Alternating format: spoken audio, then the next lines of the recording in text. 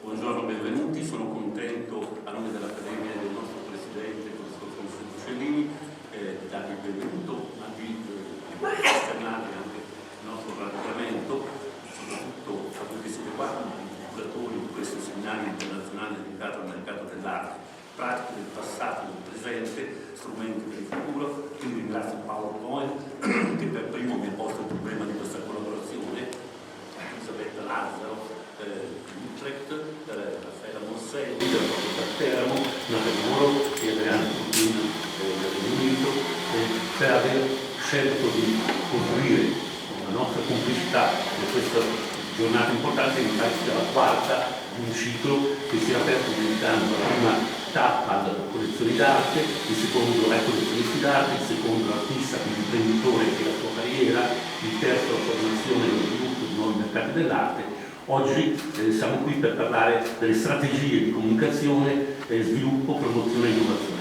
Ecco, questa è una bellissima opportunità anche per l'Accademia di San Luca, perché al di là del carattere asettico di questa accademia che attraversa 5 secoli di storia, c'è sempre stato anche un risvolto mercantile in fondo. Voi sapete tutti che l'Accademia nasce ufficialmente con gli statuti dello Zucca 1993, ma ci sono prodromi di questo avvio di accademia, che poi dirò nelle ricadute sul piano professionale, a partire dal primo nucleo della scuola dell'Accademia del Disegno, dedicata soltanto a pittori e scrittori, tali come Gerolamo Architetti, voluta da Girolamo Munziano, ma mi piace immaginare che in fondo anche Girolamo Munziano raccolga l'eredità di quelle che erano le compagnie, voi conoscete tutti, la compagnia chiamata di virtuosi del punk, insomma, attorno al 1543-1546, anche lì con delle ricadute sul piano professionistico non marginali, che certo non avevano il carattere della compagnia dell'Annunziata, del Cristo, le compagnie che avevano sede a Santa Maria Sopra Minerva, ma tutto questo è la chiamata diciamo, alla definizione più puntuale di quelle che erano le associazioni penso ai primi anni 20 del Cinquecento, quando l'esperienza di Palazzo Baldassini per il Praga raccoglie attorno a sé tutto un nucleo di artisti, costruendo la prima il primo nucleo di una probabile accademia senza ufficializzazione, senza una codificazione, ma in fondo diventa un'impresa culturale, professionale. Ma lo stesso Polidoro Caravaggio, nell'esperienza di Palazzo Borselli e via della Maschera d'Oro, con Maturino da Firenze, in fondo costruisce una sorta, riescono a realizzare, anche se oggi sopravvive pochissimo di questo, un centinaio di palazzi con la loro definizione monocroma delle facciate. Ma pensate all'esperienza, siamo attorno al 24, per la Cappella Cibo a Santa Maria della Pace, dove Antonio Sangani, l'architetto, che chiama Simone Mosca per gli elementi scultorei in pietra, e chiama niente poco di meno che Rosso Fiorentino per i 2 affreschi delle lunette in alto, non così eccezionali come appunto la cacciata dal paradiso e la nascita di Eva dall'Apostolo di Adamo. Quindi sono tutte operazioni in cui il risvolto, poi la ricaduta professionale ha molto senso, al di là della semplificità di come è stata trasmessa poi la disciplina all'insegna dell'epoca potesta per pittura, scultura e architettura.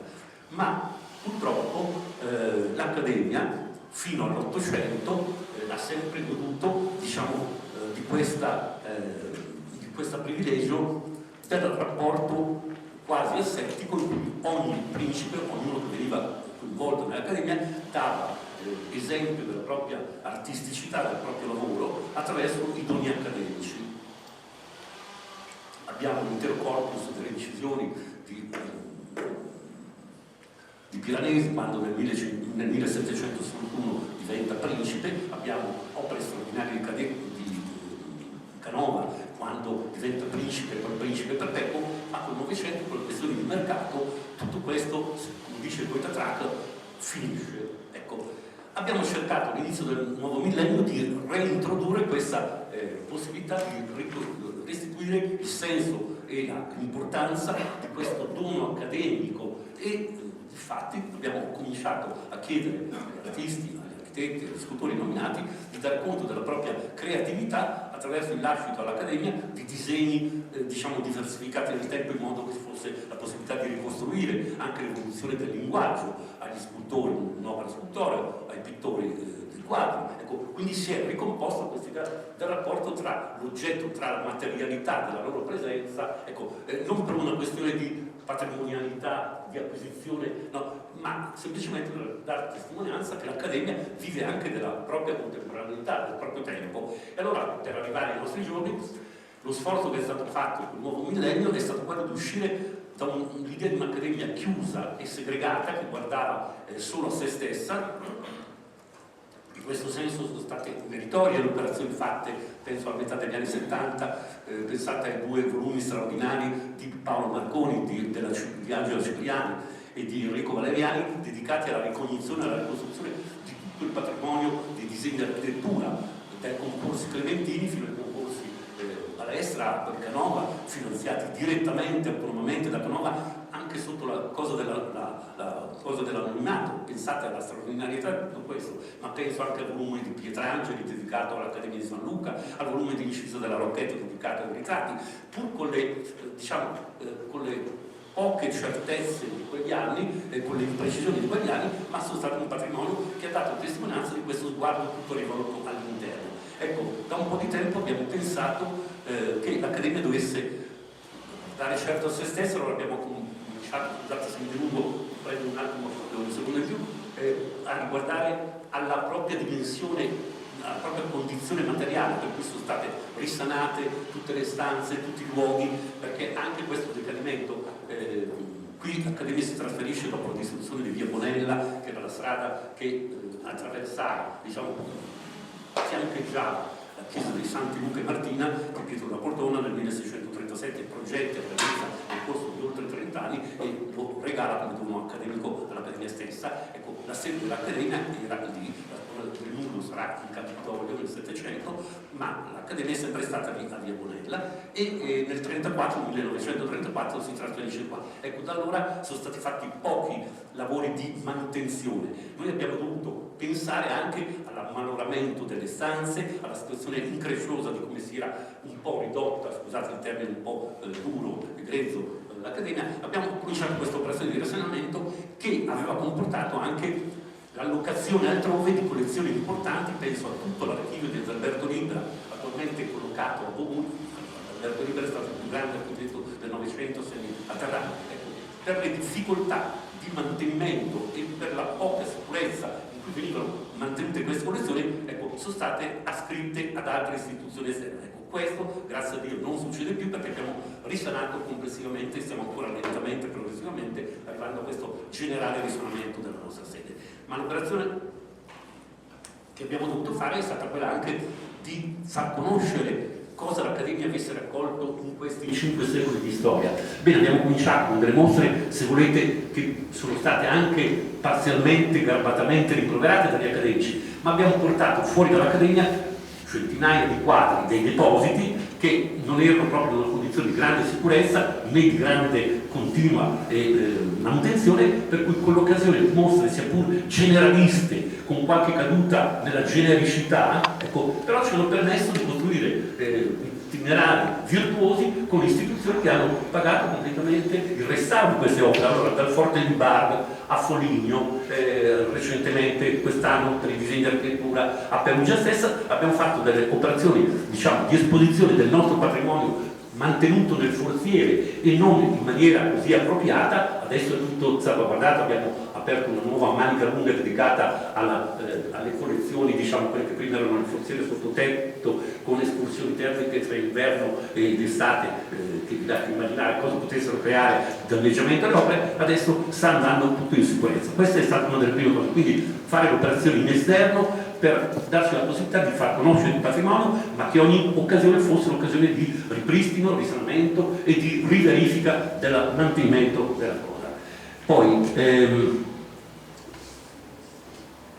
sono state occasioni di restauro, ma oltretutto siamo riusciti a passare dalla condizione, in questa incentivazione dei nostri prestiti, siamo riusciti a passare da una situazione di puri prestatori a una condizione di collaborazione Collaborazione non tanto per i livelli applicati dell'Accademia stessa. Vi faccio un esempio: per la mostra di Canova attualmente in corso a Palazzo Braschi, curata da Giuseppe Pavanello, ecco, siamo riusciti non solo a prestare una quarantina di pezzi, ma siamo riusciti a fare in modo che tutti questi 30 pezzi fossero studiati, ristudiati, oltre che restaurati, dai nostri ricercatori interni, da giovani borsisti che sono stati ex borsisti dell'Accademia. Vale a dire, abbiamo costruito delle squadre, delle squadrette di studio di giovani, possibilmente, che hanno messo a valore il senso del nostro patrimonio. Quindi anche questo vuol dire passare da una condizione di puro prestatore d'opera a una condizione di condivisione scientifica, culturale, ecco, ma non per griffare, per firmare col logo dell'Accademia di San Luca altri luoghi,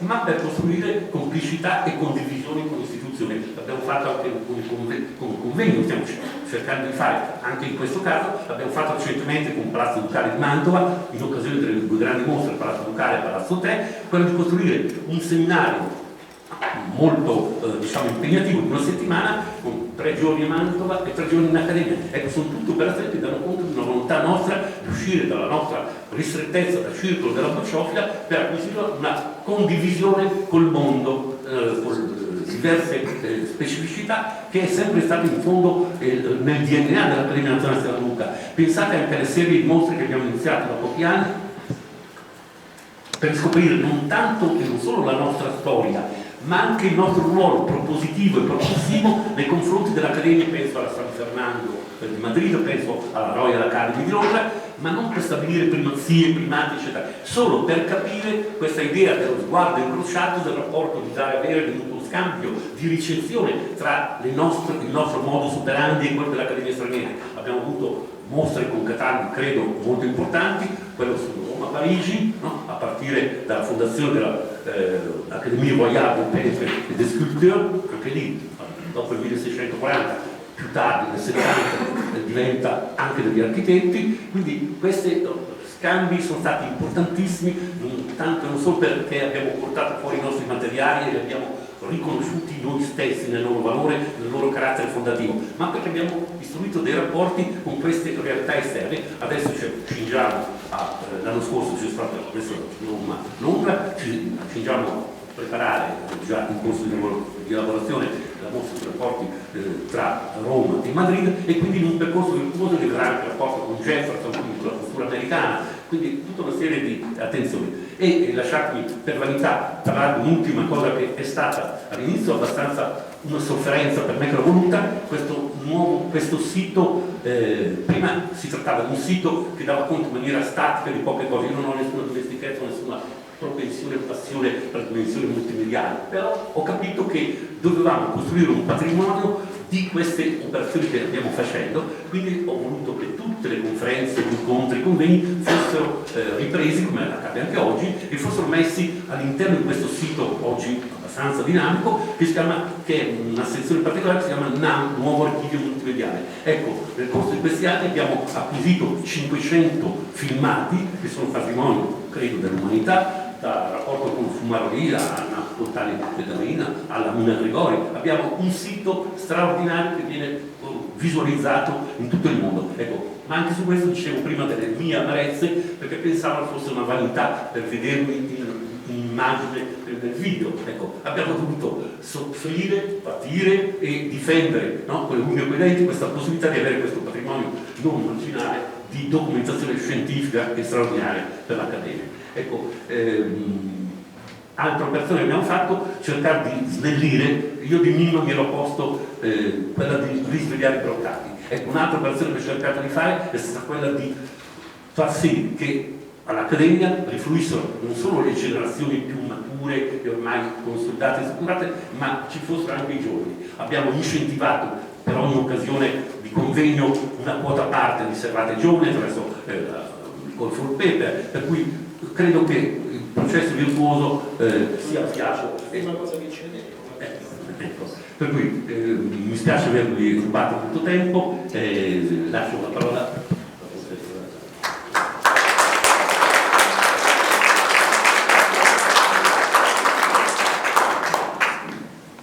Thank you so much, Francesco Moschini. Let me continue in English. Sorry. Being Italian is always a pleasure to listen to such a wonderful language, which is Italian, delivering such a rich and interesting content. So I hope that the non-Italian speakers were able to grasp some of the very rich introduction provided by Professor Moschini, especially about the incredible history of this academy where we are hosted in these 2 days of our workshop. And I'm so happy to contribute to this introduction. It was 2 years ago that together with Adriana and Nathalie we thought to build this series of workshops. The first one, as Professor Moschini mentioned, was held in Montpellier 1.5 years ago. The second one in Utrecht at my institution. The third one talking about London by Adriana, and it is with great pleasure that I can see colleagues who were already there since the very first workshop 1.5 years ago. I'm very glad to see that our community is growing thanks to the scholars from the different disciplines, art history, economics, sociology, political sciences, anthropology, and also not only from academia but also from very important institutions, including today, and organizations, so also professionals dealing with the art market in different periods, so starting from the ancient period up to nowadays. And it is also with great pleasure that we are growing institutionally.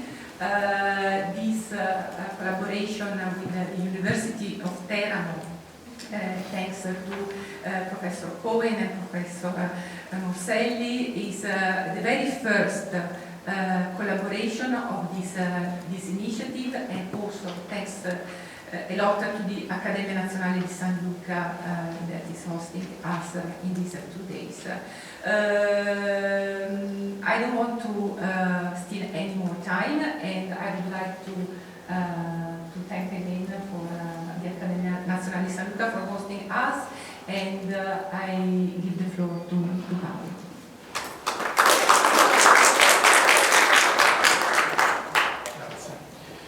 Thank you very much, Francesco Moschini, but now you're putting me in a very difficult situation how to translate the word bocciofila. That was a passage of his speech.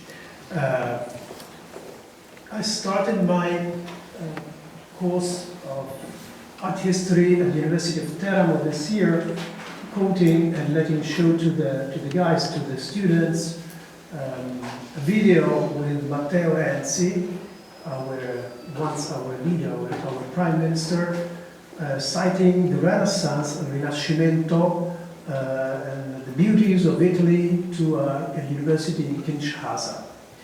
That is, we are still there, some of us, I would say, as Italians, we are still there, pretending to be the first. And that sometimes, of course, talking about art. And this is, to me, the cause of many problems of today.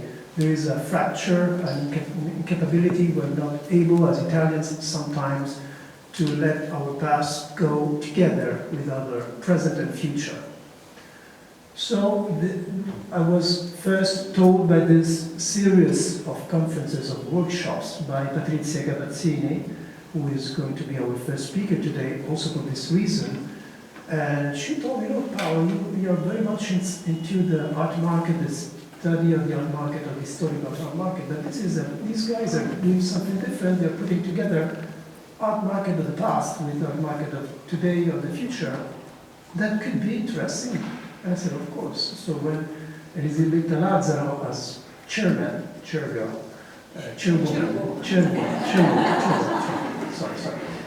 of Utrecht.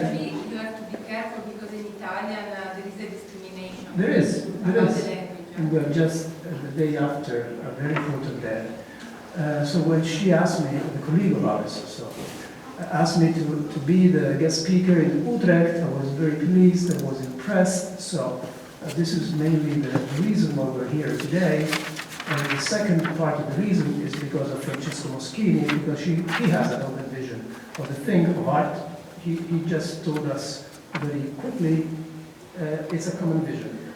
To put together, to keep together art of the past, of 16th century, talking about the University, the Accademia di San Luca of today.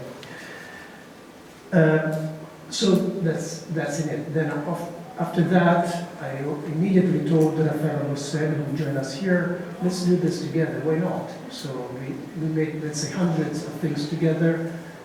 We're an academic couple, let's say, academic. So let me please get to the most important part of my speech, that is very technical and practical. There is going to be a coffee break, as established here, so we have to move on the other room, not here in this room, but 2 rooms there. And we have a free lunch. We are going, Raffaele and I, and probably Elisabetta and Adriana, we're going to go at the news cafe, which is 10 meters out of the entrance. So that's going to be the lunch break. It's a free lunch break. After that, at 17 something, 5 o'clock, we won't be able, at the closing of day 1, to do shopping, things and that. Okay, we have to go walking quite quickly. I wouldn't say running, but I suggest that. To go very fast to the Pantheon. So a group is moving towards the Pantheon. It's a private visit, so it's reserved to the people who is going to speak today, the organizers. So come stare con noi, ci abbiamo delle Anyway, you are in the program, so. Their director Luca Mercuri is going to split us in 2 teams, 10 people each. And we're going to see private things on Pantheon, things that have never been seen before. And most important of this, dinner. It's a free dinner. We're going, the people who's going to join me and no, stasera sono occupati. Some other of us, we're going to the aperitivo, yes, appetizer, yes, but we're going to the Monte Carlo. Monte Carlo is a very famous and low-price pizzeria. Very low price. But you can also have a carbonara if you wish. Pasta carbonara. Or a matriciana. Whatever. So I'm finished. Thanks.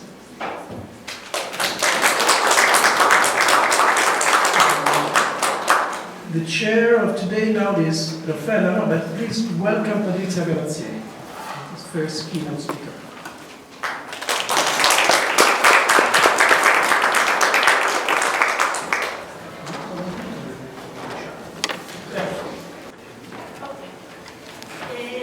Ringrazio gli organizzatori della conferenza, confesso che Paolo e Raffaella hanno fatto un po' di impressione perché mi sembrava che alla fine vi racconto sempre le stesse cose, ma comunque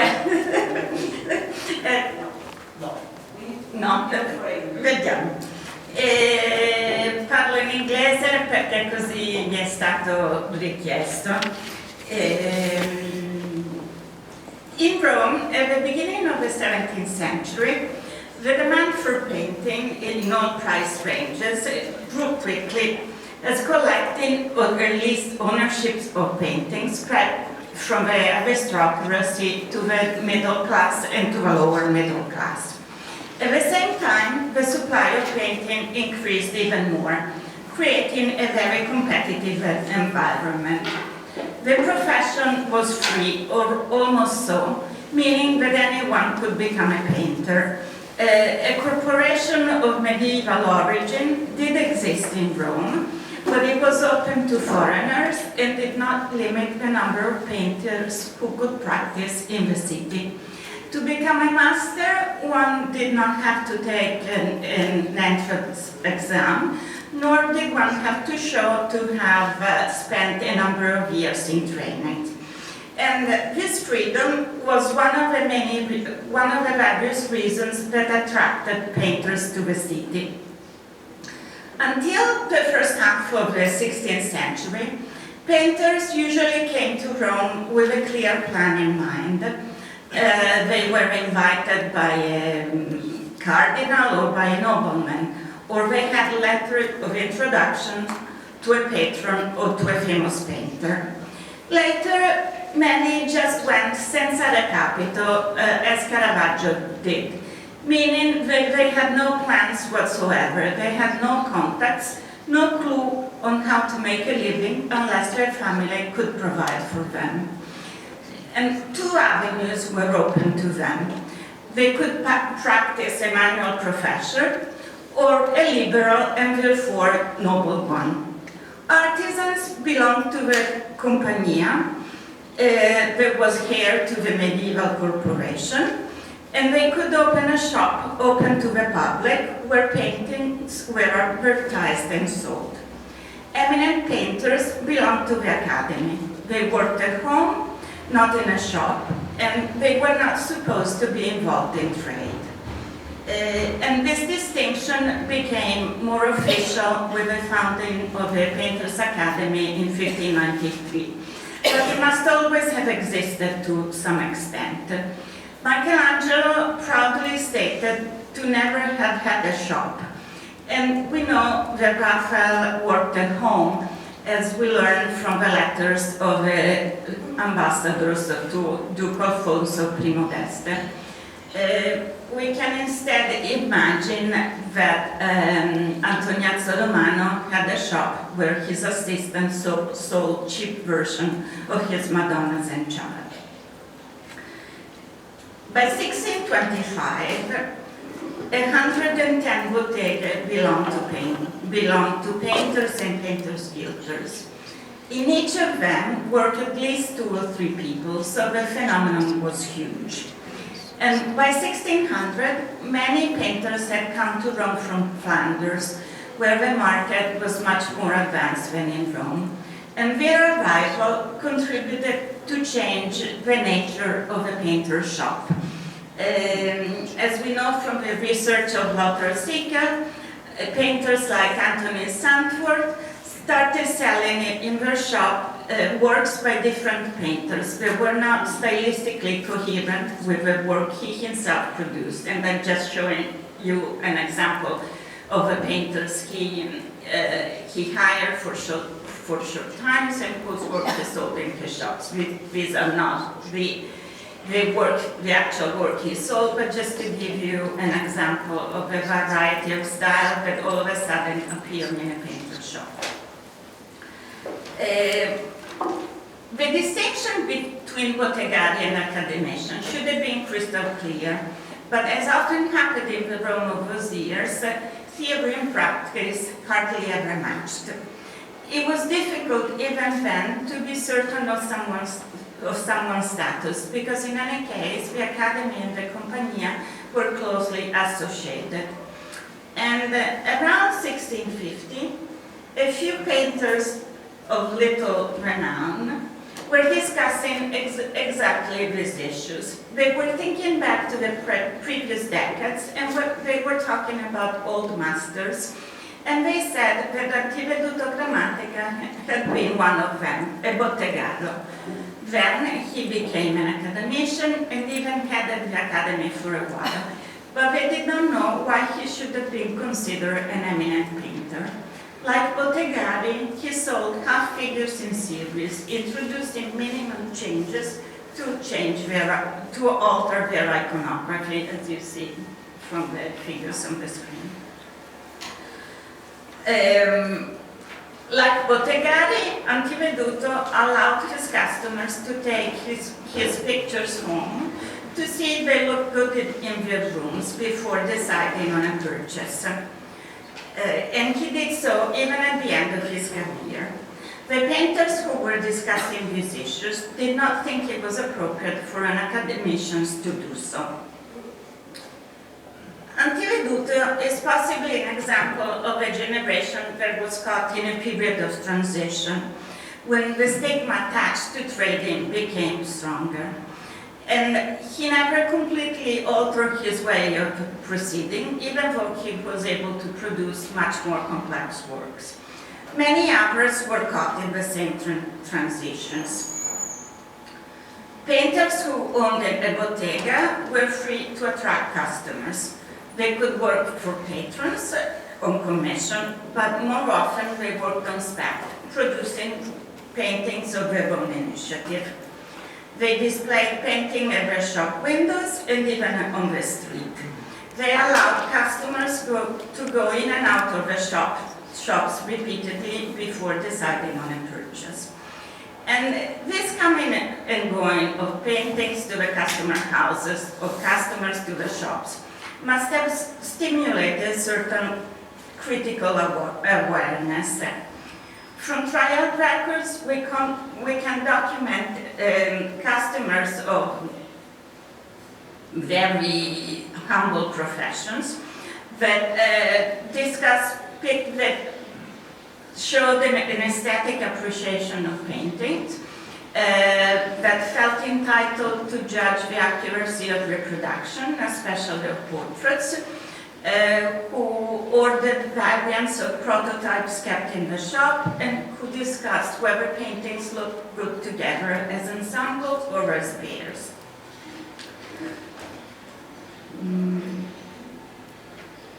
Many bottegari were gilders, meaning that they produced this sort of work.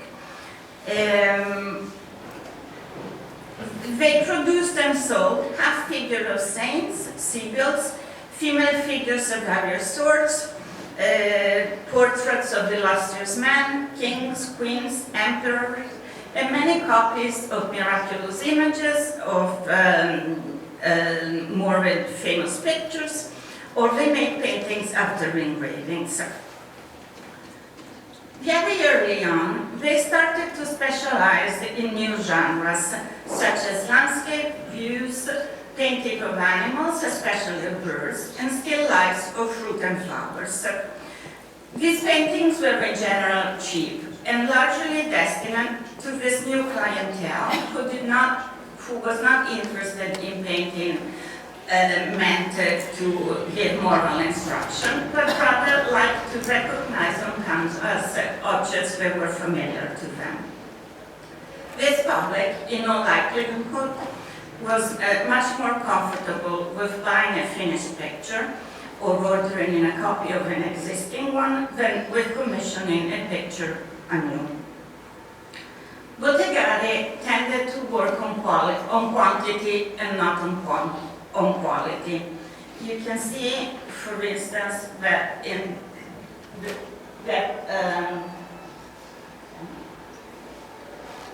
the peach basket that you see reproduced into different paintings appears in many other works by Agostino Verrocchi and by his collaborators. To reproduce painting, they use lucidi, and again, they often use them to reproduce a painting that was kept in a shop as a prototype. And I'm just showing you two very famous pictures that exist in various copies, and just because we should think about how this painting happened to exist in many variants. Obviously, copies could be produced for a number of reasons, but copying a prototype in a shop was one of them. Painting of flowers, birds, portraits were all considered to be paintings without disegno. Painters who practiced this profession did not need creative powers. And it was common for these painters to produce and sell various genres at the same time. This is not so true for landscapes, but it's certainly true for portraits and still lifes. The very famous Mario dei Fiori had in his shop many painted busts to which he would add a head when a customer came along, or more likely one of his assistants would add a head. The very obscure Giuseppe Franco, who painted many portraits of illustrious men, including many for Cardinal Federico Borromeo, also painted many paintings of birds, and his nickname was Giuseppe della Lodora because evidently he painted larks. And he also painted still lifes of flowers.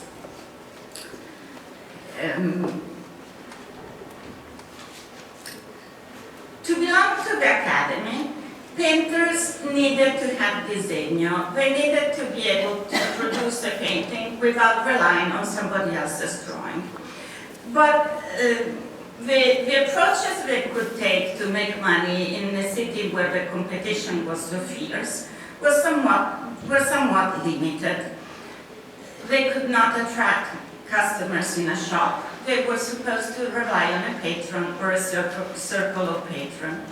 Ideally, the work was not supposed to be paid according to criteria that applied to manual labor, such as the amount of work involved in a picture, the size, or the number of figures.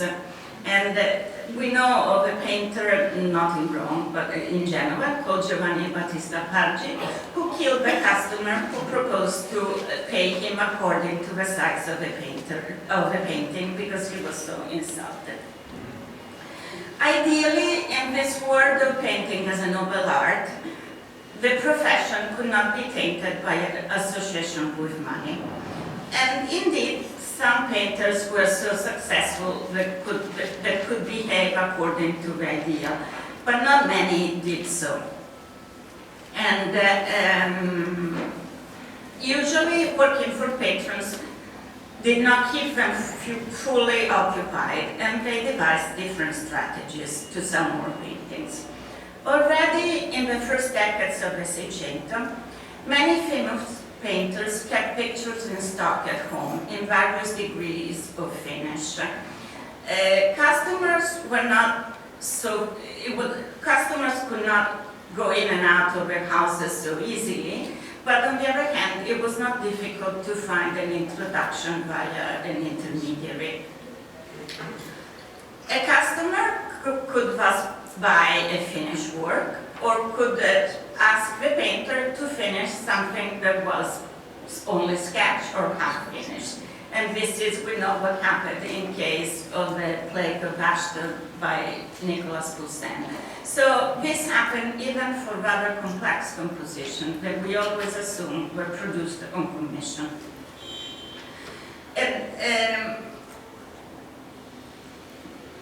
Working on spec and not having a range of painting to show to potential customer became necessary to painters to increase their sales, because when the public became broader, it was, I'm sure that it was much easier to buy an existing painting or to buy a painting of which you could have a rather precise idea than from ordering something anew.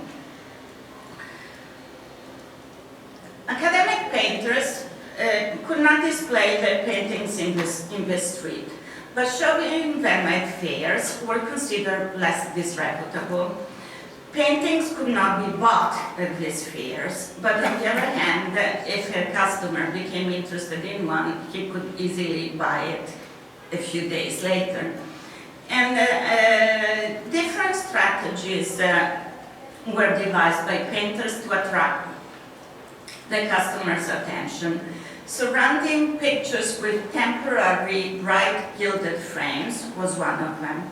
And as many of you know, Salvatore Brosa displayed a painting similar to this one in the porch at the Pantheon for a fair, coupled with a poem written by a friend. And apparently the combination of text and image was a stunning success. Unfortunately, we do not have the poem. Other painters could not donate paintings to patrons without receiving a commission. A gift, if accepted, forced the recipient to reciprocate, sending a general compensation. In this way, it was a painter, not the patron, who initiated the deal. And as we can read in Artemisia Gentileschi's letters, she often used the strategies in her old age. And Nicolas Poussin did the same, acknowledging the method more openly. He sent this picture to Cassiano del Pozzo, explicit in saying that he did so because he was in desperate need of money. Then many academicians use the transparent strategy of having a relative run a shop, and Paolo Cohen has told us about Carlo Maratti dealings, but also Paul Reel's sons, as well as the Cavalier del Pino and Angelo Caroselli's son, all had shops where paintings were sold. So this was a way for painters to distance themselves from the trade. Or, again, to distance themselves from trades, painters could use merchants and intermediaries. They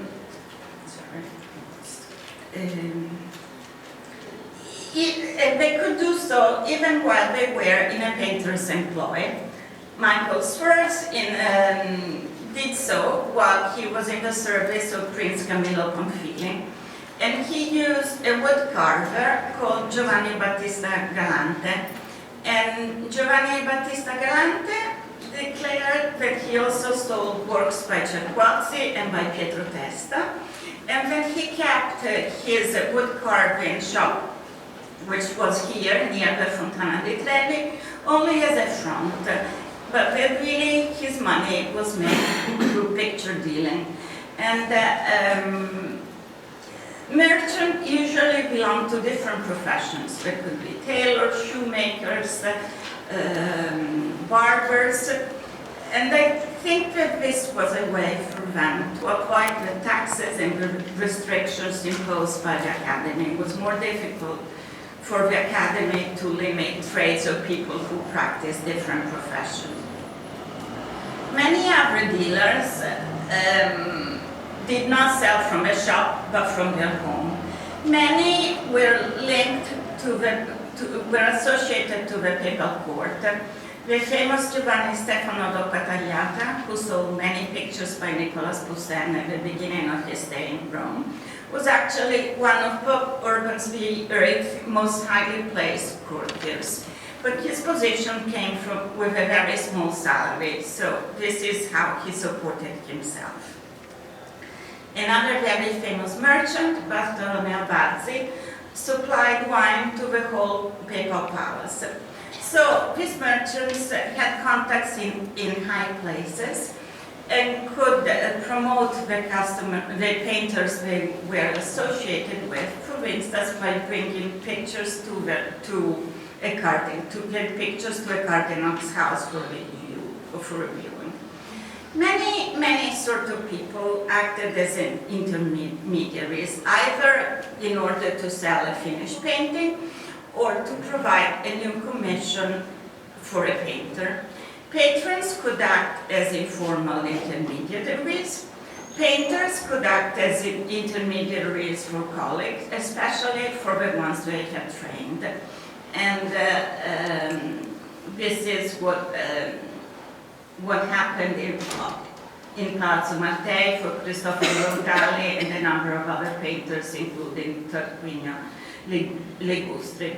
Once an intermediary was involved in a deal, he became responsible for all the aspects of the transaction, from the amount that was to be paid, to the time of payment, the time of delivery, or the quality of the finished product.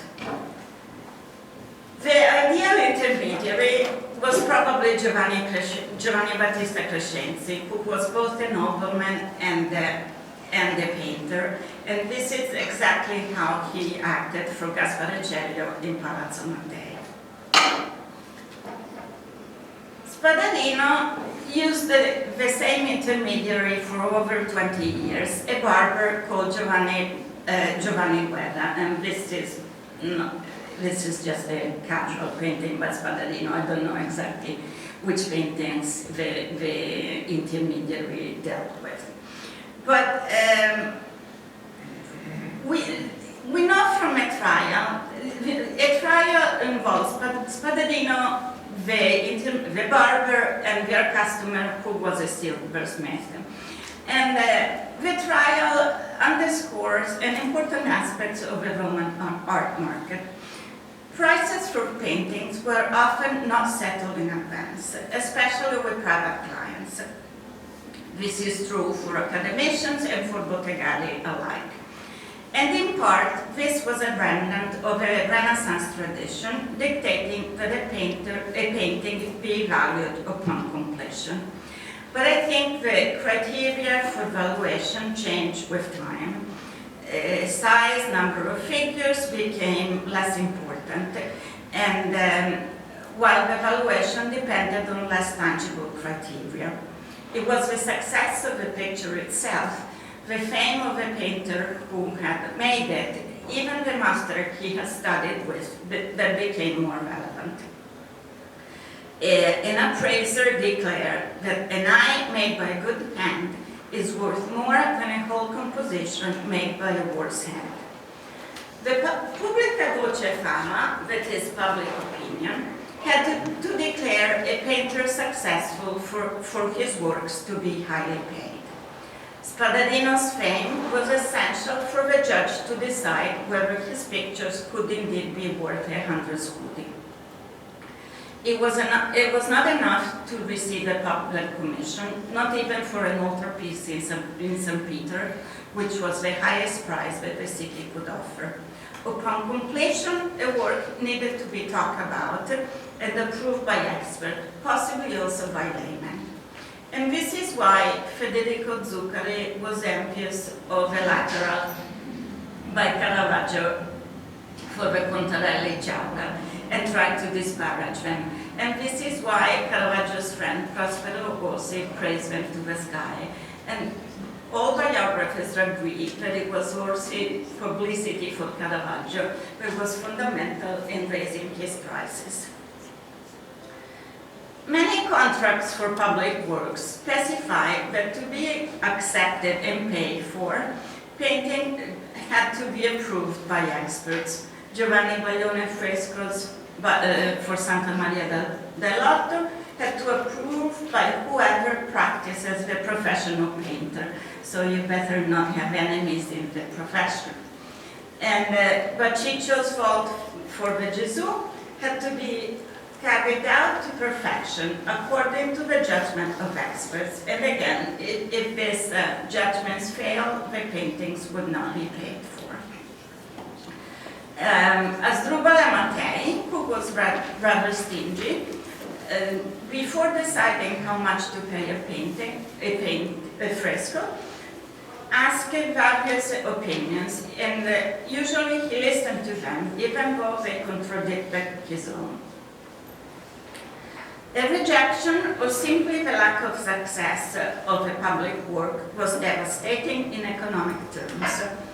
Bernardo Castello's lost altarpiece for St. Peter was not rejected, actually stayed in place for many years. But when the Fabbrica di San Pietro decided to replace it, the painters became desperate and offered to paint a new one for free. And he said that he was worried about the stain to his honor, but actually he must have been worried about the consequences on the price he could ask for his painting. Price and fame were correlated, so upcoming painters might be willing to accept a low compensation for a work that could bring them fame. Mattia Preti agreed to paint the nave of Sant'Andrea della Valle for a very low sum, as long as no one knew it. If the contract became public and thus was generally known, he would still be paid the same amount, but a much higher sum had to be written. For the same reason, the ambassador to the Duke of Florence, to the Grand Duke of Florence, declared that it was impossible to obtain discounts from painters because they were concerned about their reputation. If anything, a painter, instead of offering a discount, might be willing to add an extra painting as a gift. But again, the act was disingenuous because a gift had to be returned. And when dealing with noble patrons, often painters tried to avoid mentioning a price. They thought they would get more money in this way because generosity was an attribute of nobility. So when put in this position, a nobleman was supposed to offer a higher price. Of course, the strategy could backfire, and as it happened to Albani for Palazzo Mattei, Mattei was stingy, and at the end he paid the painter much less. And the strategy certainly did backfire when the clientele changed.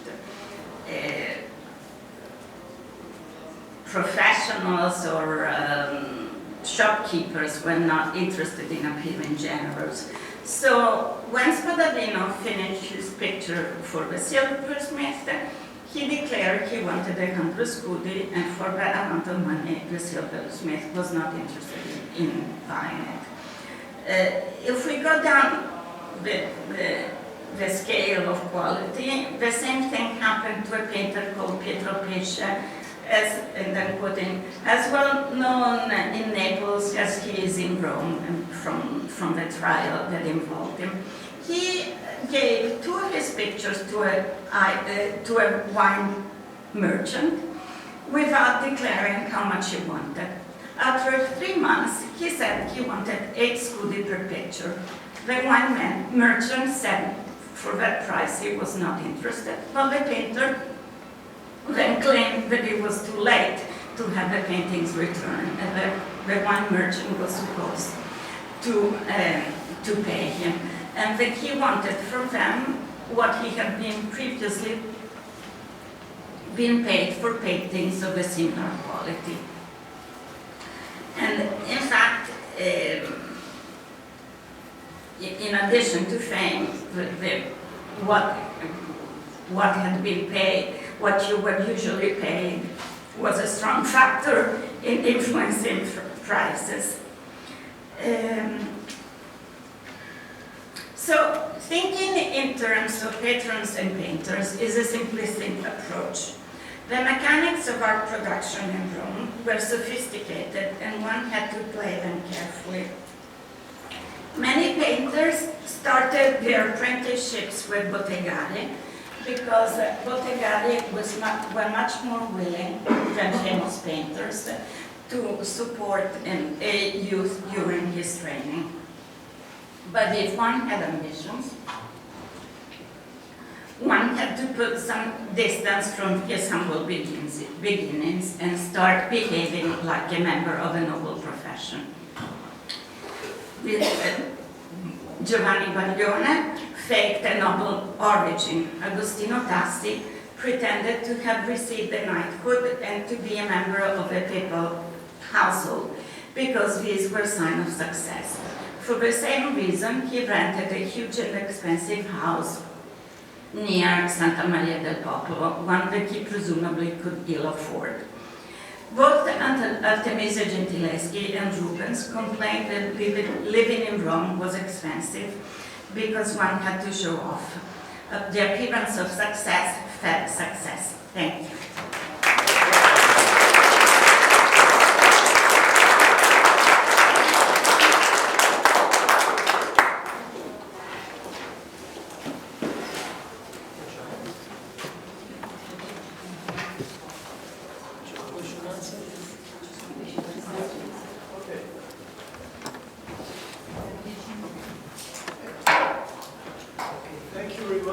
Grazie infinite. Thank you very much to our first guest speaker. I have no doubts. Thank you very much. I know that it took a big effort to be here today. And question answers. If there is any question on the topic and or to our speaker. Maybe I can't break the ice. Why not? Sorry, guys. Yeah, so I was thinking a little bit about Le Mans in Paris and the French Academy as we were speaking. And it's a similar story, of course, there too. You know, if you're an academician, you cannot hold sharp. But then by the end of the 18th century, it's kind of, you know, it's more or less tolerated. Is there a similar development? I talked about the ideal as not necessarily what happened, but I think the ideals were strong, so the painters tried to get around the prohibitions or the stigma, and what they did and what they were supposed to do was not the same, and certainly, you know, as Paolo can tell you, Carlo Madata sold anything. Fancy pictures, not with different. This was a common strategy. Painters sold works from their collection, from their home. And then they might have a relative who sold cheaper pictures from a different place. But yes, I think it became more and more common. But it was already pretty established at the beginning of the century. Who else? You, Elisabetta? Why don't you just go out to the mic? Yeah, why not? Yes. Because if the mic doesn't move, I think we have to move the mic.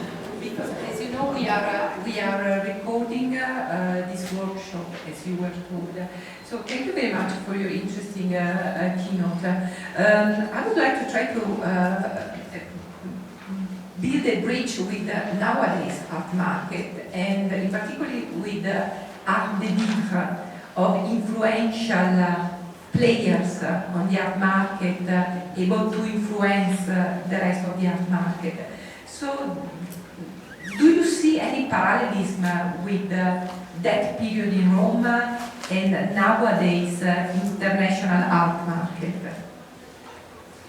Well, I think there were key players even then, and I think that what strikes me is how much care painters took in having people spreading their reputation. They were not just, waiting for patrons to show up at their door. They just put in place, they had PRs as they have now, so. And of course, if your PR was Vincenzo Giustiniani, it was more efficient than if it was a barber. But, I studied many years ago, so I think that what I studied, it was inconceivable. When we thought of art in 17th century Rome in a different way, I think it would have been inconceivable to think that people would take care of promoting themselves. I think that we believe that they just relied on patron and then you just have a strike of fortune, but I don't think that's true at all. Another one? No. Any more questions? Maybe allow me one. Oh, Adriana, you go ahead. No, please. You've mentioned, of course, Francis Ascot, early 60s, last century.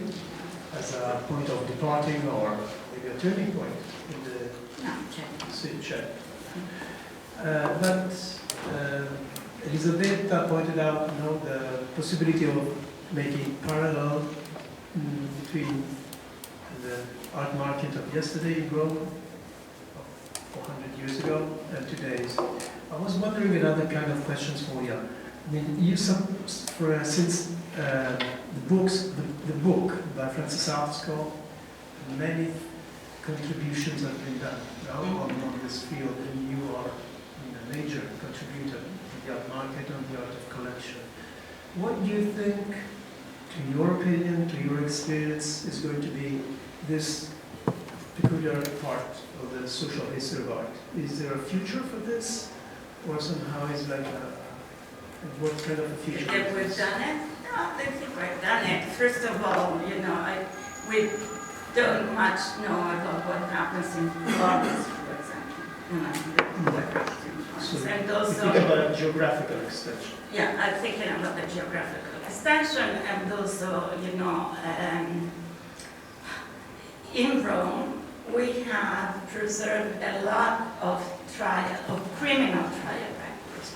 But of course, what you really want are the civil trial records, because from those you get the criteria on how paintings were priced, you get the whole mechanism. And yes, I found a few, but there are so few preserved that you have very little knowledge. And what happens if you go back in time? I think, and again, in Rome, there is a ton of documentation, but it's all of one kind. So I think that if we could go back in time, and if we could move even forward, and if we could explore different places, we would get a much clearer idea of how the market was developed and how painters moved. And the other thing that surprised me a bit, again, we have thought about prices according to Richard Spiegel's criteria, and this, and you get paid by size, number of figures, and it is not really true. Rafaela and I were in Barcelona at some point, and we saw a portrait, and I have no idea who it was, but it was a Flemish pictures of a Cinquecento. And on the portrait, the painters had written exactly how many days and weeks and hours it had taken him to paint the pictures. You would never see that in Rome, in the Seicento. This is the opposite of what you want. You want to be paid because it's picture, because the picture is successful, because you're famous, and I think that this business of fame and being paid according to what people think about you and according to how much you have been paid in the past, again, it's very similar to what happens today. No one will pay a Fontana because of the effort put into it. It's just like... Who else? Of course, please. If I talk this way, probably it's loud enough. Just thinking again of communication strategies, as you brought out so very, very well, how important creating that public perception. So what has been done? Were there ways in which they could sort of place their actual sort of comments they wanted to make about them?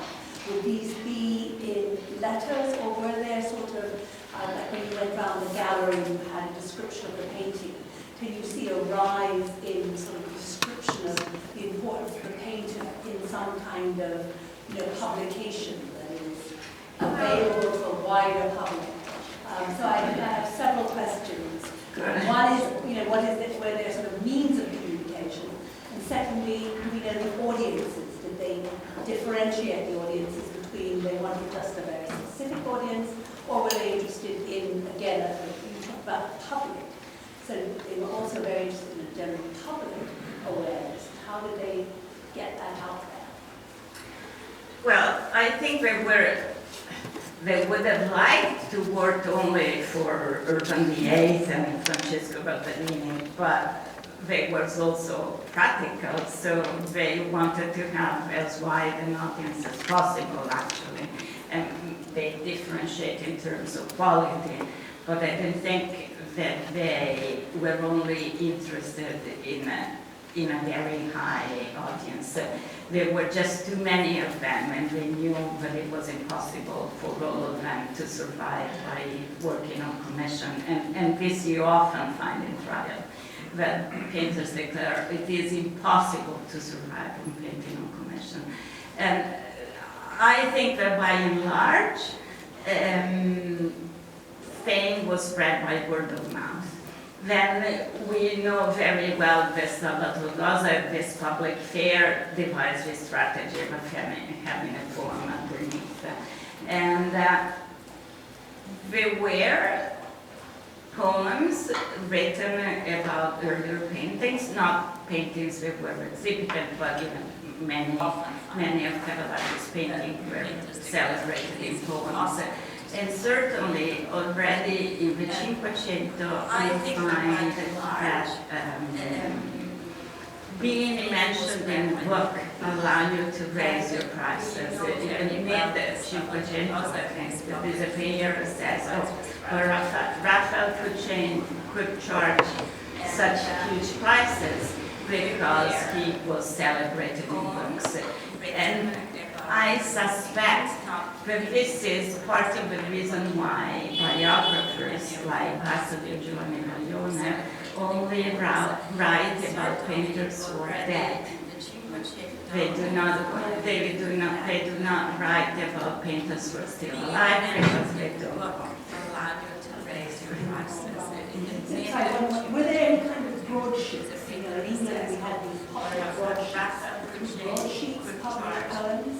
I didn't think it was broadsheets. I think that what was written was for this is part of the reason why. Apart from this, and of course, that's not what we know much. Did Salvatore Rosa invent the strategy of having the bright frames?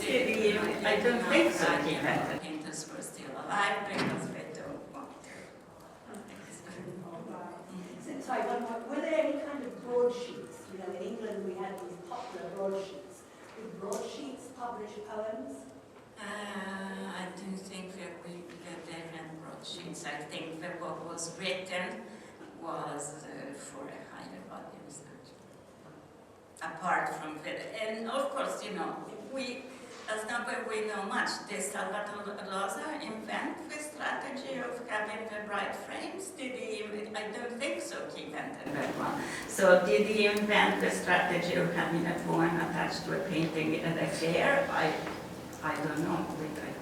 I have not read anything to that effect, but I don't think we know.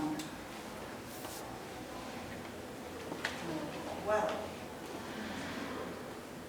any other questions? If not, we are ready to have a coffee break. Real problem? Okay? So, thank you very much.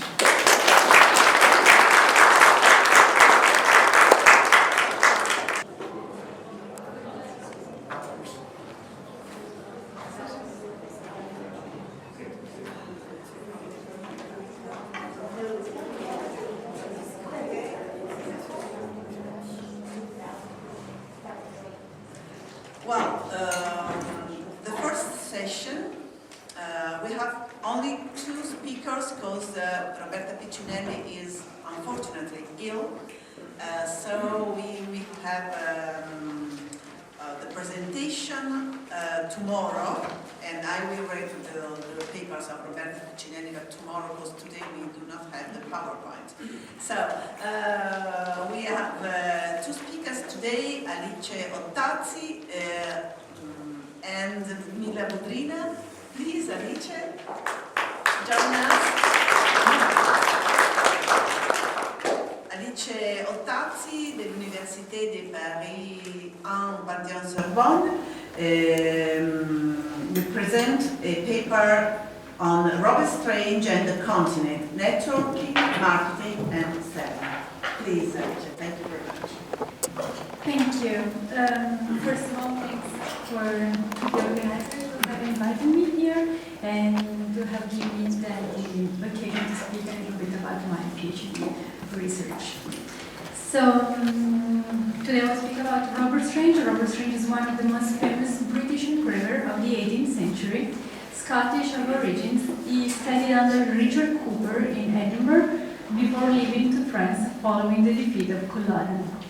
Culloden was actually the battle that marks the end of the Stuart hope to be restored to the throne. And being married to the sister of the secretary of Bonnie Prince Charlie, so the pretender to the throne, Robert Strange was committed to the Stuarts' cause, fact that obliged him to leave Scotland 2 years later, the end of the battle, so in 1748. He took this opportunity to settle first in Rouen, so in France, where his brother-in-law was waiting for him. So actually in Rouen there was quite a big community of Scottish and English immigrants. So he went then first in Rouen, and where he studied under Jean-Baptiste Descamps at the beginning, and he soon left for Paris, where he entered in the studio of Jacques-Philippe Lebas. And Lebas was one of the most prominent French engravers of that time. After some years in Paris, he then started where he actually started his career. He then moved on a 5-year trip to Italy. So he passed from Florence, Rome, Bologna, Naples, and finally Parma, just to cite some of the most important stages of his trip, in order to draw Italian law master works of art, drawings that actually they will be then translated into engravings. So back in London, he established himself, becoming also editor of his own plates and known as one of the best engravers of that time. For his way to ponder in advance each step of his career, as we will see, Strange represents an interesting case study to think how communication strategies work in the analysis of the reception of British art in France in the second half of the 18th century. So prior to this, I think it is kind of necessary to explain the general context, but Robert Strange in this context of the reception of British prints in Paris, before going more specifically on his action and how he actually set apart from the standard patterns. So in the previous century, the English school had no recognition on the continent, but in a more theoretical discourse, and is also in a more practical way. Let's say that there was kind of an absence of this print of British art on the market and in collection. So the situation changed in the first decade of the 18th century, and an idea of the English school emerged in France thanks to the action of some Parisian art dealers, for example, Gerson, Remy, and Glemy, which they started to differentiate English engraver from the Flemish and the Netherlandish school. So actually in sales catalog, generally English were put with the Flemish and the Netherlandish school, and they were these dealers that differentiated first the English, making kind of creating the idea of the school. So, from the examination of both Parisian sales catalog and some collectors' archives comes out the presence of British prints, in particular magazines, which since the first years of the century. In England, magazine was the favored technique for the translation of portraits, which would challenge the hegemony of the Burin engravings in the continent. It then eventually became the symbol of the English intaglio production, a production that was able then to compete into the international market, also thanks to the lack on the continent of a product of something similar. For England, the international print trading means exporting a national artistic identity, fundamental element in particular for a nation that exactly in those years was trying to create its own artistic school, following then the example of the continental ones. For France instead, These prints were not just a way to enjoy, for the enjoyment of an English culture, but they represent also an artistic product that was different from the French engravings, mainly in technical terms. So mezzotint became then a product, an object to be collected. During the century, there is a constant evolution on the market for English print, so a phenomenon that it is shown also on the diversification of the market and the collection, obviously, of subjects, of genre, artists, and techniques.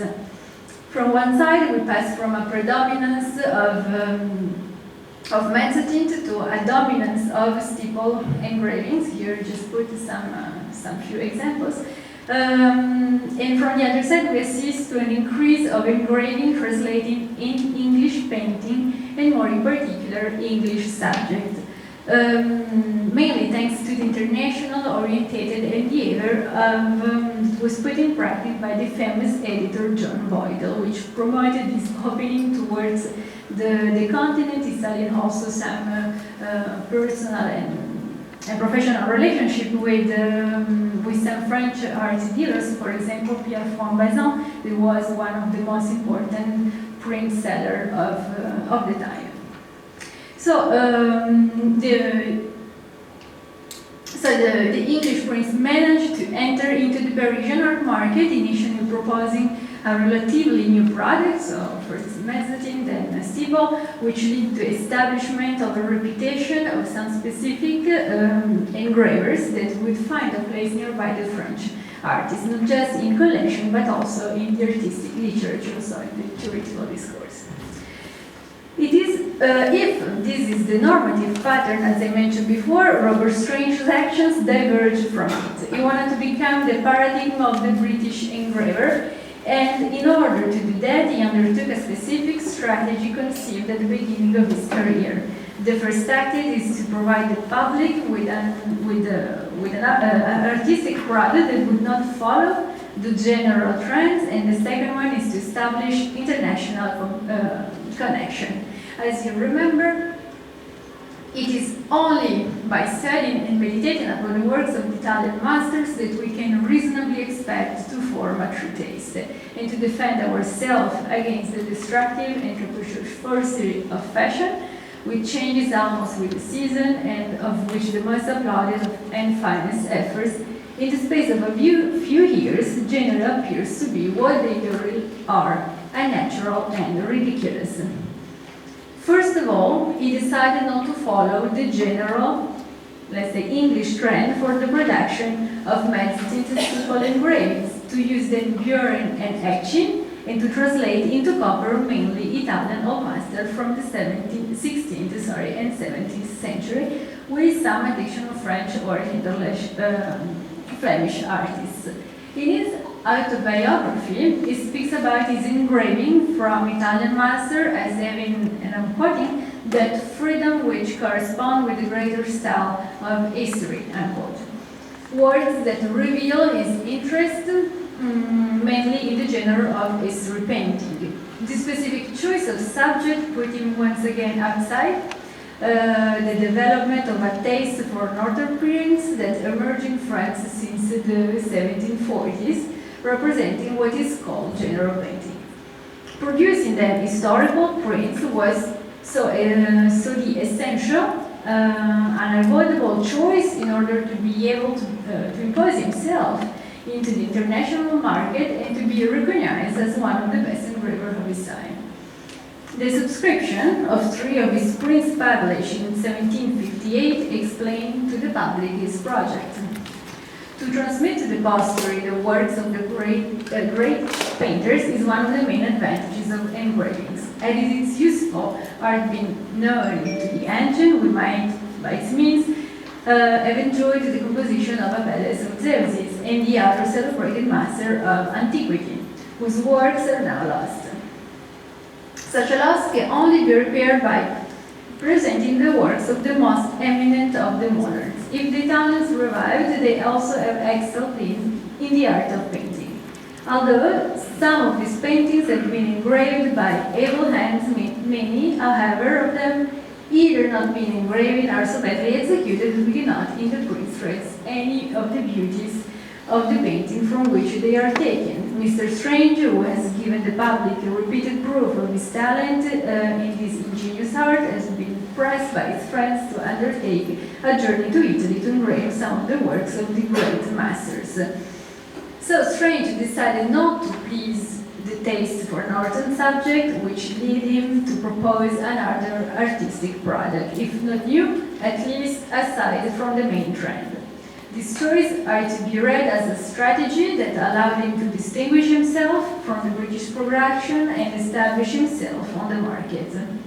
Now, to become the paradigm of the British historical engraver, he needed to conquer the international market, in specific the Parisian scene, place where were active the best English school of all Europe.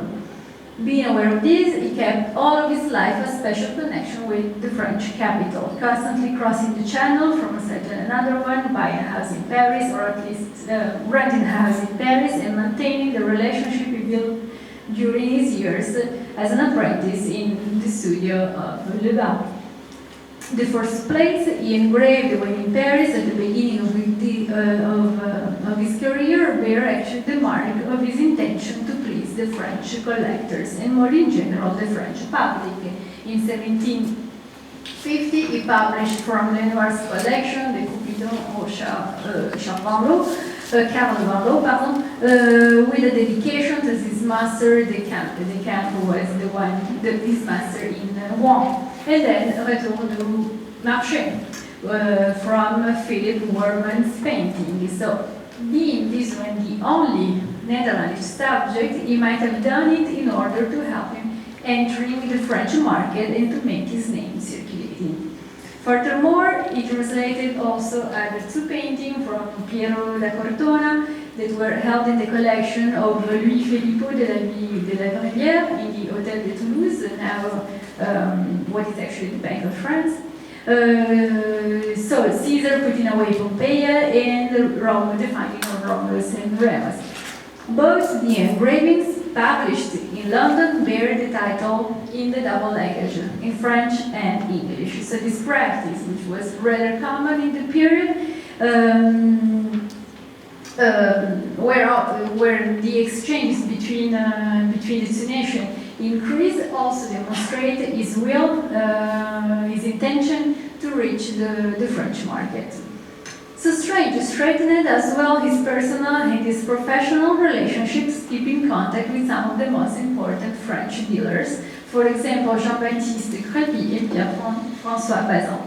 Maintaining a constant correspondence with them, Strange entrusted them as his agent on the French market, and he used also to send himself packs of these prints bought to the dealer, discussing prices, trying to keep their stock well supplied. So there are actually some letters where Strange make sure that all of his stock, of the stocks of this dealer are full of his prints. So, inquiring the relationship Strange made in Paris, I started questioning the nature of this relationship, asking if there was a specific path that would preside over them and over the more broad network of English engravers settled in Paris. Knowing through the print title details, each address of all this character, I was able to create a map from which emerged their geographical proximity. Strange lived near Bazin, which was living also close to Crépy, that was also as well not far from Le Bas, and some other English engraver, which I just let you read and find. All of them were actually all pupils. They passed through the studio of Le Bas, and so they had special connection with the French market. It looks like that there was an emergence of a small community whose dynamics of the relationship are ruled by personal and professional interest. And particularly interesting is also the relationship that Strange established with one of the main painters of the time, Jean-Baptiste Gros, which was the author of the Strange portrait I showed you just at the beginning. So he drew the portrait, Strange engraved him, and it was actually the portrait that he chose, that Strange chose to adopt as the frontispiece of the album of his full author. So he actually, at the end of his career, since that he had built up a full printed author, printed just 90 copies. So there is, and he put his portrait as a frontispiece. So I hope that it's his statement. I think that his statement behind this choice is quite evident. So this social connection played a key role in the international career of Robert Strange, which became the first English artist to be part of the French Royal Academy. Cochon, the famous engraver, proposed in 1764 his admission to Marigny, at the time the director of the household of the king. Strange remembered this acknowledgement in a letter that he addressed to the Earl of Bute, that he published as an appendix of his essay, An Inquiry into the Rise and Establishment of the Royal Academy of Art in 1775.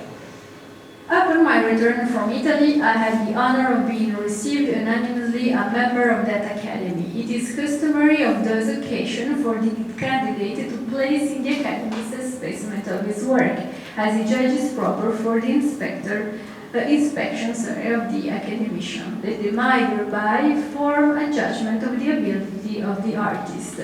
With a few of my engravings, I accordingly presented a series of drawings I had made abroad. Before the assembly broke up, when I was expecting to carry back this specimen as is usual, I was asked by order of the Academy if I had any objection against leaving my drawings a few days for the inspection of the students. This honor was too flattering not to be complied with, and my drawings therefore remained a week in the Academy, which was kept open not only for the satisfaction of the students in particular, but for that of the public in general. So this is a statement of Robert Strange, when actually I don't know if it's really happened, because in the proceeding of the French Royal Academy, actually there is no clue or any information about this. So also once again we can see the personality of Robert Strange behind these words.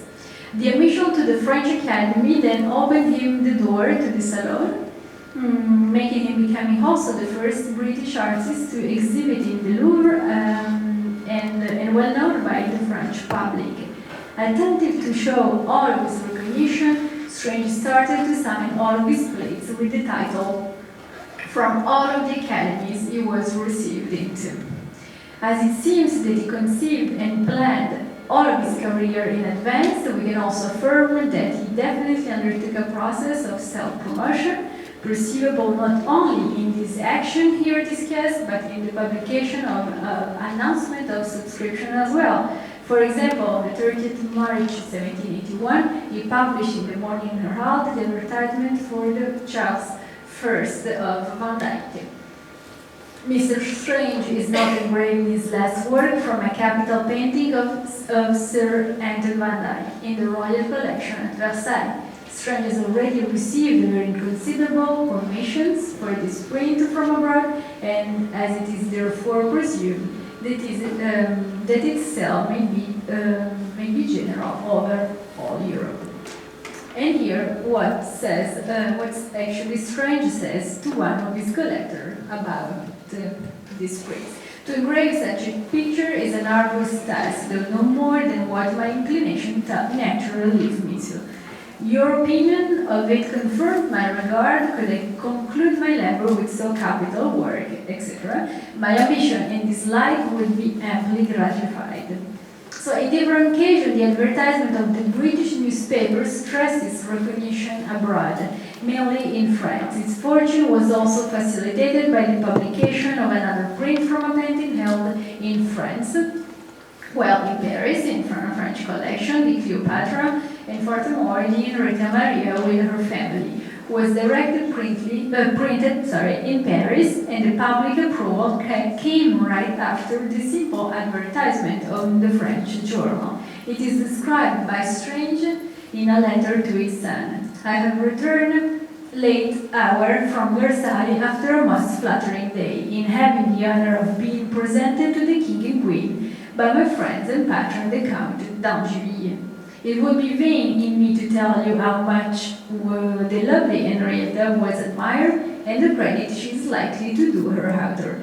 The fame of Henrietta is now the conversation of Paris, and the public seems eager with impatience to receive her, insomuch that I have already orders for nearly 700 copies. As you can see, Strange's success and recognition were confirmed by the reception from the King and Queen of France. So though the example of Robert Strange, we saw how he managed to undertake specific communication strategies that would make him becoming one of the most renowned engravers of the 18th century.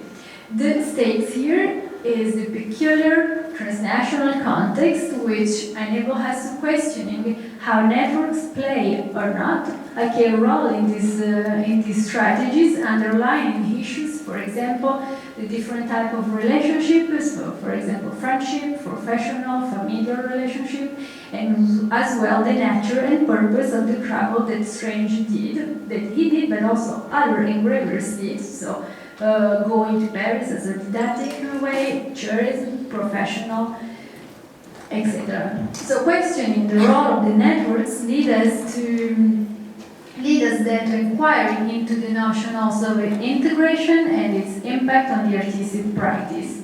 Did Strange change practice in order to reach the French market? But he actually did not change practice. He decided to set apart from the common taste, producing something that we can define as timeless. But if this underlines his will not to integrate the norm, from the other side, we can argue that his way to enrich his French network represents actually his way to be integrated into the Parisian art world. Thank you.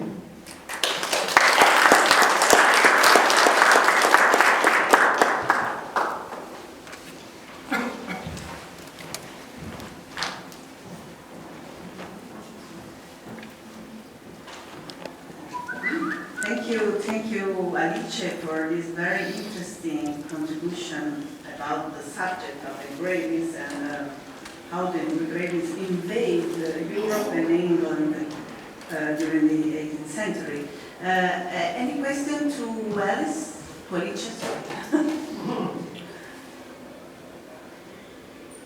Yes? Maybe, from my own, I looked into this myself in the print market.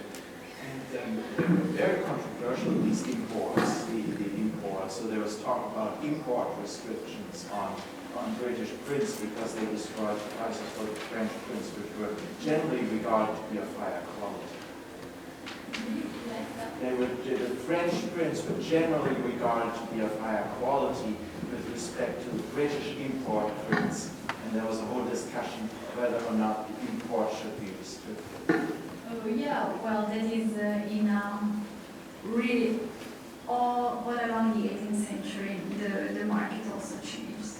So there were restrictions. Well, actually, it seems that normally we say that the market closed during the war period. So British and France during all the 18th century wars were quite.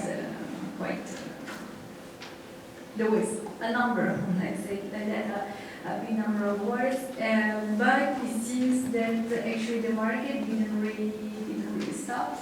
They might have found other way to go into the market. Well, so more your question was about the quality. Well, the quality. Yes, there is also a big changement of the quality from the beginning of the century to the last part. So yes, and French used to be interested, but at the same time, there were some voices against, obviously, the imposition of British prints. Thank you. Any other questions?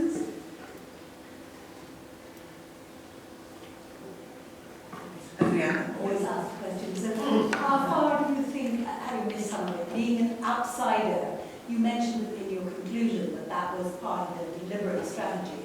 But he clearly had very good connections with the French as well. So could you just elaborate a little bit more of how you think those nuance those networks, and did he present himself differently? Did he create different strategies of who he was as a personal communication?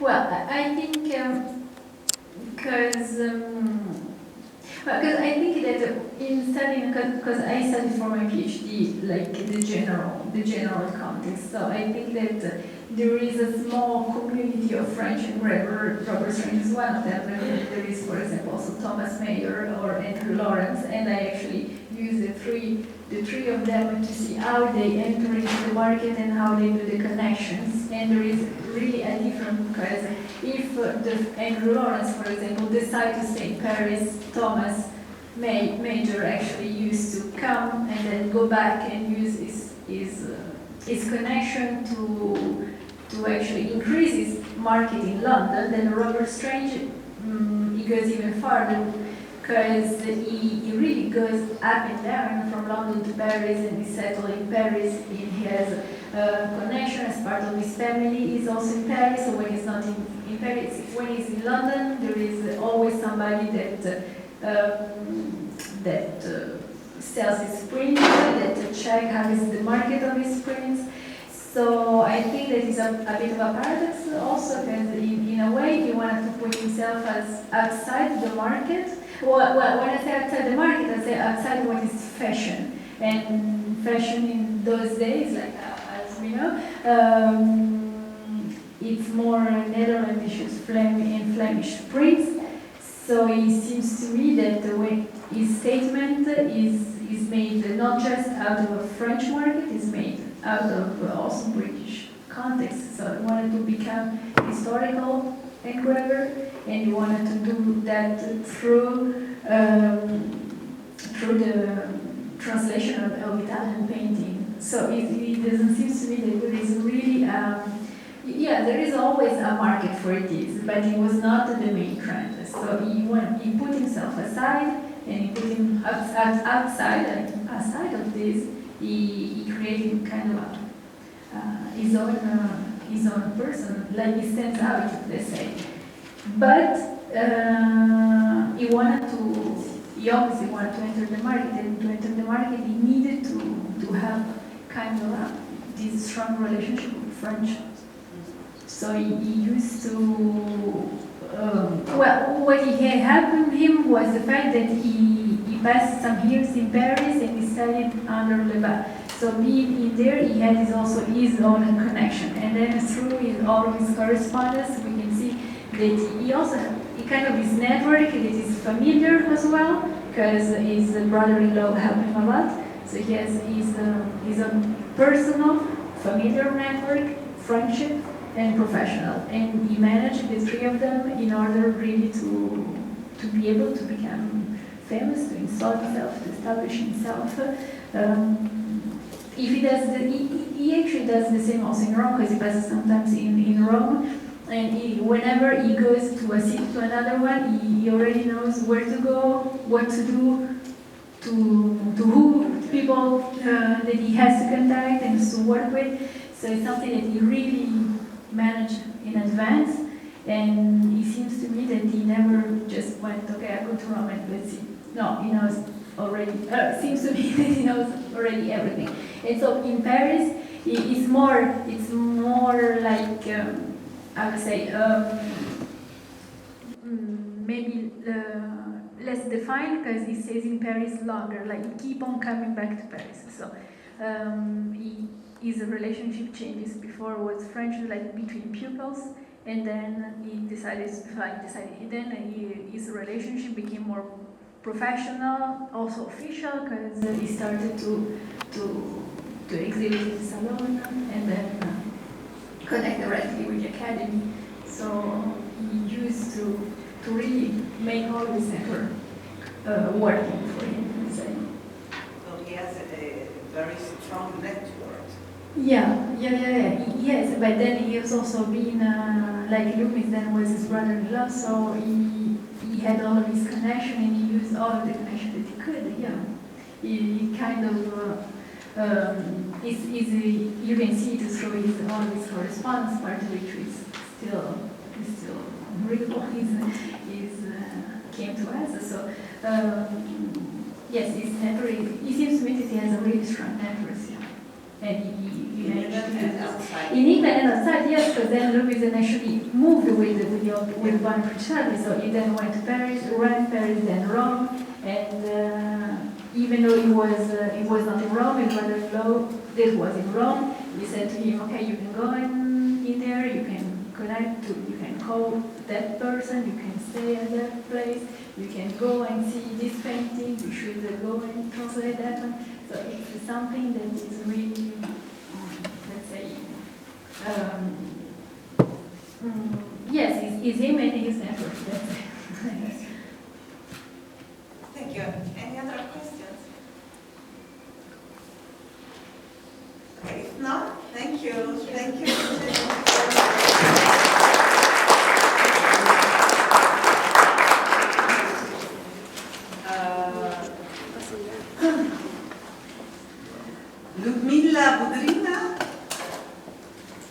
I don't know if the accent is on the first U or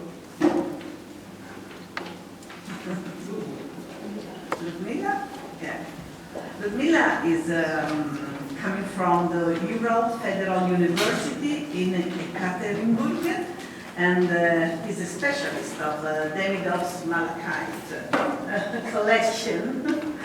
We're very interested in listening to your job. So, Ludmila Bugrina is speaking about Demidov's malachite on the stand of the First World Exhibition, London 1851, and the strategy of promotion. Thank you. First, I would like to tell thank you very much to all organizers of this conference. I think it's very important to have a possibility to speak about Russian malachite here in Rome, because it's possible to see in this city one context of what about I will speak in São Paulo for Mira. It's possible to see some example of Demidov production. For example, one big crucifixion in Biblioteca Sixtina, and then one consequence of what it was promotion of malachite in Europe, in decoration of San Ignazio. Yeah. So, I will talk about only one page of Demidov malachite, but this page is very interesting on the side of promotion and thinking about promotion of material and about his sending in Europe. Since a lot of time I studied the history of Russian malachite, so one of the biggest part was research about lost things, and one big work should be made for reconstructing all the collection that was presented in 1851 in London. Till the beginning of 21st century, this collection was considered like completely lost, but in 10 years of research it's become possible to discover all these pieces in different collections. So one series of articles was published to reattribute it to reconstruct this collection and the piece from European and American collection. And in this research, one big big quantity of all sorts of sources was accumulated, and so it's possible to see how this collection was promoted in the time of exhibition. And curiously, it's still one of the most promoted part of Russian stand of all imperial participation in World Fair since middle 19th till the beginning of 20th century.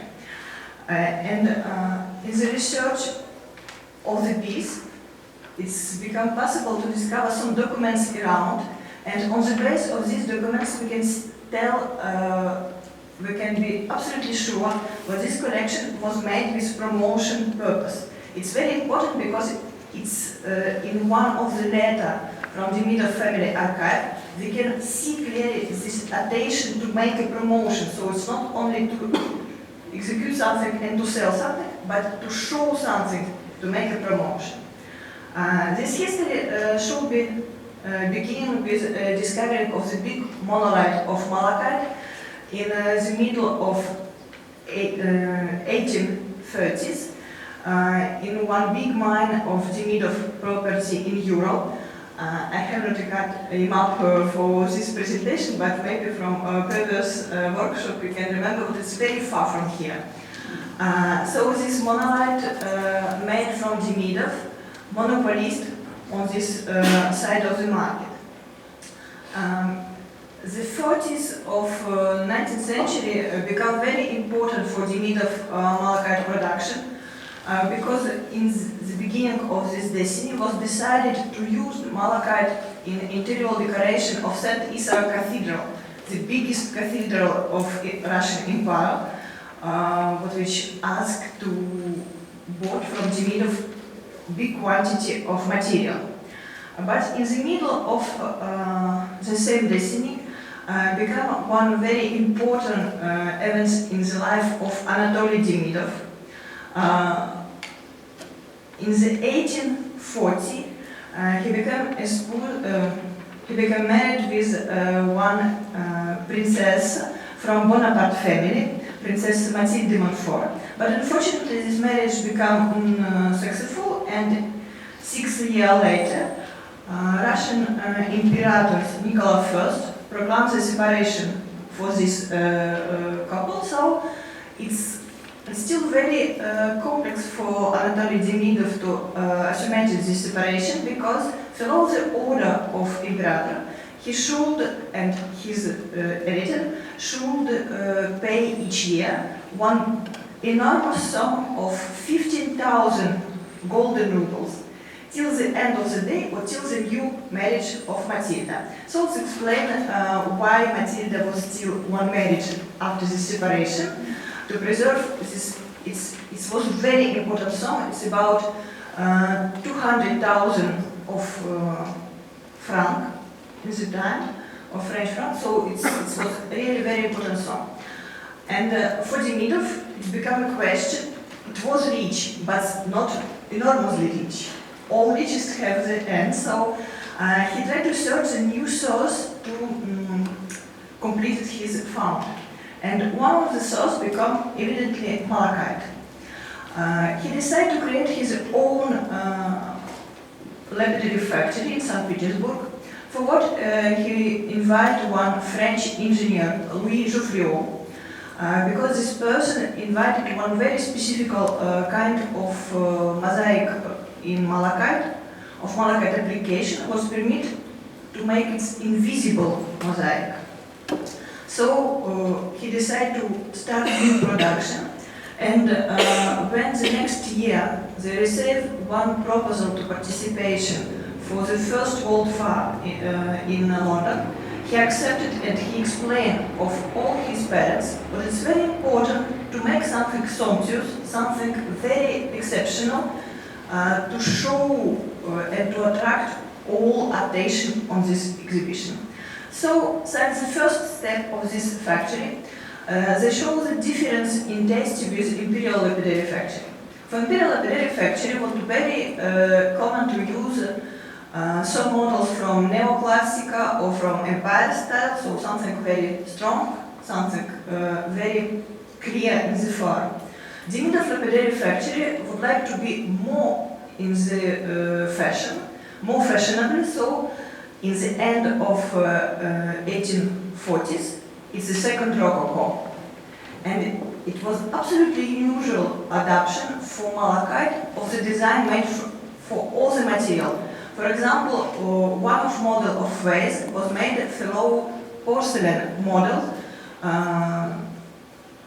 known like vase Hébert, made for Sèvres porcelain. But here it's not porcelain, it's completely different material, so it was one one of the difficulty to realization of this collection is adaptation of form made for all the material for malachite and not for monolith malachite, for be made in mosaic in malachite. One other example is adaptation of design of contemporary to Demidov artist Leon Feucher. It was published in the album, for example, of decoration for modern house, and we can see how it was fidely reproduced. So the invitation and since the first moment when it was accepted to be one of Russian exhibitors on World Fair, started a big production, and production related to promotion. Just before send a biggest part of the collection in London, Demidov decided to show one example of his work in one charity fair made in St. Petersburg, and it was really something very unusual. Here you can see one publishing paper for this fair, and in the center, in the top, it's one of the share given by Demidov. In the bottom we can see two examples survived of this model, but now unfortunately it's in gyps, in colored gyps and not in malachite, because it was very fragile. Once the piece and Louis Geoffroy was arrived in London, the big artist decided to bought very special color of textile to make a wall, to make everything in furniture in the same color. He explained his choice to his patron, to Anatoly Demidov, in one long letter when he justified big dispense, because it was very expensive to bought velvet in London in this time of this exact color of crimson. He explained what association of red crimson wool, of clear green malachite and gilded bronze will be the most successful, so most useful for promotion reason. It was not only a question how show it, but it was a question how we can make transferring of information. So for official illustrated catalog, they decided to pay many pages of engraving design. What we can see 12 of the most important piece with a long description, with a big full-page illustration. It's become the most reproduced item of this fair, not only from Russian stand, but from this fair. Once Russian stand was open, it's become a little more late with the official opening of exhibition in the region of very several winter, so navigation was open later than it was previous. In London, illustrated London News, it was published not only view of Russian stand, but also one combination of 5 items from Demidov malachite, like the most expressive example of what is possible to see in Russian section. Then, in the time of exhibition, French and English edition of special journal Crystal Palace was proposed to all visitors. For French and for English edition, Demidov paid 4 large articles with some additional illustration, and it's possible to find in archive of Demidov one large letter from editors of this journal, where he explained what size of article will be, for what price they can publish, and what it will be very interesting if Mr. Demidov can pay some more additional illustration for what his item can be shown in the biggest, in the largest possibility. Demidov accepts this proposition, so one was searched for this kind of promotion text. The Mint of Malachite received a big appreciation not only from visitors of this exhibition, but from international jury and from national English British Commission. So they received one special medal for this kind of piece, and it's very interesting what in the report of jury published in London in the next year, it can be see one very, very important inscription when it's born the term of Russian mosaic. Everybody knows what is Florentine mosaic. For this exhibition was very useful, very common the term of Derbyshire inlaid, but for Malachite, term Russian mosaic appears for the first time. It has become one signification of mosaic from Malachite without any importance where it was made in reality. So Russian mosaic may be made in Paris, may be made in Italy, but it's still Russian mosaic once it's made from Malachite. And in the same time, French Commission published his large reports where very detailed description of technology was given by Louis Carbonel, which was one of the competitors of Pierre-Philippe Thomire, and it's related to the first Demir of Malachite collection, for the prime of Demir of Malachite collection. One large number of illustrations was published after exhibition. So one of the first photographic reproduction of Malachite item we can see in the one of the volume of the big books made with photograph by Claude Marier. Then in Thalys' history and description of this exhibition, we can see one more engraving of this item. In a colorful publication, colorful edition, once it's talk about Russian stamp, it will be Malachite piece on the first stage. Two watercolor was made after this exhibition, one for Queen Victoria in the bottom, and one specially for Demidov in the top by Eugène Lamy.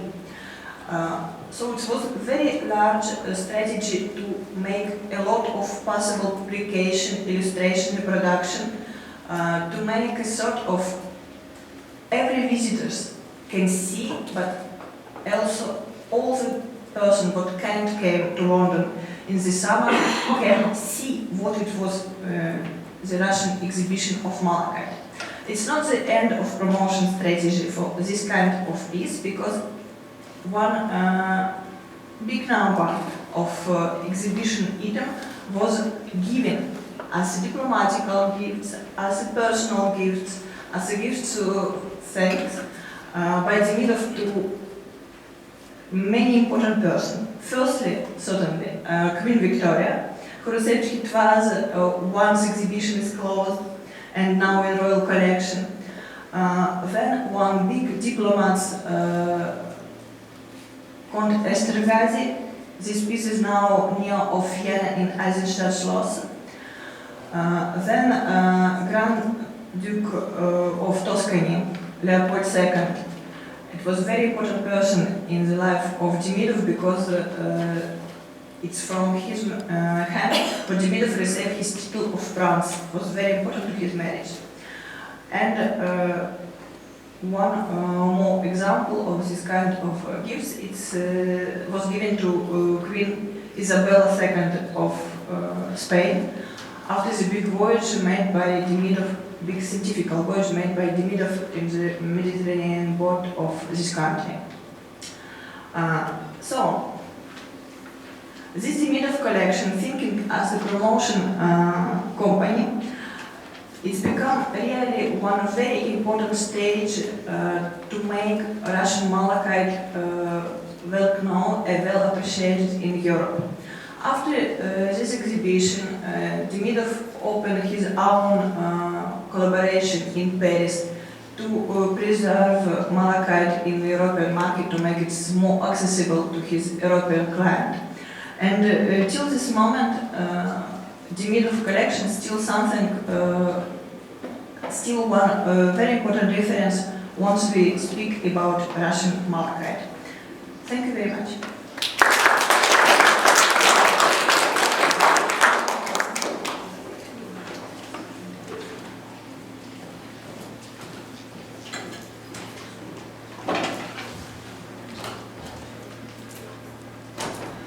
Thank you, Ludmila, with for these incredible papers about malachite. I think this malachite is incredible. Yes, one. Thank you for your presentation. Always. Would you like to use the microphone? Yeah.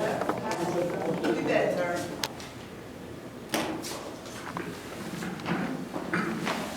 Spoke about the journal palace and that Davidov has to pay in order to make an ad, quite added journal palace. But do you know the proportion of ads you had in this newspaper and the proportion of comments that were made by experts?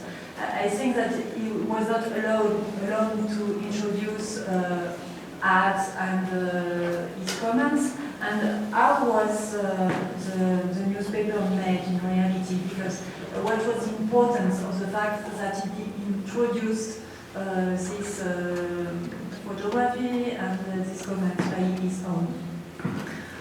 Thank you for this question. Certainly, I was limited by 20 minutes, so I can't give all the details. But in the fact, firstly, for Crystal Palace English edition, it was a clearly proposition made by editor to Demidov to publish some article and to pay some picture, some engraving.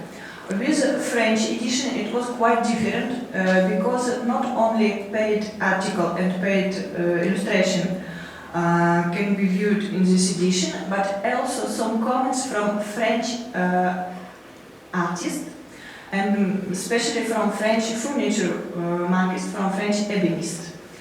And it was not very appreciated commenters because they tell what furniture with malachite should be very hard, very uncomfortable in use. So maybe it's better to steal in French wood furniture than what something so expensive is so uncomfortable. But I think what this kind of comment was very important for promotion purpose too, because not only positive but negative should be one of the reasons to speak about and to see it, to search to see it, and to search to understand what is malachite and how it can be applied. Thank you. Amy. It was because of the interest of the collection, or does he Sorry, thank you. Because you said that, for example, in the English edition, the proposition was made by the editor, but it was just because the editor found that malachite was interesting. It's not a strategy that was directly developed by the collector. It's my question. What was exactly the role of the collector in the link he established with the newspaper? Is it usual to have a collector to ask for papers or to pay, or was in a different way? My question is: does the journal was independent in all articles, and then they ask some collectors or some exhibitors to add photography or other things, or was it a special link he established with newspaper who was not so independent? So I think what primarily after have seen so many engraving in official catalog, everybody can understand what these exhibitors this exhibitor have one big interest to be published. So it can give one idea to editor. In his letter, editor proposed to publish some article, but not ask about to pay for the text, only for illustration. And unfortunately, it's only one letter. It's large, but it's not.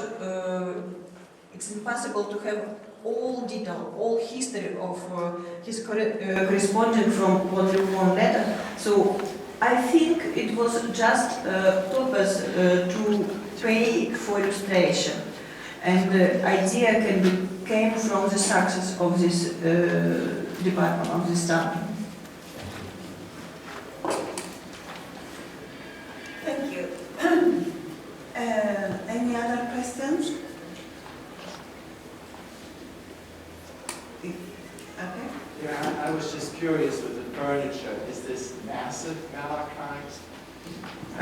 So I think you alluded to it a little bit, right? My question is this massive, or are you also have furniture where you have kind of imitation veneers of some sort? So, in malachite, it's impossible to make something in block. It's very fragile material, so it should be every time prepared in mosaic. And it's a good question because since middle 19th century, once malachite becomes something well known, become one sort of imitation in painting. And it's possible to see in Church of St. Ignazio, one part is in malachite, one part is painting to be like malachite. And it's become really very, very popular. But all furniture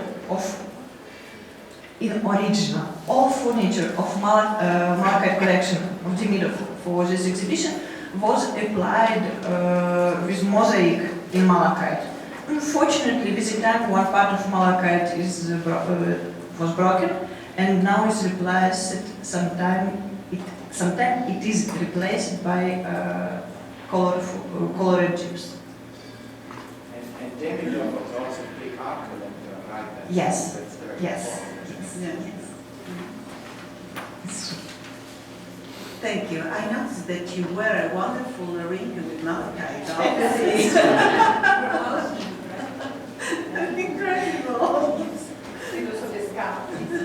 Yes. In accord, it's in need of promotion. Yeah. If anyone would like to make questions, or I would like a question. The malachite object was shown in the Russian pavilion in the Russian unit. How the other objects was which kind of object was displayed under the Russian? Because it's clear that for the malachite, Davidov and the Russian Empire tend to create a sort of identity object that was recognized for Russian. So the others? Yes, of course. It was not artistical exhibition, so it was industrial exhibition. Oh, and they have a lot of part of exhibition. So in one exhibition, it was possible to see, for example, copper from Demidov mine for industrial purpose.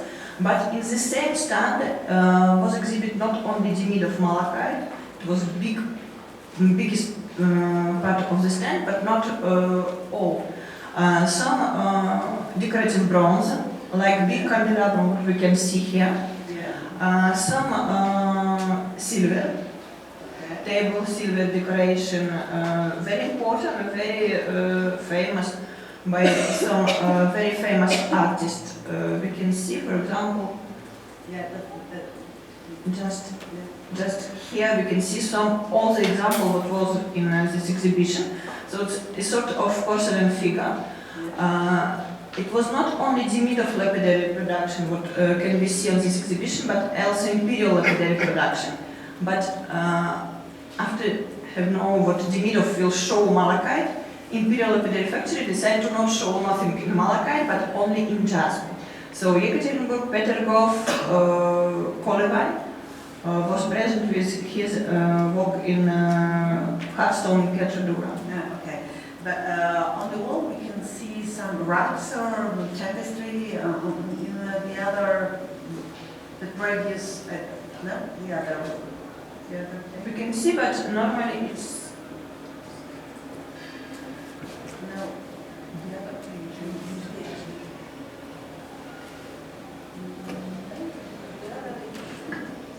it was some wood decorated panels here and here. It's some wood panels for decoration. Decoration, okay. Actually, having asked for that, how were they chosen? Actually, very well. How were they chosen for the exhibition? Because actually, to get to the exhibition in the first place was quite a statement. Was it a strategy?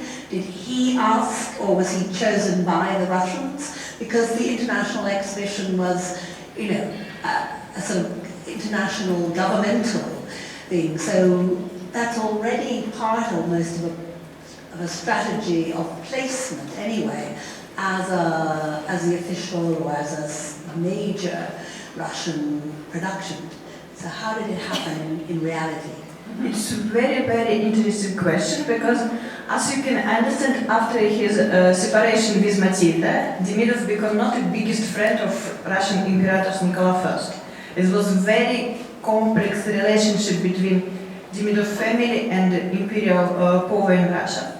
But for this exhibition, the first proposal to participation was sent directly from London Commission, presided by Prince Albert, to any potential participation. And Demidov received this invitation firstly for his industrial production, for copper and other kind of metals.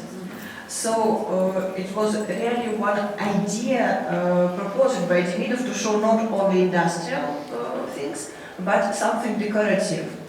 And then, unfortunately, we have not all the documents because the familial archive of Demidov is divided into parts. It's not good cataloged yet, so it's not easy to find some type of letter for different purpose. But for this first exhibition, First World War, nobody can understand what it will happen. It was so big, it was so complex, but it was not really big attention of National Imperial Commission to make a choice between what should be participate, what can participate, what can't participate in this exhibition. And Demidov can make one proposal, very important, and he accept to pay all transport of Russian decorative items to London, so they take one part of big distance from Imperial Commission to himself, and I think it was a result of one compromise. Thank you. Quick question. Was there a spike in sales as a result of this promotional tour? It's a good question, but it's not easy to answer because exhibition was in 51 and in 54 start Crimea War, what completely stopped any contact of Russian market with French or English market.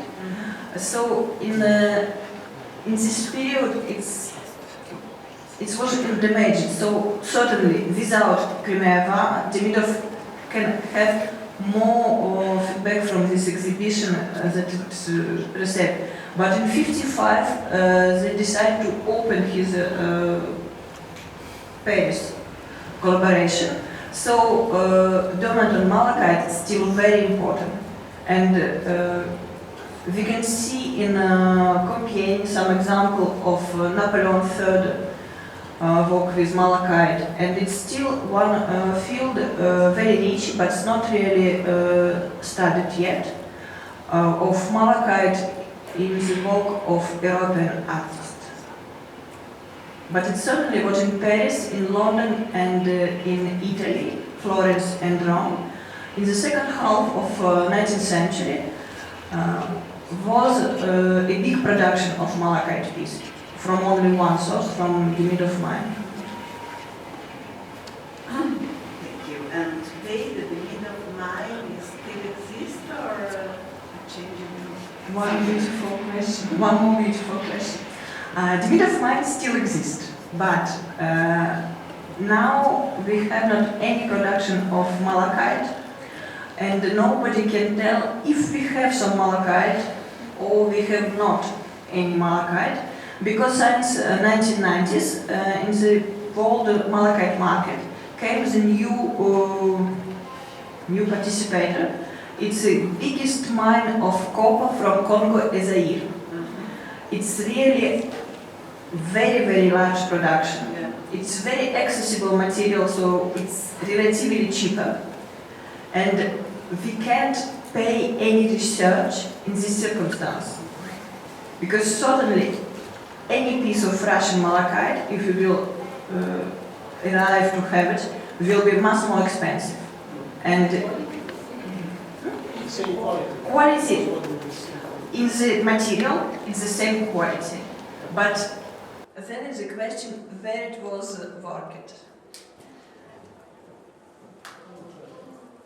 And in Europe now we have a large production from Congo malachite, and in Yekaterinburg, Yekaterinburg still the biggest market of material of malachite, so it's very amazing. People came from Congo with a big block of malachite to sell it in Russia, because in Russia it's possible to have highest price. Artificial malachite. Malachite and possible industrial uses of malachite. I'm comparing malachite with diamonds, so natural diamonds and synthetic diamonds. Is there anything like that? Yes, in the end of 1980s was created one process to make the malachite in artificial condition. So it's look like in nature, but much more quickly. But it's still very expensive because it asks a lot of energy to production, and it can have any concurrence with Congo nature and cheap.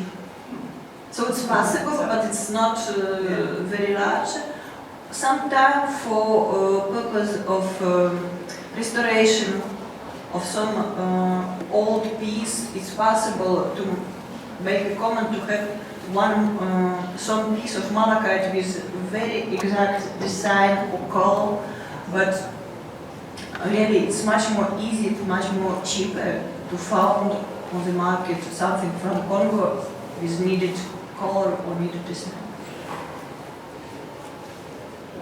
Well, thank you very much. We would like, Adriana would like to summarize the morning.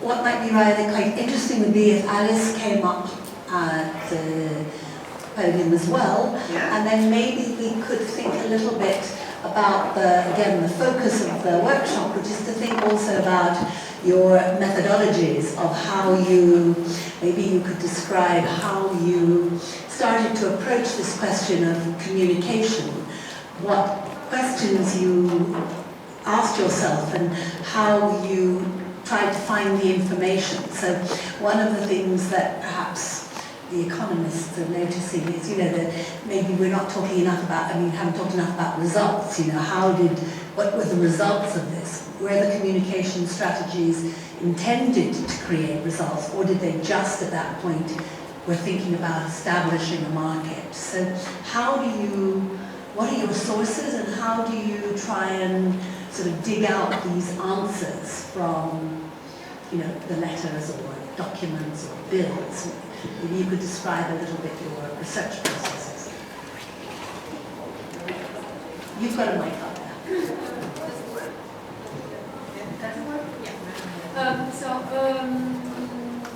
So for our strange is actually has to be put, as I said, in the more general context of my research about the reception of English print or the English school in France. Mainly for this, for Robert Strange, I checked sales catalog, and then I saw the sales catalog of French sales, and his correspondence. So through his correspondence, part was already published, part is still in Edinburgh or in London. So I used his correspondence to figure out to which person he was, to which people, or to which person he was speaking to. And through the prints, actually, as I said, the title of the prints could give some information, because sometimes there are dedications, sometimes there are the addresses. Well, the most of the time there are addresses, so we can figure out where he was living. We can figure out if he was either, for example, the prints in Paris, if he was his own editor or not, and if it's not, so that we have a connection to the editor. And sometimes there is a double address, so we can understand if he actually collaborates with someone else. So all of this small little example gives a more general idea of his relationships, of his professional network. And so this is for the person. The results. Well, the results is, okay, so on Robert Strange, the results is actually that we can see that he was actually received as one of the best engravers, because he was able to be agréé, so not really received, but the main step to be received in the academy. So there were two steps before we make it agréé, then he has to give in a works of art, and then we can receive it in the academy. So the first he never given any, for what we understood, he never given any works of art, so he was never received.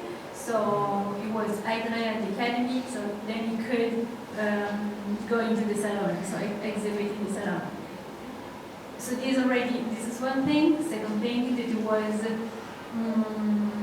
was one of the only one being cited as one of the best engraver in the artistic literature of contemporary artistic literature, which is something big, because as I said, French did not really recognize at the beginning English school. So I say that all of this small, like his strategy at the end, enabled him to become one of the main figures. And so the results, you can find it in analyzing all of this from another perspective, which is the perspective of the reception. And more in general, like if we try to make fun to put Robert Strange in a broader context, so the main tools are our sales catalogs, and working on which from them we can figure it out. I try to do the schema, and I try actually to analyze the market from an art historian point of view. So, but I try to figure out if there was an increase or not. But all of this is actually, I did it in a thinking about the English school and not really about Robert Strange. So Robert Strange is just one part, and but I find it interesting because it's one of the few that for the rich for its correspondence is one of the few that we can really understand what you need through what he has written. That's it.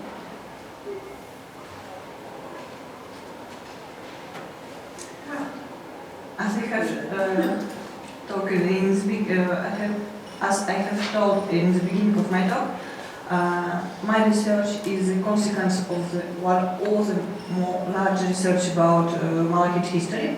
But about this collection, we should make a difference between collection hidden and malachite as material.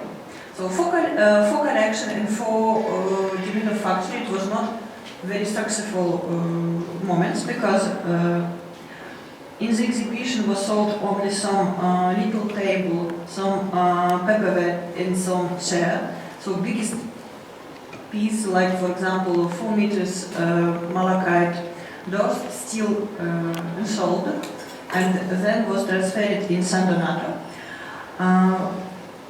Factory was closed in 54, so only 3 years after, and the all unfinished piece was transferred in Florence, where it was finished by Bianchini in one of the Italian atelier from the mid of malachite with the mid of bronze base, but not by a Russian artist, but by Italian artist. So for the Miro family, it's still not direct profitable project.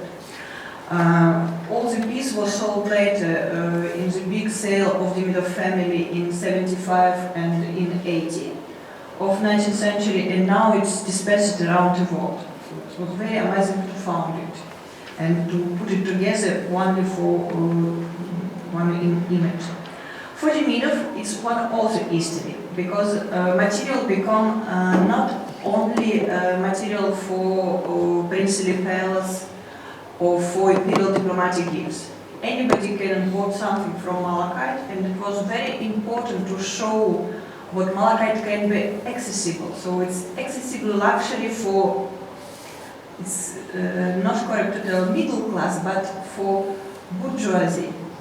So it's open new market, and for second half of 19th century, it's much more prosperity market that some aristocratic palace or some high bourgeoisie.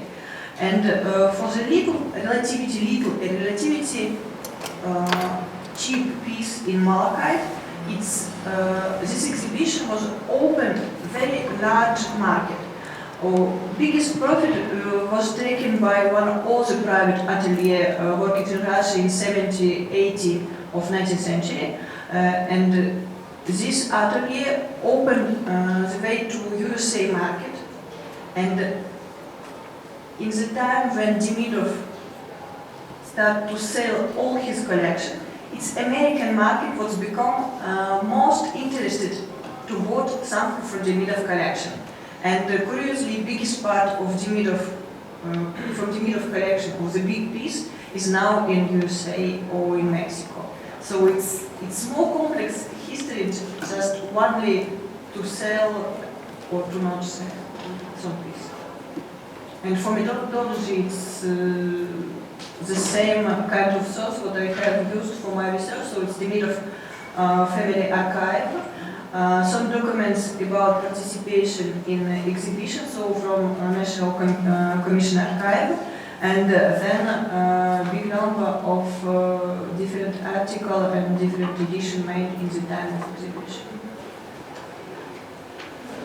Well, thank you very much. Thank you very much for this interesting session this morning.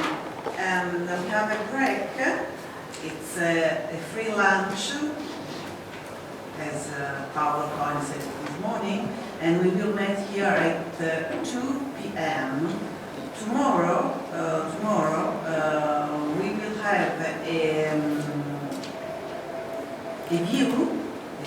special visit to the collection of the Accademia di San Luca. So we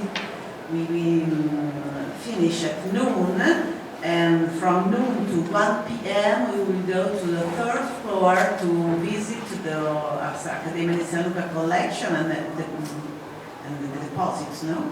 I think so, probably. It's a very special one. Okay, so, with Dr. Fabrizio Carinci, that is the curator of the Accademia di San Luca collection of paintings. So we will meet here at 2 p.m. Thank you very much.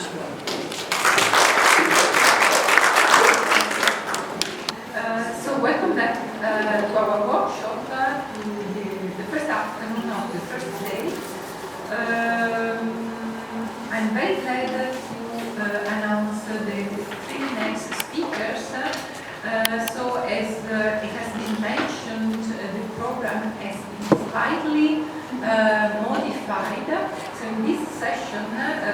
fact that the program that is found outside.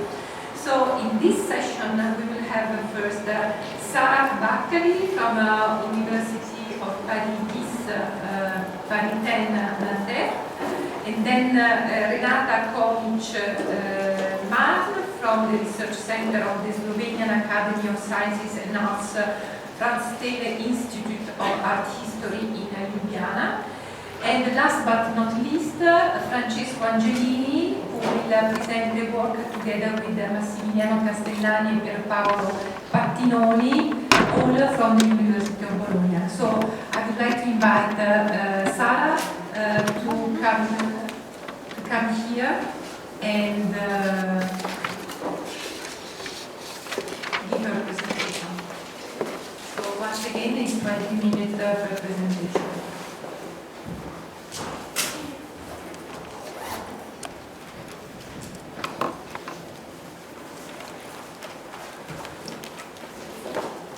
Hi everybody, can you hear me? Okay. So in the last years, studies on the Parisian art market of 18th and 19th centuries have highlighted the emergence of the Brazilian entrepreneur who progressively took power. They involved the notion of connoisseurship and a professionalization which seems today almost obvious to us. They also imposed legitimacy in expressing an opinion on the production, including the modern one, which was until then the exclusive realm of artists and critics. A careful study of the writings show that the conquest was coupled by a communication, which we presently propose to focus on today. Thus, and just this once, I will not show you many paintings, but rather many portraits, cartoons, and above all, text. For practical reasons, we propose to focus on the revolutionary period.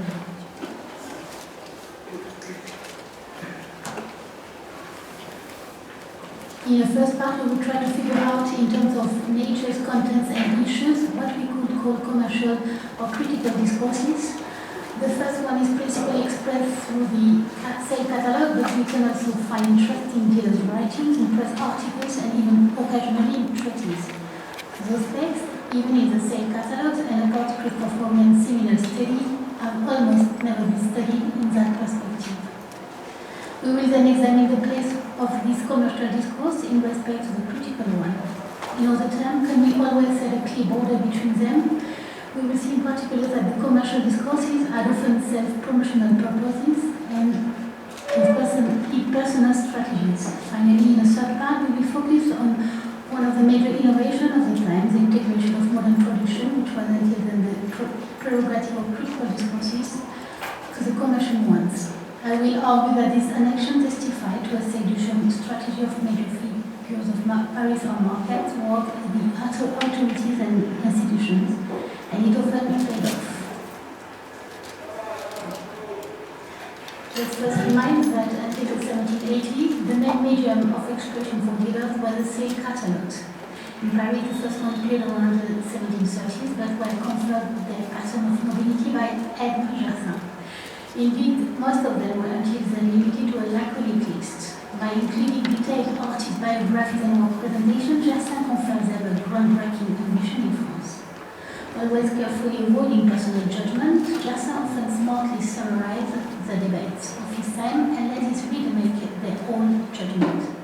As a pioneering author of ambitious catalogue, Jassin can be regarded as the inventor of the commercial discourse in France.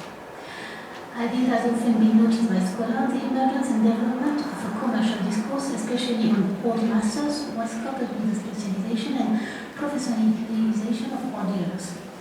Indeed, since the 17th century, the monopoly in the trade of old masters painting had been shared between the marchand mercier and the maître peintre. As a marchand mercier, Jassin was a generalist, which was not the case of maître peintre, who were exclusively dedicated to paintings. As Paumian has observed, the latter progressively imposed themselves on the Parisian marketplace in the second half of the 18th century, as well as an expertise in attributionist discourse. In other terms, dealing painting strongly professionalized and developed a discourse much more based on their hand than on their subject.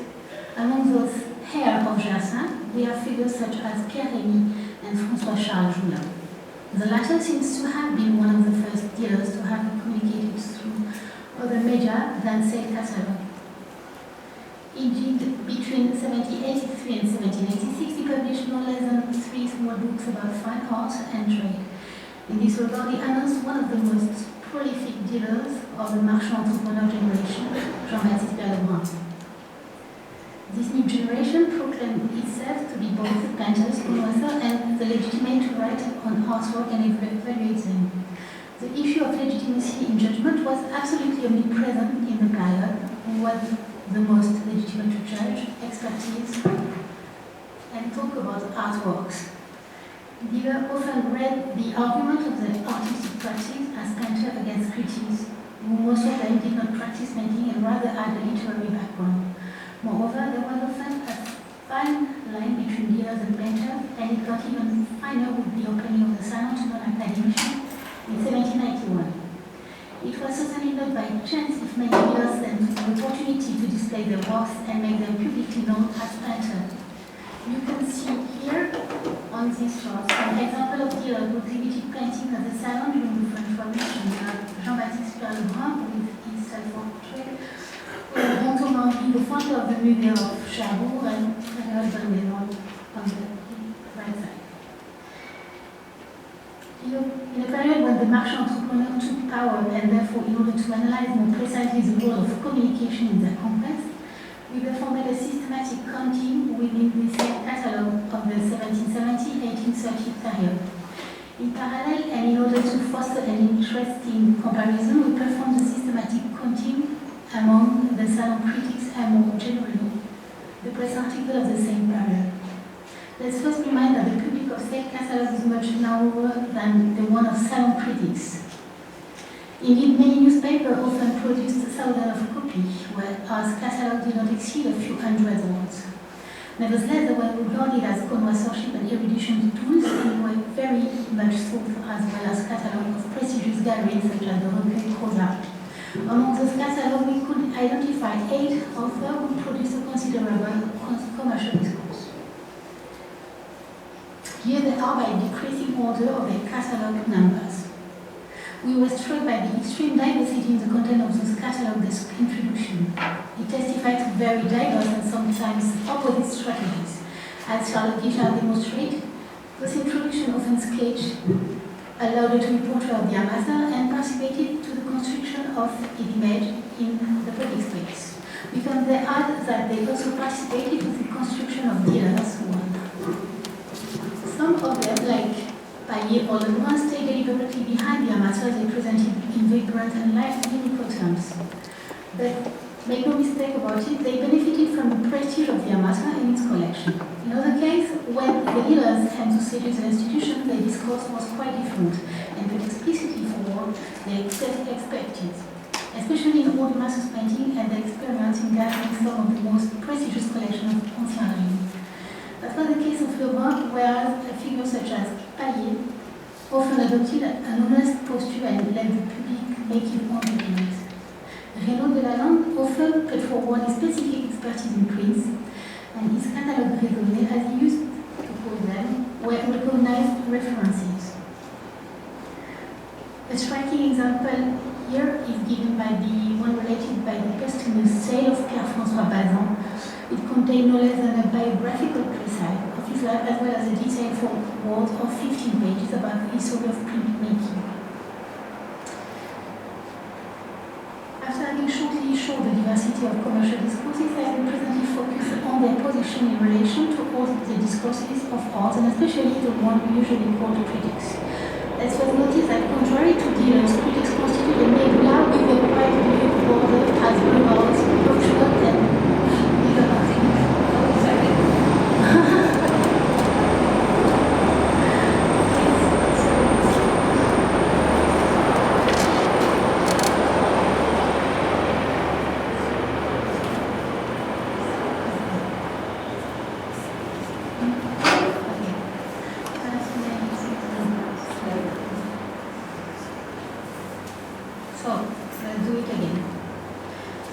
Let's first notice that, contrary to dealers, critics constitute a nebula with a quite blurred border as regards professional and legal aspects.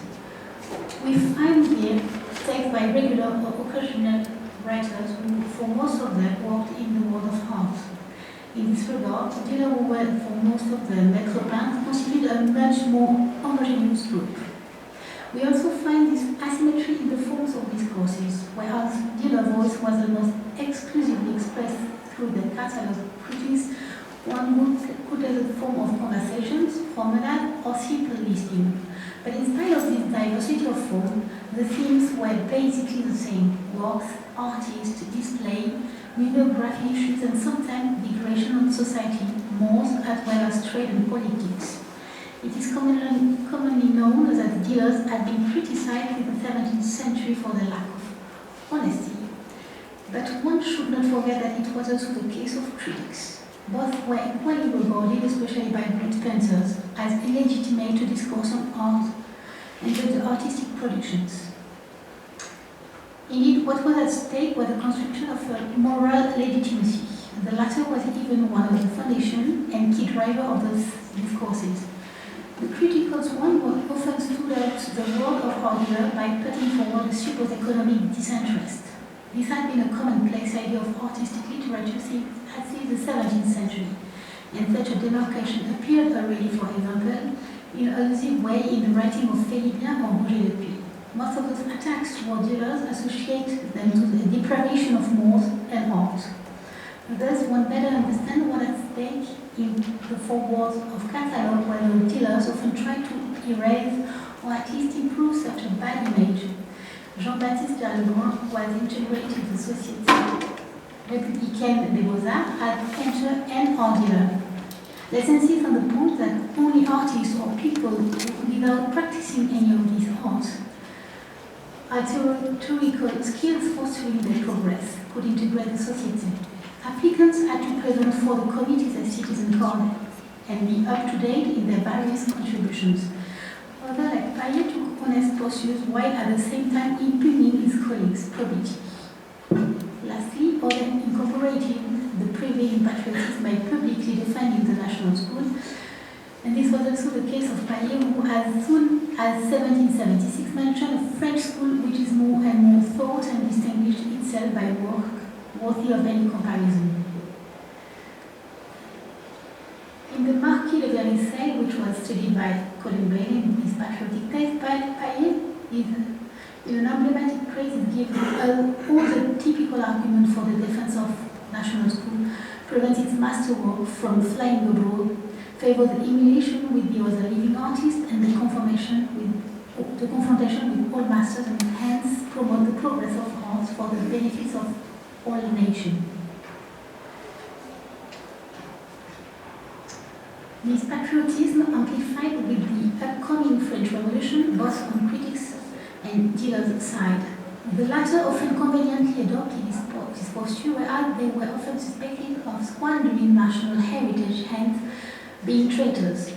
In 1795, Lebrun, with an astonishing confidence and lyrism, announced his happiness of, quote, offering to the friend of liberty production of arts that could facilitate the exchanges all over Europe and give means of subsistence for the urgent completion of our constitution and the happiness of people with its spoiling our liquidities as any good citizen should desire. End of quote. This was quite funny coming from a dealer who in the same year sold several masterworks abroad, for example to the American painter and speculator John Trumbull, as you can see on this account book, and to John Coleman as his certificate established by Lebrun himself testifies. Another point on which both dealers and critics had to defend themselves was the legitimacy in the judgment. According to Levesque, author of an encyclopedia méthodique des Beaux-Arts, quote, the best critic is not that the artist highly had to gather more principles necessary to a fair judgment, and those principles are each day more familiar to him by his practice. End of quote. Contrario, painting dealers and press critics were often presented as ignorant, as we can read, for example, in the Confession publique du brocanteur, depicting a dealer who cannot neither read nor write, never study history, and cannot quote anything but bambucho figures, callous gueux, or ostad drunkards. Clavitrelli wrote that There is no easier profession in this world than to criticize without examining anything. But contrary to the critics, dealers could defend themselves by reminding their training and skills in painting. As a matter of fact, the latter was regularly contested. Thus, it was not by chance if many of them were present at the salon this time. Admittedly, most of them did not have a great artistic success, like Lebrun, Paillet, or Constantin, but a few had a real recognition. This was the case of La Fontaine, or, like here, Ferdinand Bonmaison, who was awarded for his young woman surprised by the storm in the year 7. It was no more by chance if many dealers introduced themselves as painters in their working or professional titulatures. The dispute about the supremacy in judgment crystallized around the new museum in preparation, the future Louvre Museum, was the most legitimate to manage such an institution, to gather and curate the national collections, artist or dealer, whereas the work clearly put forward the artist-collector relation in his catalogue. He preferred the outreach of dealer experts who gathered and curated the most prestigious collection of Ancien Régime, to apply to a position in the new institution. Quote, the connoisseur only has the necessary right to be employed at the formation of the museum, and artists cannot and should not take part in it. This is a strong and common prejudice. Through unreasonable that the ones who make the paintings should know what is the merit and the value of whatever it is. When you have a collection to gather, well, there is no better option than applying to painters, where the existence and prestige of the cabinet of Conti, Rondon de Boissé, Baudouin, etc., due to painters? No, but to connoisseurs. The most talented painter had completely wrong judgment about paintings. End of quote. His posture paid off as he could finally integrate the museum commission. Later, he became a renowned public figure, often put in the press to announce his sale. We even find a press columnist quoting his foreword of the Paillet and Coquelin sale of 1801. So the press privileged medium for the critical discourse became then the one for commercial discourse. Seeing a dealer giving his opinion in an official report on the state of modern art, as Le Point did in 1800, was something quite new. In a time they were mainly recognized for the expertise of old masters. From the year 1770, modern painting, until then relatively discreet, had an increasing visibility on the art market in that context. Dealer could not ignore the salon, which was still a major event in Parisian artistic life. The descriptive entries more and more refer to it, as well as the public review of imaginary reception. That was the case of this entry written in 1787 by Lebrun about a work by Jacques David. Quote, house of the Horace composition of my figure, this painting, the little replica from the great work that raised the most powerful sensation of the Salon of 1785, offered a cartel of woman's feet, a detail which testifies to the originality of the work. I cannot add anything to the praise that the public gave to it, and its anonymous suffrage declared it as a masterpiece. And of course, whereas the discourse on old master was focused on connoisseurship, the one on modern creation, where the question of attribution had no sense, could be regarded as a sandbox of the salon life. It was particularly the case with a figure such as Constantin, who compared to Paillet, Reynaud, or Lebrun, did not only that many public say, but instead built his entire career and image to the promotion of national school.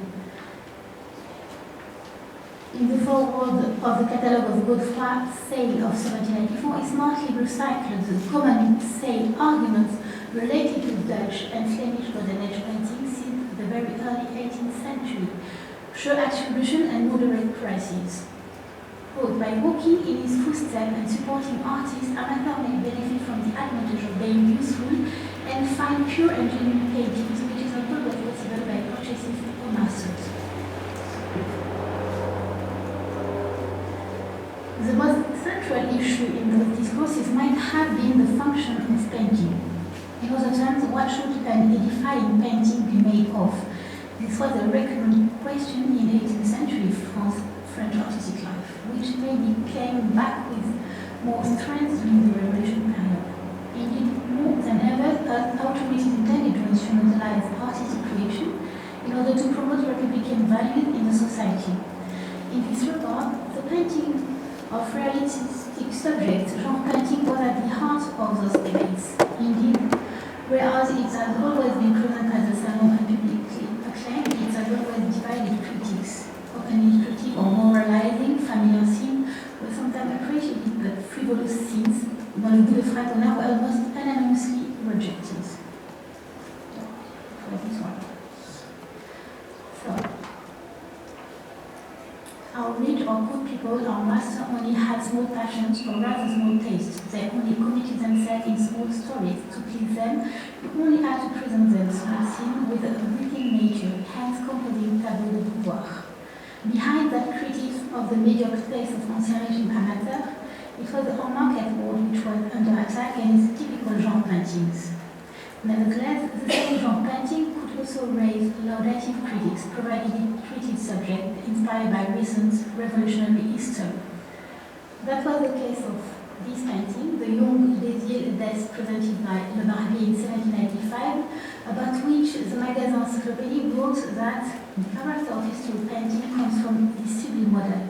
The composition is worthy of grand genre by the disposition of figure and the distribution of light and shadows. But the imitation of our costume and of the features of our French citizens that were imposed to the artist by the subject give to this work the character of what we call a genre painting, and of course. Besides the catalogue entries, Diller did not write a lot about that issues, except Lebrun. The latter, mainly known for his connoisseurship of old masters, and especially Dutch and Flemish school, also discoursed on modern creation. He did, for example, while he was a member of the Société Républicaine et Populaire d'Art, in speeches as well as in a couple of publications. In this essai sur les moyens d'encourager la peinture, la sculpture, l'architecture et la gravure, written in 1794, the dealer defended a position very close to many critics' one. Quote, do you want to give splendor to the heart? Employ them in a useful way, ask them to tell the great events of the revolution, and give that shot to skillful hands, who will then convince people of their importance.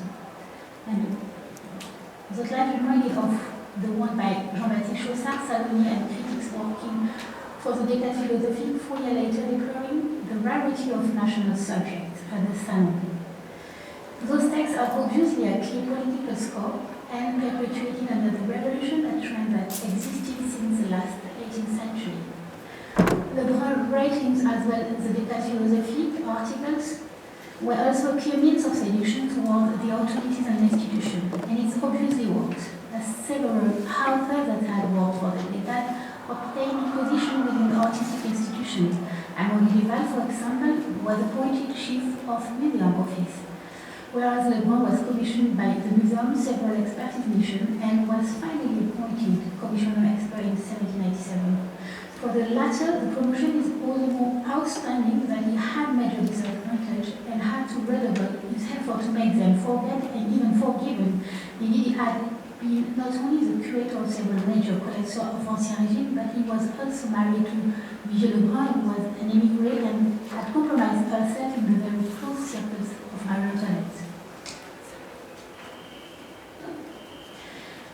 After having tried to define the essence of commercial discourses and its origin, we thought that it was not necessarily very consistent, but rather marked by historical circumstances and personal strategies.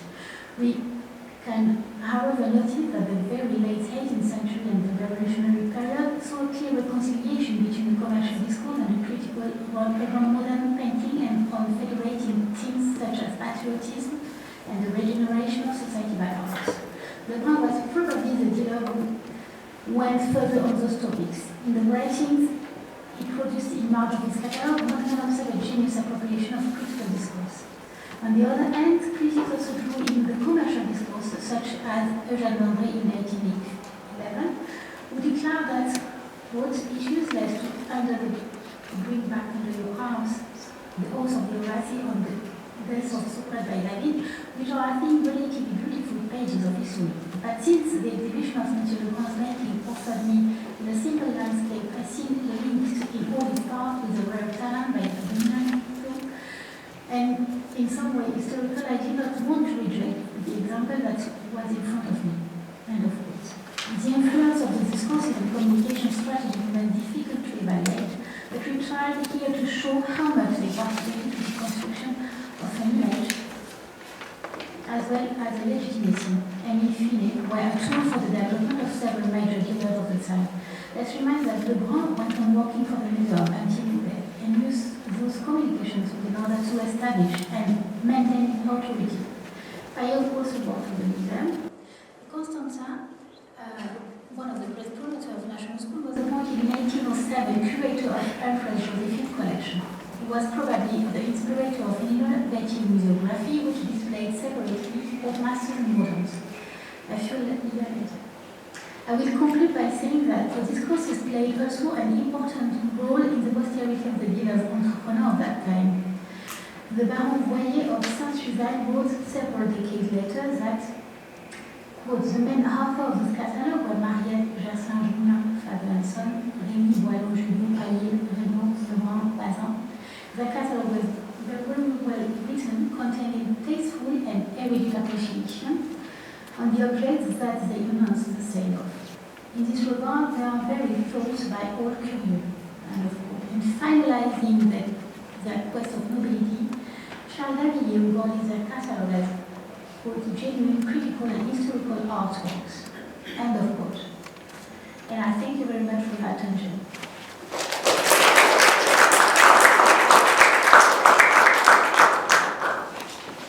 So thank you very much, Sarah, for your presentation. We will keep questions after the other two interventions. So I would like to invite Renata Kovic-Marn to speak about the strategies of non-communication, marketing, artworks in interwar Slovenia.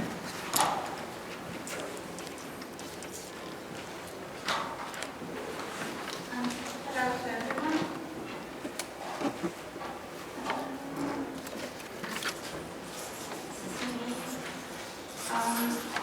Although the research into art markets in Slovenia, in the territory of the modern day Slovenia, I should say, is in its early stages. Thank you. Okay, is it better now? So it is by now evident that art market in Slovenia differs significantly from other, especially Western European art markets.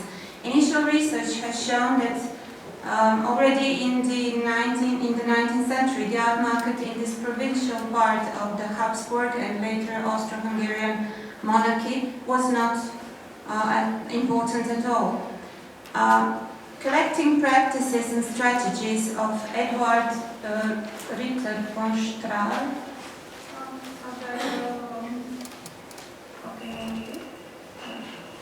Oh, I found it. I hope so. No.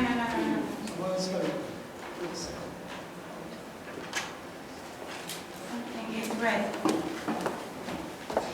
Okay, Strahl. He was one of the most important collectors in the 19th century in the Slovenian territory. And he even moved from Ljubljana, the capital of Karniola, today Slovenia, to Graz, capital of Styrian province, today Austria, to be able to purchase better paintings and antiquities. This status of slow activity changed with the socio-political changes that followed the collapse of the Habsburg monarchy in autumn 1918 and the birth of the successor states, which represent a milestone in the cultural politics and economics of the former Habsburg territories. The kingdom of Serbs, Croats and Slovenes, which was called from 1929 the Kingdom of Yugoslavia, was just one of the several newly proclaimed states. This complex multinational confederation developed a particular regime as to emphasize the new unified character and established new social structure of the country. As a result, it contributed to massive changes in material culture, taste and collecting.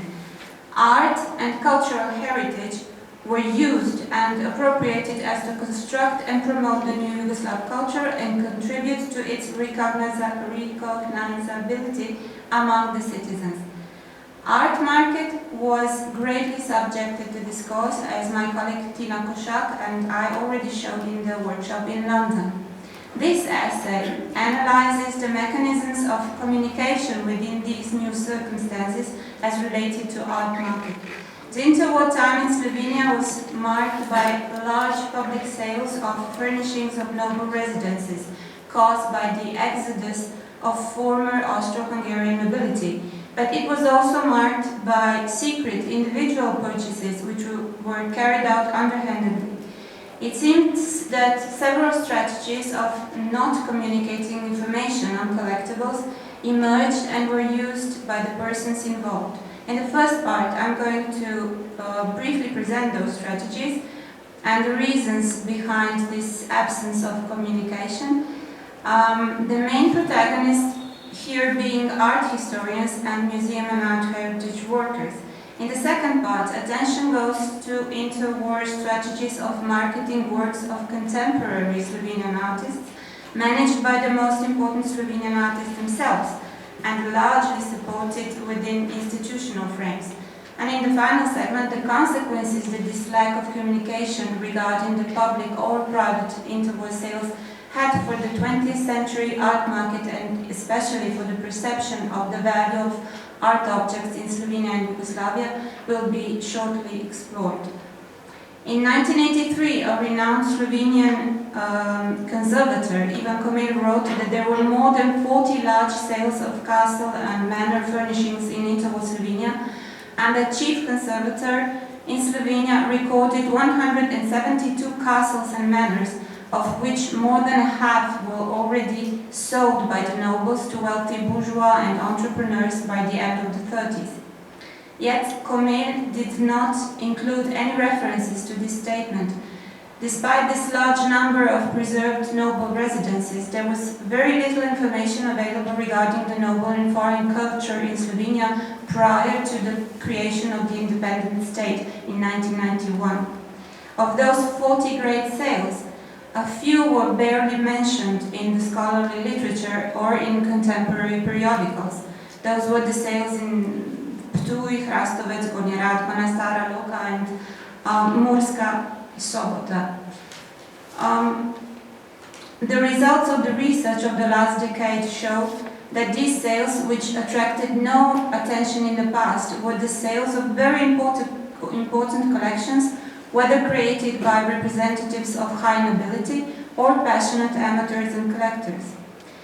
To illustrate with an example, this mirror was bought by the National Museum of the then Slovenia in Ljubljana at the sale in 1930.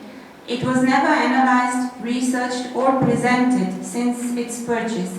The museum does not even possess a decent photo of the object. Yet, the research into its provenance shows that the mirror originates from the famous Morosini collection in Venice and can be dated to the middle of the 18th century. Yet another example is the sale in Gornja Radgona, or Oberradkersburg in German. The National Museum bought there some pieces of furniture, as you can see, but the museum was of the opinion that the Baroque portraits of the Auersperg family lacked in quality and were overpriced. I can show you two of those portraits. They are now lost, but their quality shows that the opinion of the museum experts wasn't founded. In fact, based on comparison, we can attribute the male portrait to portrait painter Gottfried Kneller. When using the term art market in interwar Slovenia, we should not think galleries, auction houses, or professional art bureaus. There weren't any. It is more about clearance sales, rare exhibitions, some reserved art criticism, and of course intense public and private collecting. As creation of the new state resulted also in changes of the structure of the art market clientele, Yugoslav bourgeoisie, as the new elite, took over the role of the leading private buyer. Together with the reduction in value of the objects, this resulted in a certain democratization of the art market, allowing almost everyone to participate or at least to follow the main events. However, the art market was not at all about attracting the rich and the influent as it is today. The interested buyers from abroad were not welcome at all, and the information about the sales and objects were often withheld. The space in which the art, objects and antiquities changed owners and were translocated was saturated with the so-called old and foreign art, while national art and objects related to national history were not only scarce, but mostly lacking in quality. The idea of noble people having to get rid of their property made these objects look redundant, and their prices, albeit low, still seemed exaggerated when the economic crisis of the time was taken into account. And finally, responsible authorities did not try to make the buyers think differently. The experts themselves enhanced in various ways the value of national culture while keeping quiet about the real value of noble heritage that was being sold en masse. And this was easily manageable because the art history is the basic foundation for defining the aesthetic worth of art objects, and the communication regarding the appraising, marketing, and even selling of the artworks in Italy, Slovenia was mostly managed by important Slovene art historians and museum employees. The strategies they used affected all areas of communication with the public: scholarly publications, creation of catalogs, and correspondence with institutions and other interested buyers. These eminent market makers never analyzed the art collections or researched the fate of the sold objects. The questions of provenance, which were so important in the course of the 19th century when the known origin was still contributing substantially to the value of artworks, were not raised anymore. Attributions to famous, or at least known, artists were not suggested. Attention was given mostly to the artworks of local or national character, with the aim of buying them for the museums and the National Gallery that were established in 1918. The examination of interwar and post-war publications shows that today we have at disposal just a few short reports published after the collections were sold or otherwise dispersed. And this is very telling because the chief conservator in Slovenia, he made thousands of field notes, and these are really an excellent source for information about the collections.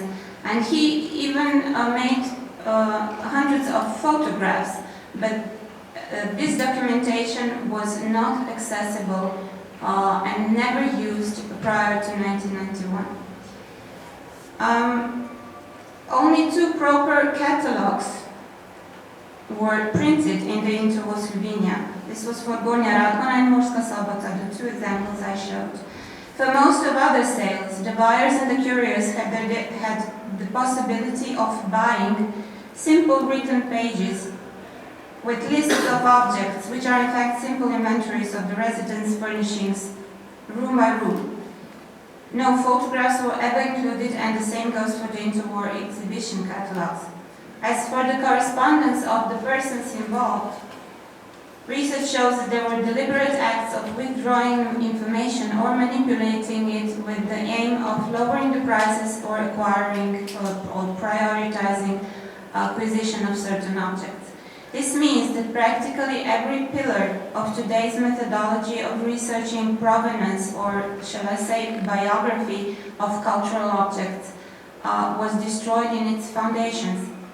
All this had important consequences for the reception of noble and foreign art in the 20th century Slovenia, and it has probably unintentionally, facilitated post-war confiscations, nationalization and musealization of the cultural objects by the new communist authorities in the new Yugoslavia. This cultural heritage of the former regimes was considered unimportant for the national art and cultural history. Today, a great number of artworks are put away in public museums and galleries deposits, not available for research, with no documentation regarding their acquisition. Only recent endeavors to dig into archival material, personal legacies, and reluctant memories of descendants of protagonists are rebuilding those foundations for better research and suitable reception of Slovenia's cultural heritage. And among other, it is crucial to investigate and understand the mechanism of this non-communication that created the false concept of value.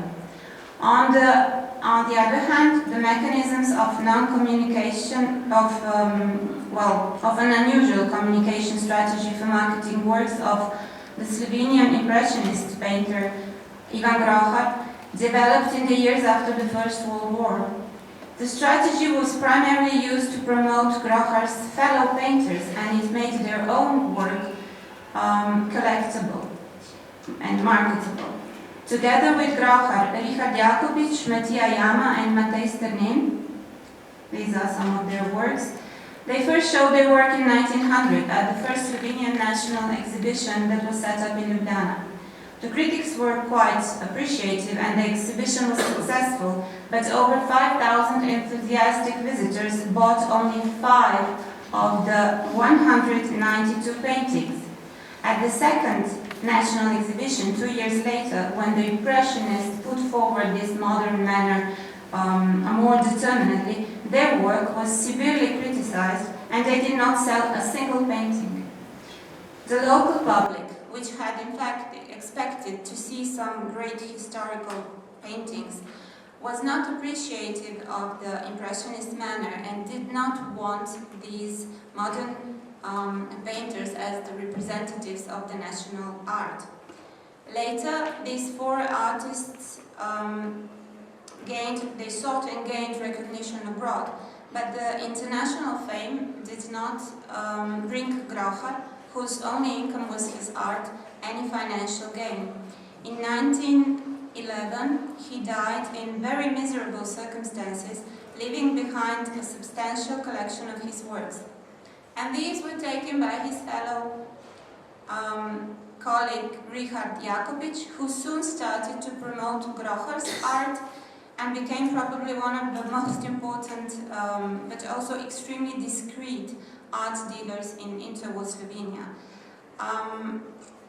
Matej Sternin was active as an art dealer too, yet until recently these facts were never communicated within Slovenian art history. It is significant that Grohar's path to fame was created with support of Slovenian art historians who, after 1918, started to acknowledge the Impressionist paintings as the carriers of the Slovenian national character. By the late 1950s, the works by all 4 artists were reaching unimaginable prices, and they still do, but of course only in the frame of the Slovenian art market. Another similar case are the works by the Baroque painter Fortunat Bergant, who was labeled by Slovene art historians as local, Carniolan or Slovenian, due to this rather expressive manner. Bergant painted a large number of religious paintings, but was also a very popular portrait painter. The fact that the National Gallery in Ljubljana bought these 2 portraits for its collections at the Italian art market sometime in the 60s shows how much importance the institutional opinion attributed to this painter. However, the most popular of his works were 2 interesting genre paintings which were lost after the Second World War. They were first presented at the Great Historical Exhibition of the Slovenian Painting in 1922.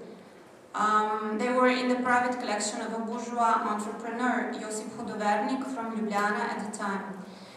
During the Second World War, they disappeared and were unofficially proclaimed destroyed in bombing. However, in autumn 2016, the two paintings resurfaced and were sold to the National Gallery in Ljubljana for 150,000 euros, presumably by the descendants who accidentally found both paintings in the attic. And although I had found by then, documents proving that Hudovernix's property was confiscated and nationalized immediately after the Second World War, I did not spoil this quite sensational event, because digging into these individual cases is not the task of the provenance research in Slovenia. What should be emphasized here is the exaggerated price that the Slovenian state, paid for two paintings, which would not sell for more than, I don't know, 10,000 euros in international market. And even if we ignore the fact that the paintings were confiscated and put away for more than 70 years, the false news of their destruction prevented any further communication, and the unsuitable value of the paintings was set according to the sentiments of loss and some artificially incited national patriotism. This analysis of the ideas communicated or not communicated by a successful network linking together artists, art historians and selected collectors, and I didn't even start to speak about the collectors, perhaps some next time. This network dominated the creation of public and private collections in the interwar time and continued to do so in the years after the Second World War. This analysis helps us understand why the works by some Slovenian artists or artists perceived as Slovenian are still the most valuable collectibles on Slovenian art market, and why the noble art heritage in Slovenia was not only underappreciated but is also still poorly researched, and we hope to change that. Thank you.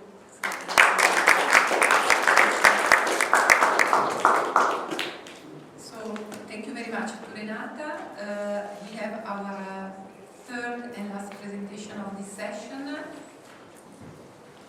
by Francesco Angelini, who is going to talk about artist names as human brands, a conceptual framework, and an empirical validation, to work jointly with Massimiliano Castellani per Paolo Pattimoni, Università di Bologna. Thank you.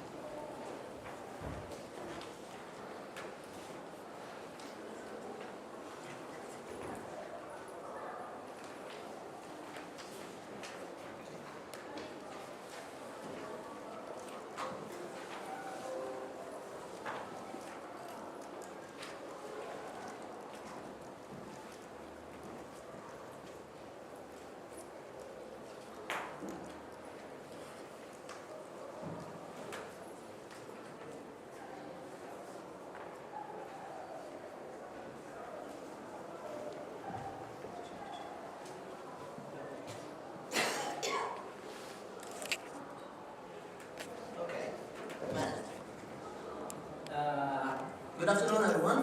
I'm Francesco Angelini from the University of Bologna. I'm presenting to you this paper together with Massimiliano and Paolo.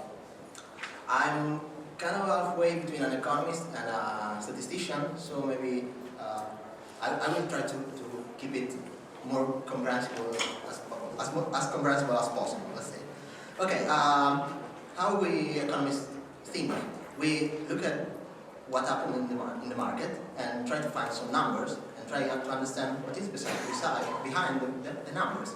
So these are some record prices in the private market in the last years, and I started to think what could be behind those numbers. Why we got so? Why? I don't know. The Kooning sold for $300 million. And the first answer that comes to my mind is because there is some kind of value behind it. Okay, but the value is not so easy to define because it's multifaceted. It's surely complex, and it's also not so easy to measure. And this is an issue for the economists, believe me. But what is the problem behind this complexity? Is that there is also a problem of information, because to better understand, to rightly understand what is the value of something, you need to have all the information about that value. And not everybody has the information, because you have to have studied enough, you need to have experience on the market, and so on and so forth. What is the problem behind the lack of information of one of the two parts of the market, the seller and the buyer, is that if the seller has more information than the buyer, he can sell it at a really high price, okay? Or if the buyer maybe overvalue an artwork, he could buy it for, how much was it? 150,000 instead of 10,000, okay?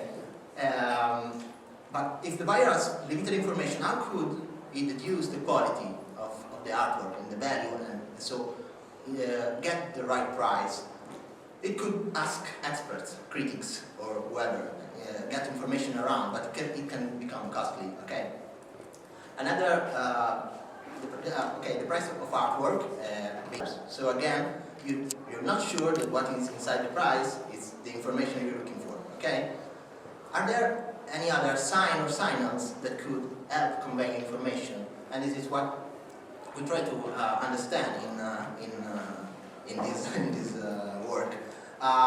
We thought about the artist's name or the artist's signature, if there is any, that can work as a signal of quality for those who don't have information. Why? Because as soon as you think about, as soon as I mention an artist, in some way you have some information about him, about his technique, and about his value, if you know him, okay?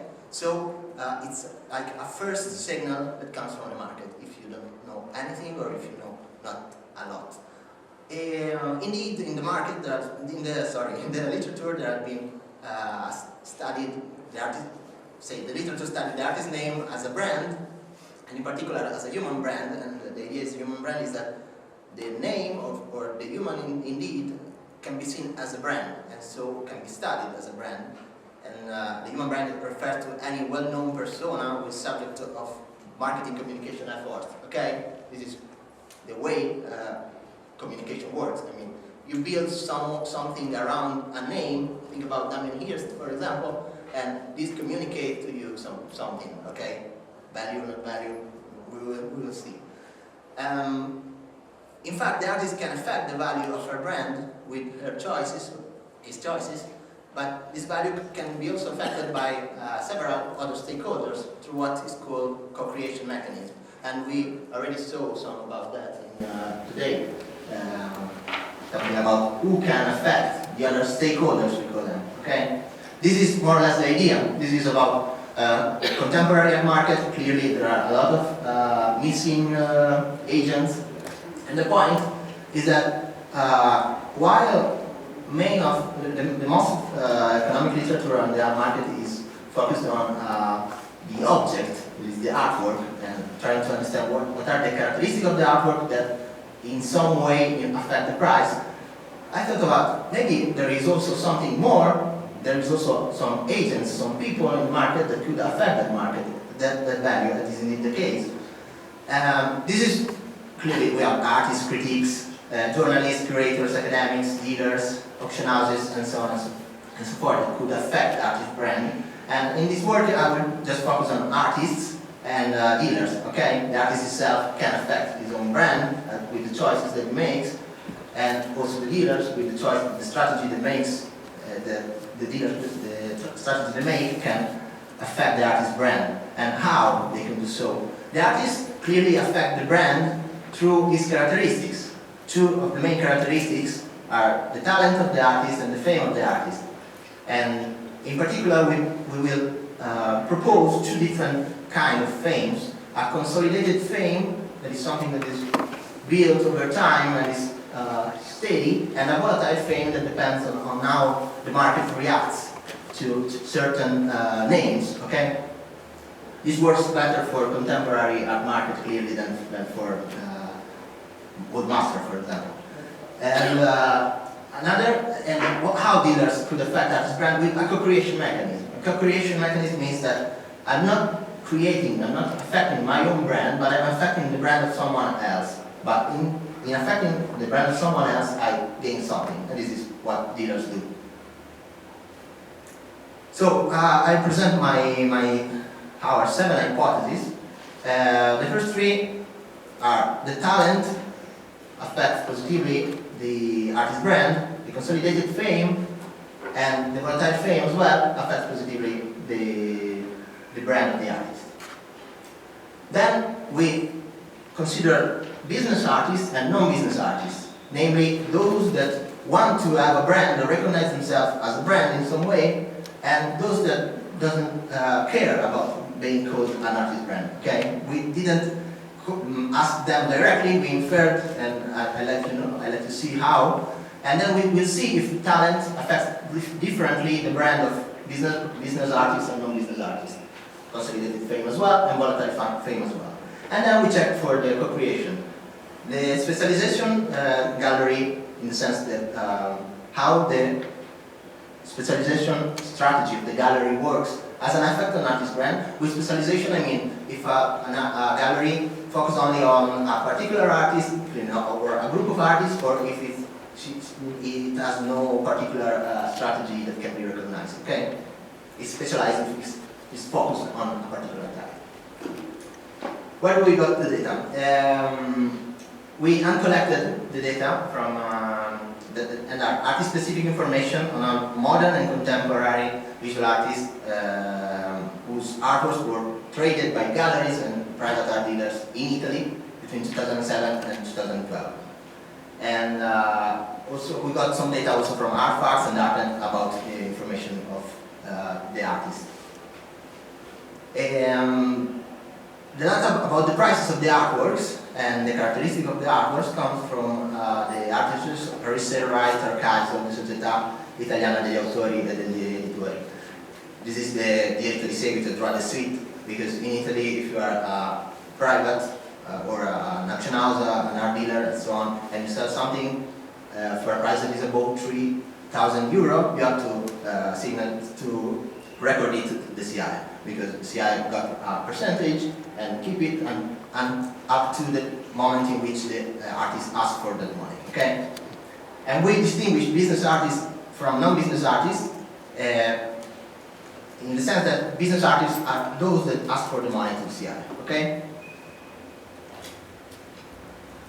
The methodology that we use is something that is widely used in economics literature, and it's called hedonic regression, and it's a way to understand what is the effect of each characteristic of a certain object to its price, on its price, sorry.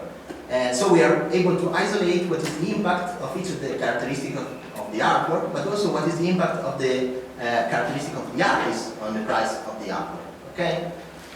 In this way, using this method, we are able to build a measure that is artist-specific, in the sense that each artist has its own index, and this index captures all the characteristics of the artist. So also fame, talent, and in general, his brand. Okay? This is the equation we use. We have prices, we have some characteristics of the artworks on the X, and then we have the artist fixed effect and time fixed effect. In the sense that, okay, I can go on. This is, I already explained it in a non-mathematical way. You can go on. Okay. So, a few words about the characteristics of the artworks that we considered.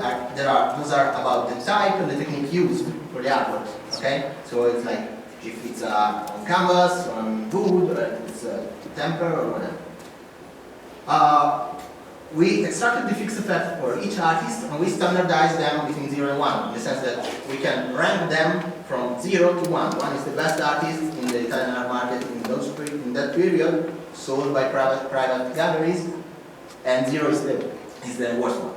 And we also build measure for artist talent and artist fame, and also for volatile fame and consolidated fame. For talent and consolidated fame, we use factor analysis, which is another statistical method that creates a single index from a series of information, okay?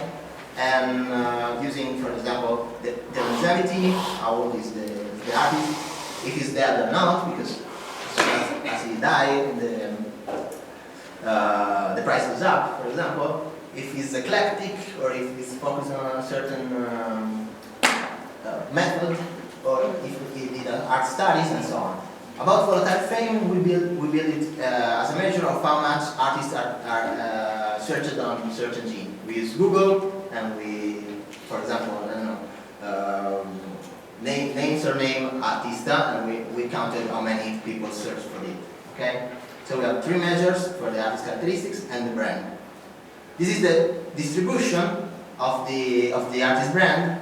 From 0 to 1, as we can see, we have some kind of a peak above around 0.3. So most of the artists in the Italian art market are there. The Italian artists in the Italian art market. This is the distribution of fame. So we have 2 peaks. We have the famous one and the non-famous. Okay. Now we have distribution of talent. This is strange because we have 3 peaks. We have the very talented one that are the most indeed, because we have to consider that maybe only the good one enter the market, because everything that doesn't make to 3,000 euro is outside of our data. Okay. And this is the distribution of volatile fame. So we have just 1 peak here. This is just to have an idea of the 4 measures. Sorry. So design progression. What we do here? We try to explain what is the effect of talent on brand, in the sense that we want to understand how much talent affects brand. Say a more talented artist has a higher brand. Yes, this is indeed the case, and the same is for consolidated fame, and the same is for volatile fame. So we have the 3 measures have a positive effect on the artist brand. So the first 3 hypotheses are confirmed. If we look to them, was talent positively affect artist brand, consolidated fame positively affect artist brand, and volatile fame positively affect artist brand. So nice. Our idea was right at the beginning. Then we distinguish between business artists and non-business artists with the applicability test. And we saw that, for example, talent has the same effect on non-business, has the same effect on business and non-business artists. Consolidated fame has not, and volatile fame has not. So fame works in a different way for business artists and non-business artists, while talent doesn't. This is indeed, we could have written the hypothesis so that we could have said, okay, these 3 hypotheses are confirmed as well, but we started for a plain idea of it should work in the same way, but it is not indeed the case. Okay. And then we built an index for the concentration strategy of the gallery, in the sense that if let's give a look to another formula. Sorry, I love formulas. And we have different groups of artists. If these are these REHHH, this is the artists with high talent, high consolidated fame, high volatile fame, and high talent, high consolidated fame, low volatile fame, and so on. And we see if we measure if the artist is the gallery, is focused on only one of those characteristics, those groups in particular, with a diversity index. That is, as soon as you are focused on only one group, your index is at maximum. If you are focused on all 8 groups, your index is at minimum. This is just to have a continuous measure because it's useful for what we want to do. And we see that this diversity index has a positive effect on the artist brand, in the sense that if an artist is sold by a gallery that is very focused on a certain group, the effect is positive on the brand of that artist. Okay? So hypothesis 7 is confirmed by the data. Okay, so what we did in this work? We built a measure of artist brand, of talent, consolidated fame, and volatile fame for only the private Italian contemporary art market. Okay?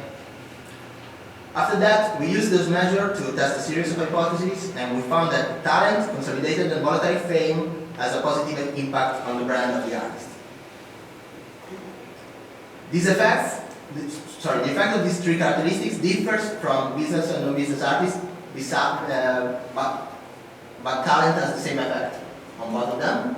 And we also found evidence of the presence of a brand co-creation mechanism at work in the Italian art market that is driven by the choices of the Italian art galleries about strategy of concentration. Okay, this is it. Next step would be to try to add to the model, to the analysis indeed, all these other guys, and maybe also other agents too, because there are also something that I missed, okay? And see how the action of the other agents of the market could affect the artist brand if there is an effect. Okay, thank you.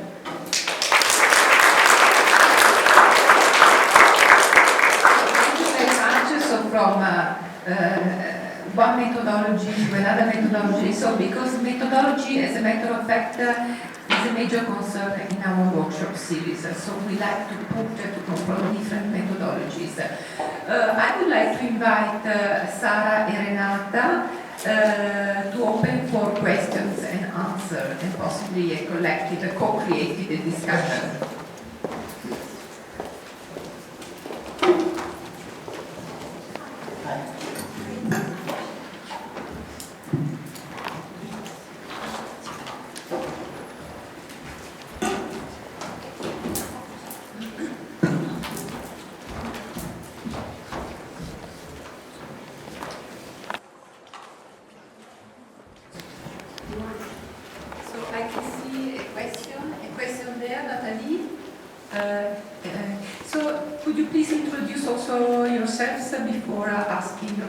So I am Nathalie Moureau, I am an economist, so that my question is for Francesco.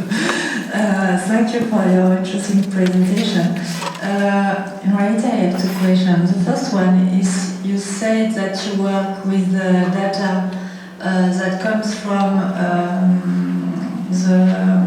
the institute who gather the resale rights, so that you just work on the secondary market, because normally the resale right is for the resale subsequent sales. So it's my question, do you work with that, so that just on the secondary market? But you say that you work with, you two categories of artists. I don't remember how you differentiate these two kind of artists. That is to say, the business artist and not, yes, but I think that I don't understand well, because for me, non-business artists are artists who are not in the art market, so that they are on the first market. So I don't understand how you can have data for non-commercial artists. And also, my last question is, you work with talent, with volatile information, or volatile fame and objective fame. So what are the proxy in order to measure these three different elements? I was quite fast on that because, only secondary market because it's resale, so it's quite difficult to find primary data, so primary data, yeah. But business and non-business artists, for me, business artists are those that ask the CI, the gatherer of information and money, to get the money from the selling. Okay, so if I don't go to CI and ask for the money, maybe I'm not interested to be in the market. So it's as if I'm not in the market, as you said. I'm non-business because I don't gain from my work as an artist, but maybe I'm doing something else because otherwise I don't know how I could go on living. And so business artists are those that ask for their share right. Normally it's compulsory. You cannot, it's compulsory to have this right. Yeah, indeed in Italy, I mean, the archive up to 2012 at least, divided to the money that has been asked and money that has not been asked. So you have information of who asked for money for their reserve right and who didn't. So we just say, okay, if they don't ask for, maybe they're not interested. If I might, because I'm an accomplice of the reserve right adoption in Europe, because I was lobbying for that through the Visual Artists Association in Europe. If I'm correct, in Italy, the enforcement of the reserve right bill applies only for public sales. So we are necessarily in the secondary market. No, not only public sales, because when you are in Italy, when with the harmonization of the reserve right. One thing is the harmonization, the law. The other thing is the enforcement of the law. Yes, so the enforcement of the law is different in Italy. I'm very surprised because in France, before 2003. I can say something about that if you want. I mean, up to 2012, I mean, the law up to 2012, I don't read it afterward because to get this data, it needed a lot of time, so I said, okay, let's stop here. And if you have a partita IVA in Italy, that is, if you are registered as a seller in some way, you have to record to the archive. So it could be a private selling in the sense that I'm a private dealer, but I have a partita IVA, a small shop or something, and then I have to record it. Okay, but I also could not do that. So I'm not sure that all the secondary market from people with partita IVA is in the archive because you can never know. And about the public, clearly everything is recorded because there are public record. It is the same influence. Okay. And about the three measures, for volatile fame, we got the searches on Google about each name of the artist. So Pimanzu, we counted for Pimanzu, and Nico Bacellari, and so on. And for the other two, we used a series of artist characteristics, and we ran a factor analysis and created two factors that measured the two, fame and talent. One is more related to talent because it's about if he studied on art schools, if he's eclectic in the sense that he's able to create more kind of artworks and so on. Clearly, these are measures, and this could be not so precise, but as an economist, I need a number, and this was the only number that was available. About consolidated fame, it was the longevity, in the sense that how much you stayed in the market, and how old are you, and if you are dead or not, and I don't remember what else. But anyway, those factors create two indices, one for talent and one for consolidated fame. Thank you. Okay. And you use artifacts in order to set that. For the but we are going to discuss afterwards. Are there other questions for the other two speakers?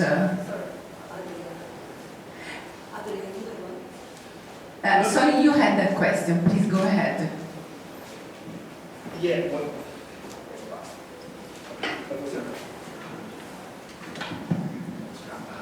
No, my question was also for him. It was partially, yeah. My name is Adriana. So, yeah, I will have communication tomorrow, and it's somehow related also with this. What I wanted to ask was partially answered now, because is this. I understand that from economics you work on it, let's say from a pragmatic way, in numbers, so you are not going to any kind of definition, ontological answer of what is art, what is an artist and everything. But anyways, I can understand that you do an analysis about fame and so on, using this kind of quantitative data.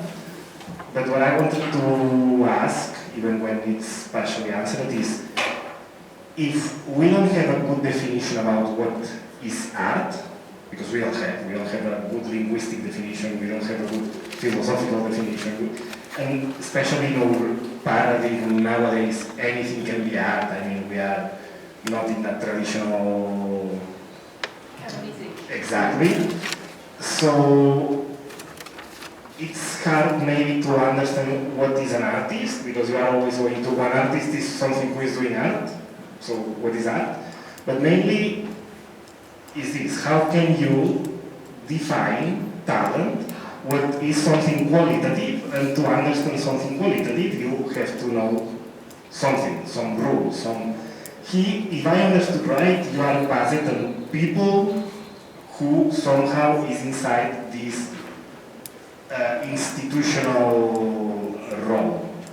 So, am I right? I mean, what I want to know is when you have this data, that also a lot of art prize and a lot of companies are doing every year their annually and everything, looks evident that they are using the category artist, the category art, artwork, but then, ontologically speaking, we don't have that evidence. Let's say that as an economist, I just believe what Arts and ArtNet and the CI as well is doing. But I also did some kind of like adjustment in the sense that I only took artists that sold at least 7 pieces in the 6 years, so at least 1 piece per year.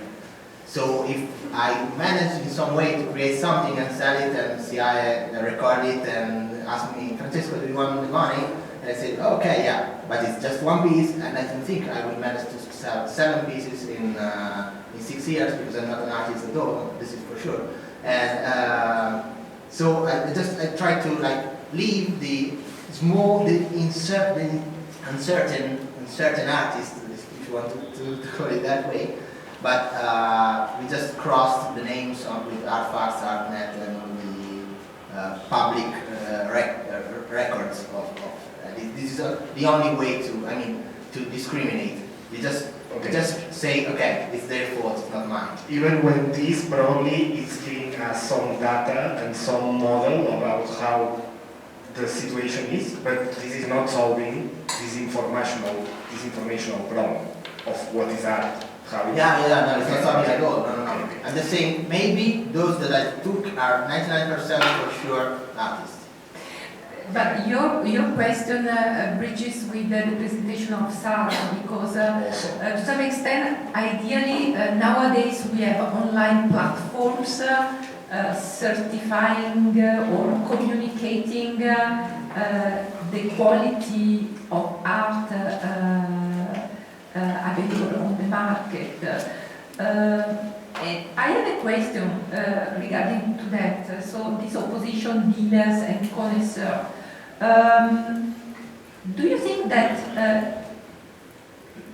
because I don't see really that opposition, I was looking at that rather as a form of market differentiation, where next to connoisseur, you could have another target of collectors represented by the growing bourgeoisie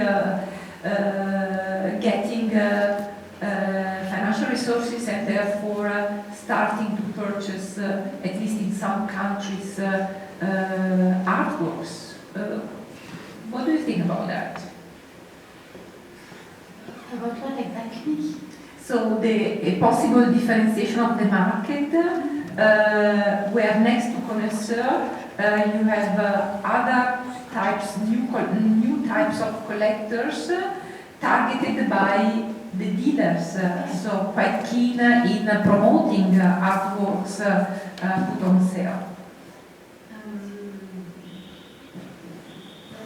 It's a complicated period, so the dealers had to adapt to new kind of customers, so it's what your question exactly, but you mean by the discounted they had. My focus today was that the strategies toward the authorities and the institutions are not exactly toward the future customers, but we would have another conference about it because so many sources, so many recommendations. So yes, they were interested in making another kind of collectioners, movies or avant-change and new types of profiles. We get a lot of money from the revolution, so promoting the national art was a way for them to clean the image. So the discourse also this discount. Just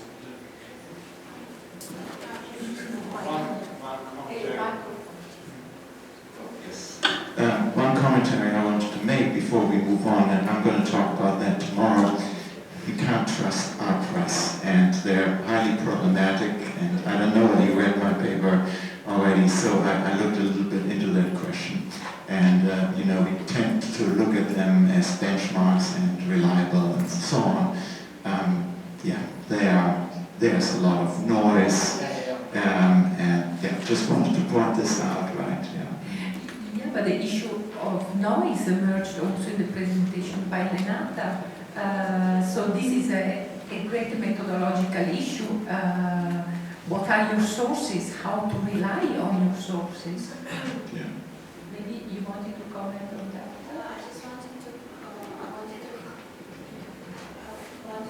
comment on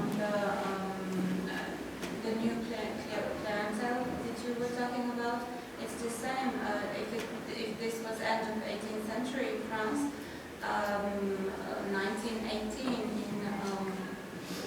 in the new kingdom of Serbs, Croats, and Slovenes, it was a completely new elite, and the art market, whatever it was, it did adapt to this new elite, and the prices, they actually did go down in order for this new elite to be able to buy, because the former elite did not have the role they had to go. So I think that this happens all the time. Yes, it does. So, Renata, do you think that you could say that in the early period, you was going back to what we had this morning, which was more, I said, Patricia should call it the Twitter account, because it was the word of mouth, person to person. And then what both you and Sarah are pointing out is with the new market, you have new forms of, I'm getting back to the word communication. So the communication is somehow making public these values. And I think what was very interesting is also that how important it was to make these values public. And I thought perhaps, and we need to finish, but maybe that is also something when you're just talking about the branding of an artist, this is a public recognition that the private world doesn't need this kind of communication. Yeah, but what is the private world? The private world is the people who have the knowledge. But if you have the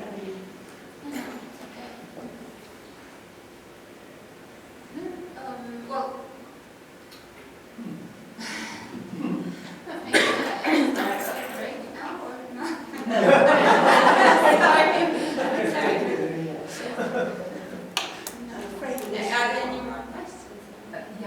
Are there other questions, remarks, comments?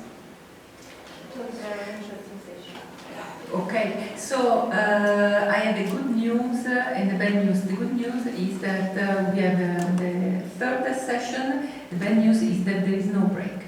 So, this is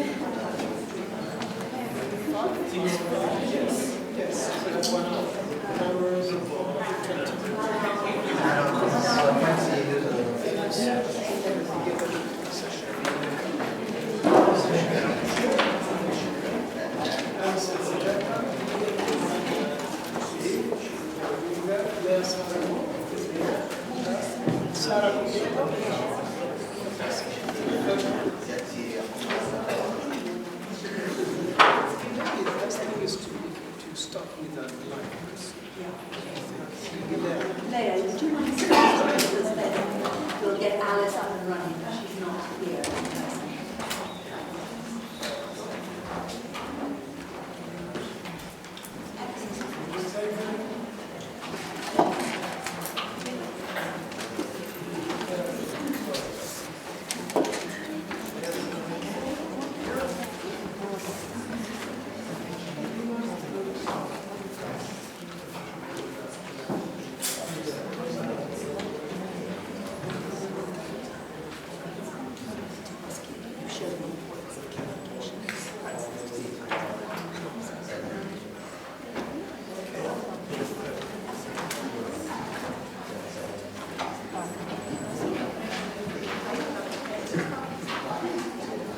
Hello everyone.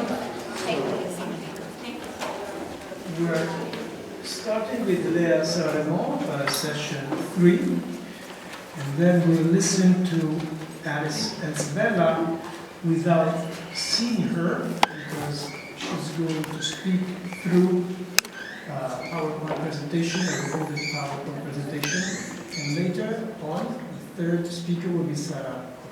So please allow me to introduce you to Léa Saremont. Thank you very much, Paolo, and thank you very much for giving me the opportunity to present my research to you again. As I arrived in Rome this morning, I feel very frustrated that I couldn't attend the first sessions, and I also feel very sad that I cannot attend the workshop tomorrow. It was a fantastic session. Because I have to turn back to Paris tonight, and nevertheless, I hope we can exchange during the discussion and by email.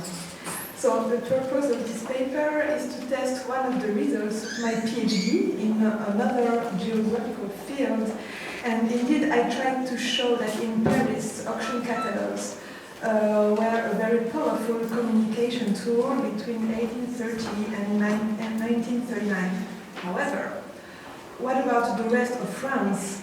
Did the practice of auction catalogs spread as quickly and massively as in Paris? I have therefore extended my investigation outside Paris, and I will present my first results in 3 points. First, I will come back to the history of auction catalogs and their legislation in France. Then I will show some evidence. Thank you. I will show some evidence on the illustrated catalogs as a winning strategy in Paris. Finally, I will leave Paris to observe the rest of France, and we will see that the situation was very different. So, if the auction catalog is a communication strategy, it is first and foremost because it is not mandatory for a public auction sale. Indeed, the poster, not the catalogue, legally ensures the public nature of the sale. And in some cities, like Bordeaux, the announcement is made with the sound of the trumpet. A judicial auction sale is advertised with what is called a placard, that is a poster that gives a date, place of sale, a brief description of the items, the name of the auctioneer, and the conditions of sale. For example, a cash sale with a 5% buyer fee.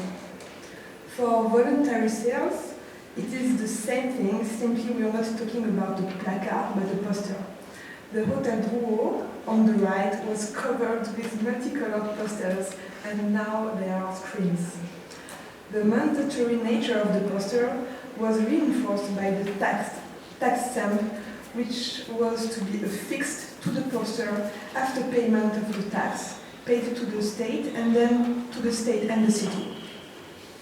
All the auction sales were therefore advertised by a poster, much less frequently by a catalogue. For example, judicial auction sales in Paris have long taken place on the Place du Châtelet, and they were not catalogued. It was until the 18th century that the practice of sale catalogues developed. In this graph, I counted the number of auction catalogues referenced in the Fritz Lurt directory. This repository is not complete, as we have known for a long time, but it gives a good idea of the trends. Here I have represented the number of catalogues in Paris, London and Amsterdam between 1697 and 1799. As you can see, Amsterdam was a pioneer in the early 18th century, with London in a small proportion. Then from the 1730s and 1740s, very slowly the number of sale catalogues increased in Paris to exceed the number of 20 catalogues per year from 1770, overtaking Amsterdam, but not London. According to the historian Guillaume Glorieux, and as Sarah Bacani explained earlier, the Parisian dealer Edme François Gersin imported the practice of auction catalogues into Paris after observing its effectiveness in Amsterdam. Gersin was also an auction expert and he wrote the catalogues.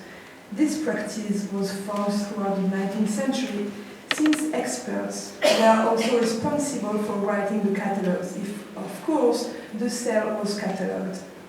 Morally and legally, the auctioneer was responsible for the catalogue, but in practice, the auctioneer delegated this work to the expert while retaining responsibility in an event of a dispute.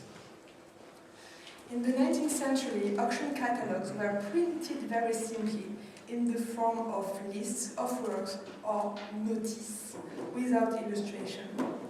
Some catalogues were printed on only one side, reproducing the sale posters. From 1860s onwards, etching gradually spread in the catalogues of prestigious sales. The latter then moved away from simple lists of works and began to take the form of an illustrated book that would be kept in the collector's library.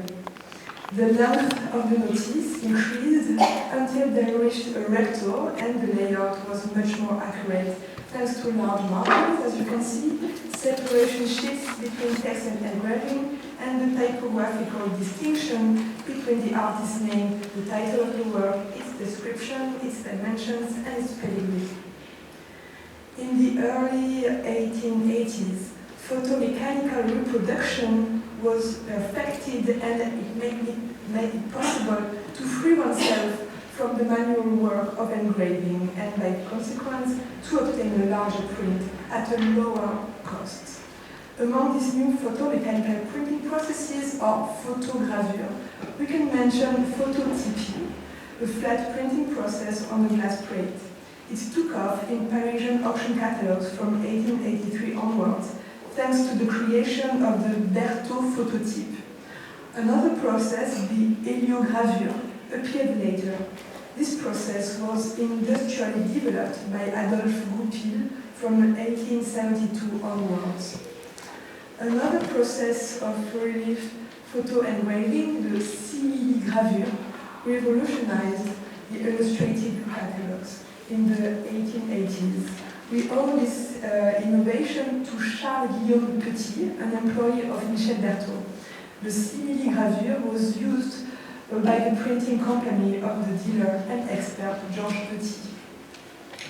Since the end of the 19th century, the auction catalogues were therefore segmented according to two variables. On the x-axis, the number of items per page, and on the y-axis, the total number of illustrations. When the seller wanted to print an auction catalogue, but when he didn't have much money, he could print notice, that is dense catalogs without illustrations. Conversely, when the seller was wealthy and could afford a luxury and very beautiful book catalog, so here in red, the segmentation of the catalogs could symbolically indicate the social status of the seller and therefore the greater or lesser prestige of the sale. So the catalog had a performative effect on the economic level and no longer on the strictly symbolic level, as I can see now. So this part will be quite austere, and I apologize for that. To test the impact of the auction catalog and above all of the illustration, I used the hedonic regression method as Francesco Angelini showed earlier. The purpose of the regression technique is to describe how an explained variable, in this case the auction price, varies according to different explanatory variables. The advantage of a regression is to make comparisons, all other things being equal, pretending that all observed characteristics are unchanged except for the explanatory variable in question. For example, the impact of the explanatory variable reproduced in the catalogue is computed as if two works were identical in all respects, but with the difference that one will be reproduced in the catalogue and the other not. So if the explanatory variable has an effect on the explained variable, then it is said to be significant. This method remains descriptive. It highlights correlations, but it doesn't reveal causalities. For more rigor in the regressions, it is possible to add a fixed effect. That is, to perform this technique by separating various entities. For example, with a fixed effect artist, the regressions are performed by considering each artist separately and not in a mixed way. Thus, the interpretation of the variable reproduction in the catalogue, we say that the reproduction of a work in the catalogue is correlated with the increase in the auction price for a given artist, that is, for the works of the same artist. In the result tables, each explanatory variable corresponds to a line. The number in each column corresponds to the direction of the correlation. If this number is positive, then the correlation between the explained variable and the explanatory variable varies in the same direction. Nevertheless, the reading shouldn't be stopped as simple coefficients, so it's necessary to test the significance of the variables. To do this, we use a test using a p-value, so the closer this number to 0, the more significant the coefficient is. Here, the significance increases with the number of stars. Okay, is everyone understand? So, in this chart, I considerated all the Parisian auctions of paintings, drawings and sculptures in 1875, so the first column, 1900 and 1925. Then I made an artist's fixed effect. As you can see, the catalogue is highly correlated to the auction price. Indeed, the number of words used to describe the work significantly increases the Harmony price of the same artist. Similarly, in 1900 and 1925, the fact that a work is reproduced in the catalogue significantly increases the Harmony price, all the other things being equal. When an expert chooses to highlight work rather than another by a reproduction in catalogue, then the expert has a performative power on the Harmony price. I did the same test for the Asian artifacts put up for auction sales in Paris in 1903 and 1913, and as you can see, we can find the same significant effect on the images, on the Harmony price, and this coefficient is by far the one that increases the Harmony price the most. Finally, with a fellow art historian, Elodie Vaudry, we took all the Parisian auction sales of so-called primitive or pre-Columbian artifacts in the interwar period, and we find the same winning strategy, that is the reproduction in the sales catalogs. Similarly, if the coefficient, it is the coefficient that has the strongest positive correlation with the hammer price. So, for Parisian auctions, the fact of reproducing a work in the catalogue is therefore a very powerful promotional tool and a winning strategy to increase the hammer price. So, what about the rest of France? According to Fritz Lu's repository, the number of sale catalogues in the rest of France was until 1900 much less important than for Paris alone. It should be noted, however, that the capital effect is not sufficient to explain the difference, since the annual total of auction catalogues printed in Rome has never reached the cumulative total of all French cities other than Paris. In Paris, the number of auction catalogues regularly exceeded 200 for 1840, while it was only from 1850 that the number of auction catalogues in the rest of France exceeded the number of 10, then regularly exceeded 20 from the 1870s onwards. At the same time, as early as 1870, there were more than 350 catalogue sales in Paris, so it's an 18-fold increase. These catalogued sales were concentrated in the northern half of France, and a few cities emerged. Lyon, with 173 catalogues between 1700 and 1900. Lille, with 96 catalogues, and Rouen, with 64 catalogues. The other French cities all had less than 50 sales catalogues. This disproportion of auction catalogues in favor of Paris follows the distribution of the auctioneers. This distribution was decided by the Act of 28 April 1816, which fixed the number of auctioneers on French territory according to the number of inhabitants. For the capital, the number of 80 auctioneers was set up in 1801, and then it increased to 82 in 1861. Just as there were more auction catalogues in the north than in the south of France, there was a greater density of auctioneers in the north. Nevertheless, Paris' hypercephaly was much stronger for auction catalogues than for the sales structure. Indeed, with 23,000 catalogues between 1700 and 1900, Paris has 133 times more catalogues than Lyon, but only 14 times more auctioneers than in Lyon. The particularity of the catalogued auction sales in France was a large dispersion in the territory, without the formation of a real secondary center of the market. So you see different maps here. It was especially from the 1880s,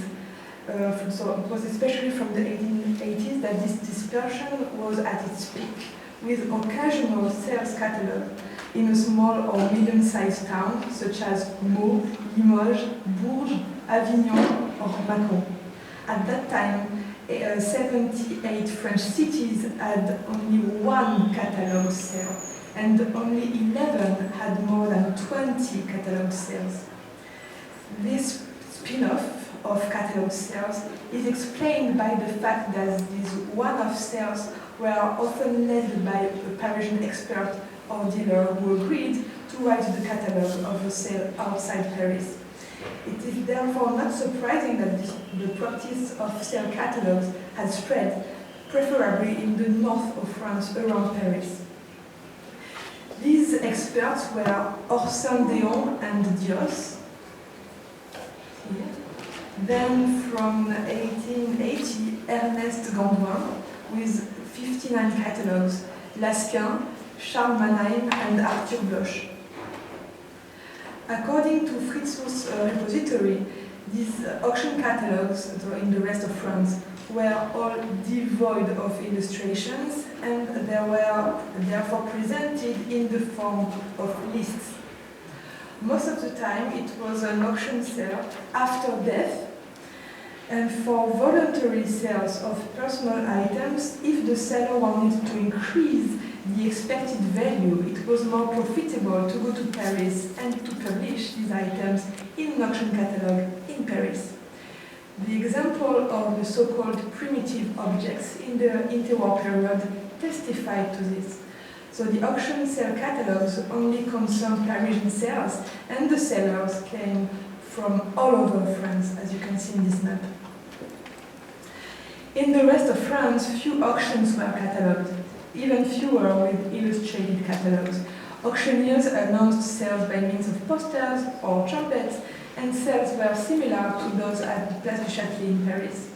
This practice of illustrated catalogues therefore remained a promotional tool reserved for Paris. Even today, everywhere else than in Paris, posters are the rule and the illustrated catalogues the exception. The illustrated and printed catalogues only concern exceptional sales, for example, for the painting attributed to Caravaggio, which was due to be sold last June in Toulouse. And the expert was the Parisian Adriana Turpin. Thank you for your attention.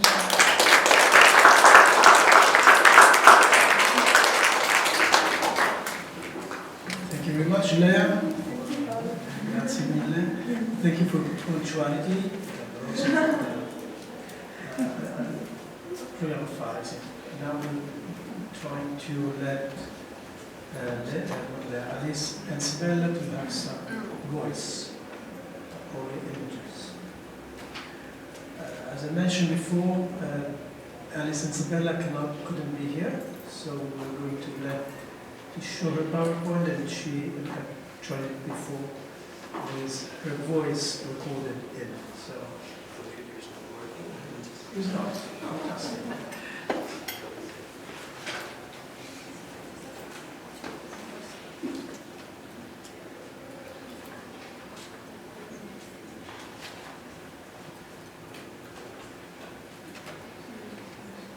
Diamo un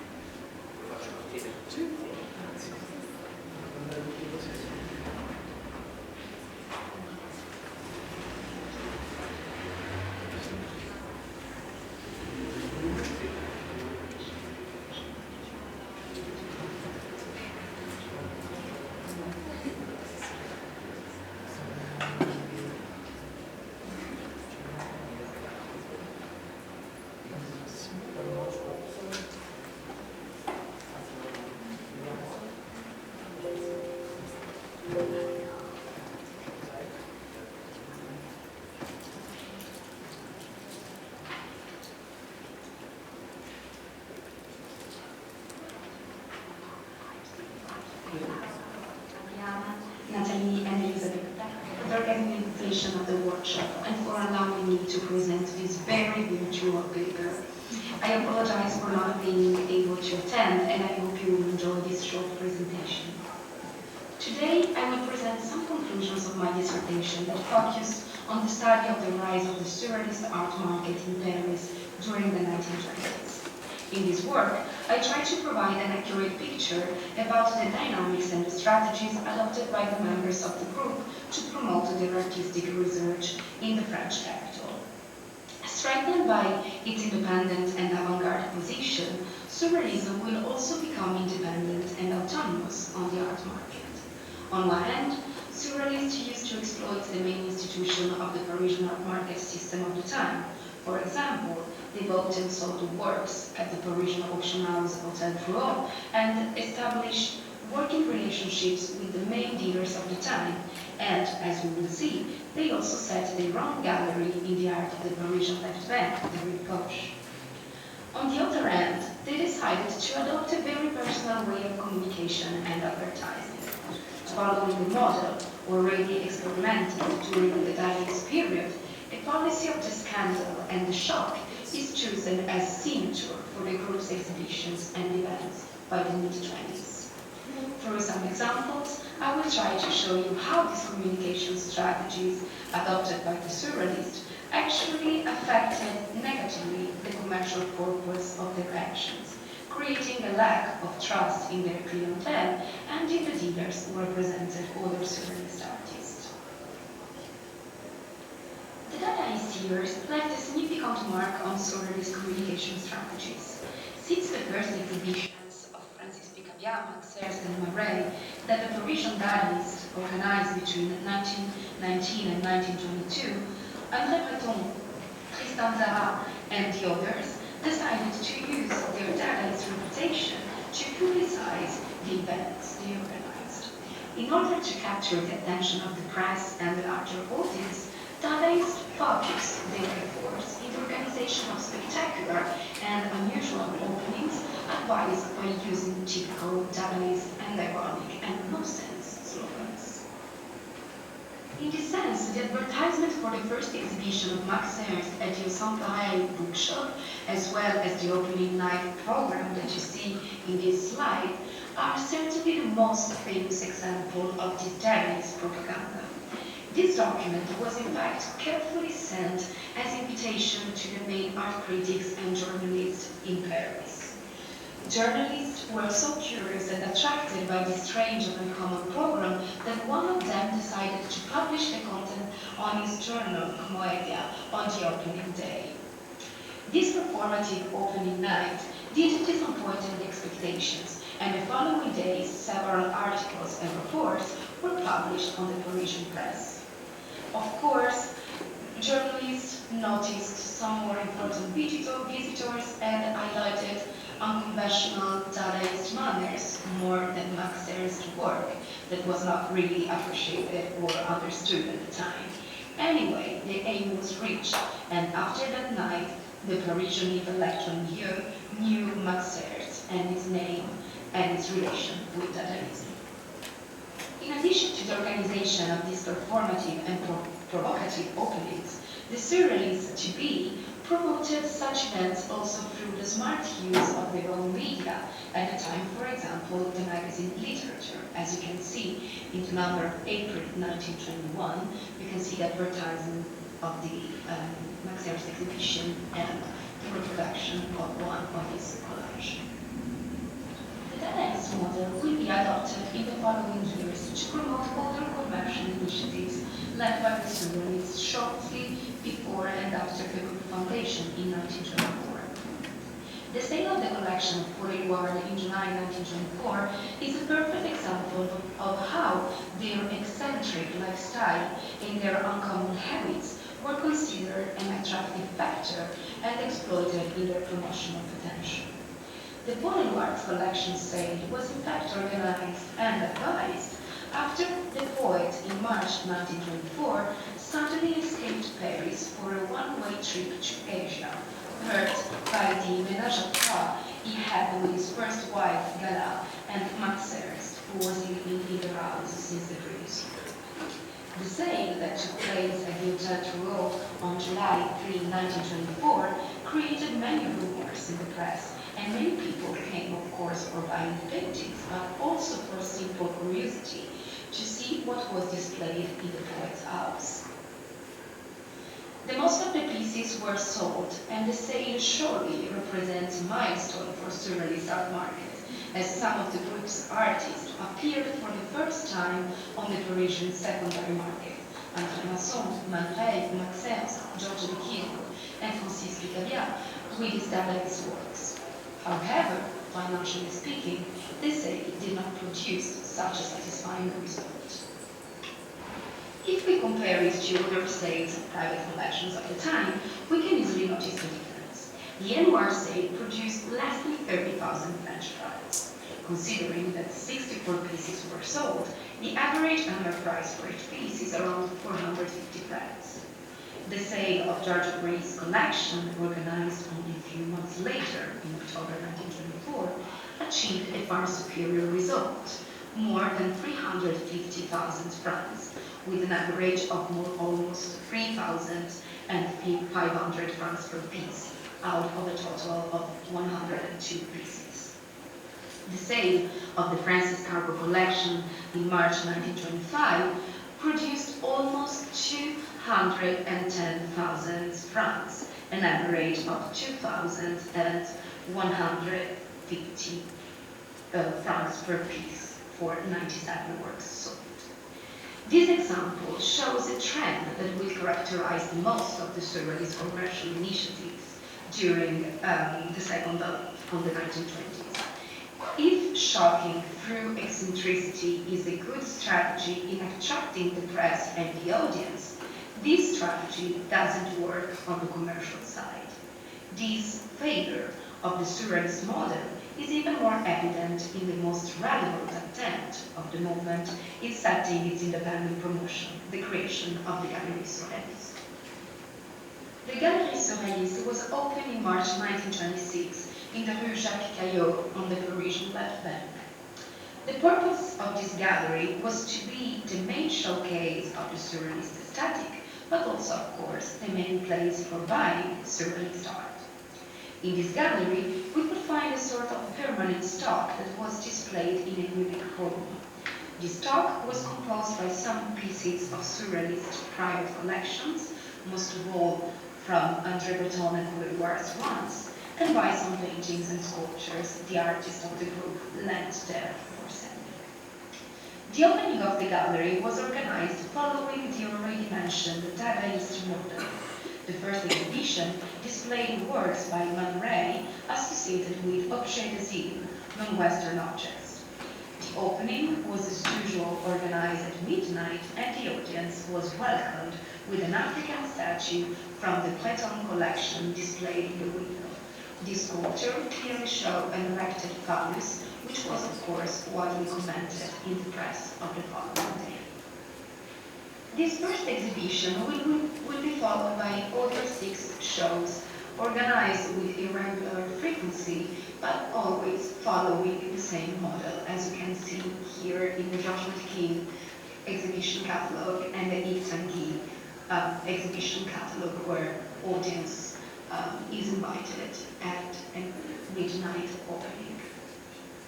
Exhibition catalogues and some private correspondence of the time are the main sources of this work on the Surrealist gallery, as the archives are not existing anymore if they are had. Looking at this material, we can notice that at the beginning, the program of the gallery was not only coherent and well organized, but also that, in spite of these very theatrical communication strategies, the Surrealists built a solid network of collectors and other dealers who collaborated with the gallery, assuring visibility and credibility to their business. If we look at the lenders of some pieces, we can find important collectors of the time as Jacques Toussaint, the Vicomte de Noël, Antoine Lebel, or Charles Radon. Also, from the private correspondence, we learned that important dealers of the right bank lent some of their works to the gallery, as for example, Théophile Briand. Shortly after the first regular months of activity of the gallery, exhibitions became more and more rare, and the gallery closed its door in December 1928 after more than 10 months of inactivity. So which are the reasons of this failure? Why this communication strategy and this independent moment finally failed? First of all, the gallery, in spite of its apparently good organization, showed since the beginning a very bad management.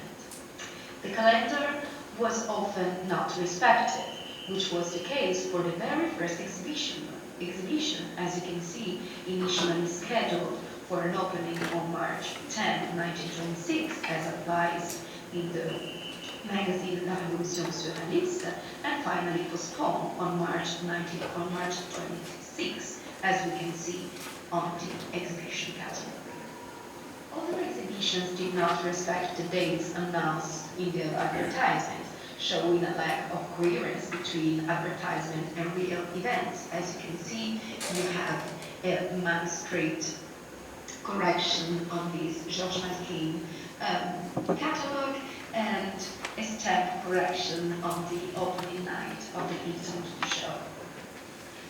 Here you see an invitation card to the exhibition that should be considered as the very last exhibition organized in the gallery, but actually we're not sure if it ever really took place, as we cannot find any trace or mention of it in the press or in other works. Another proof of this bad organization and management is that the well-finished catalogs realized for the first shows are replaced by handmade ones, as for example the catalog of the Kyoto show in February 1928. Actually, the last show that for sure took place at the gallery. The main reason of this bad management was of course that the employees of the gallery, Roland Tual, the director, and then Marcelot, the treasurer, had no experience in the art business. They were writers and filmmakers. Sometimes they were not at the gallery in the opening hours, and even worse, Marcelot even got into debt, selling some works of the gallery to fix his financial issues, or to buy gifts to his fiancée, Yuki Fujita. I quote, "At the time girlfriend of Marcelot, she was separated wife of the semi-famous Japanese painter Fujita, from whom she had acquired expensive tastings. Noel was the group's treasurer, and desperate to satisfy her, he purloined the group funds. It didn't do him any good, as she rejected him for Robert Desnos, a contributory factor to the expulsion of Desnos from the group, as he was accused of stealing her away from Noel. Noel himself vanished from the scene, never to be heard from again."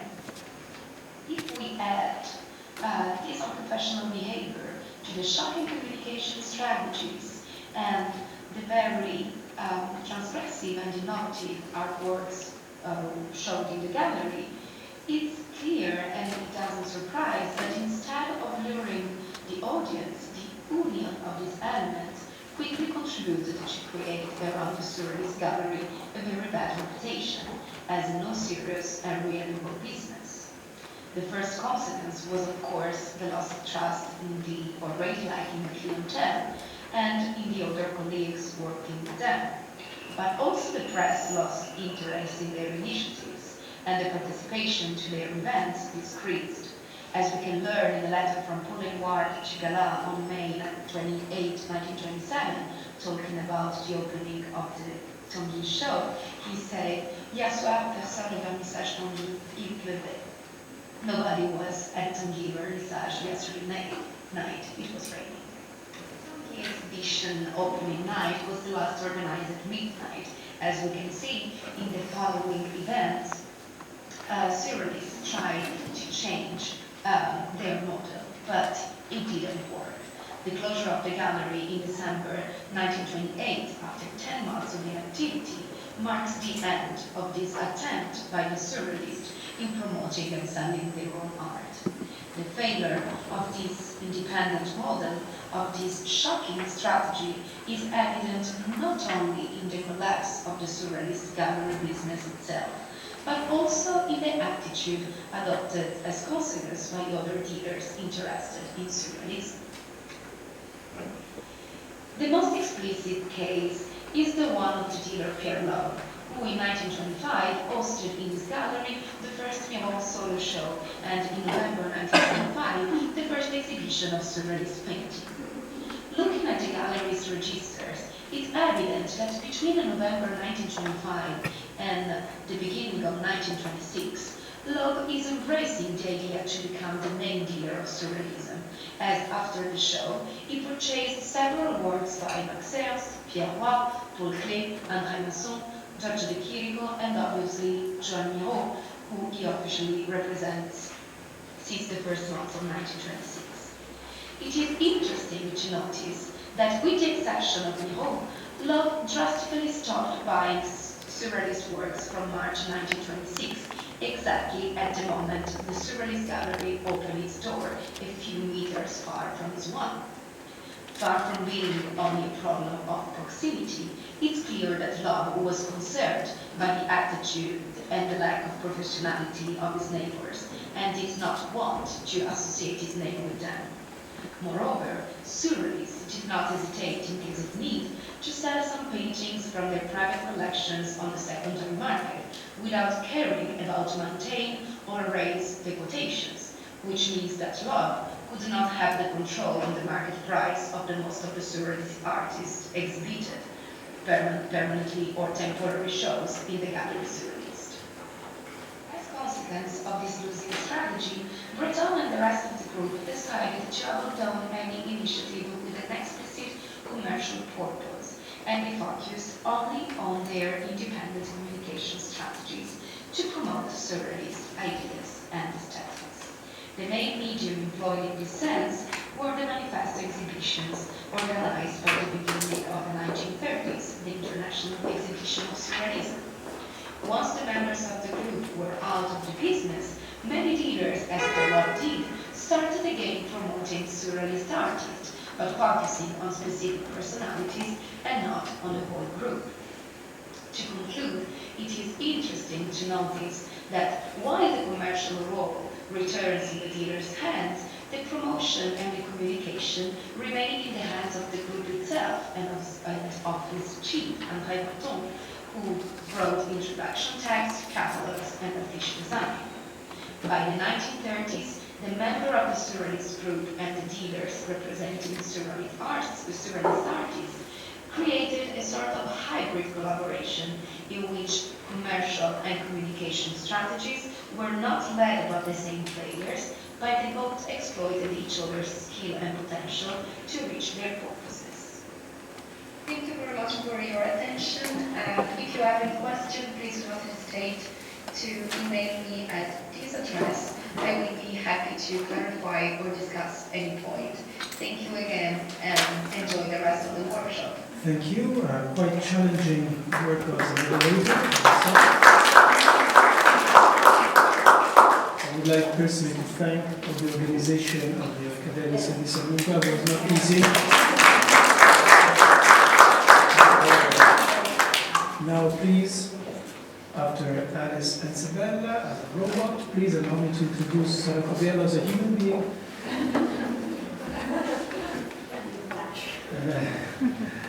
Sara Coviello is speaking as a member of the Warburg Institute London, and she's going to talk to us. The title of her paper is Culinary Research as Innovation in Collecting and Taste, Exhibitions, Catalogs, and Score Collectors between Britain and Italy in the mid-20th century. Welcome, Sara Coviello.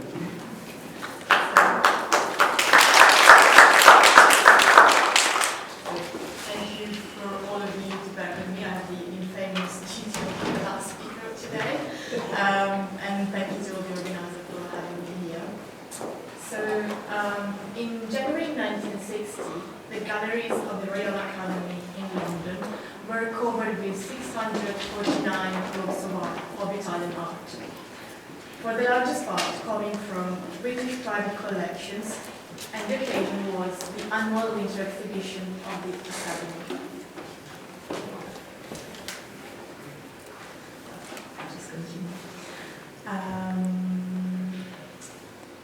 The occasion was the annual winter exhibition of the Academy, which lasted until March. Entitled Italian Art and Britain, it was an annual exhibition. Yes, but everything being good.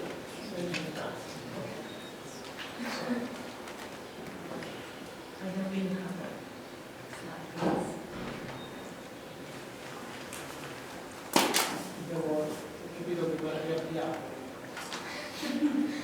rest.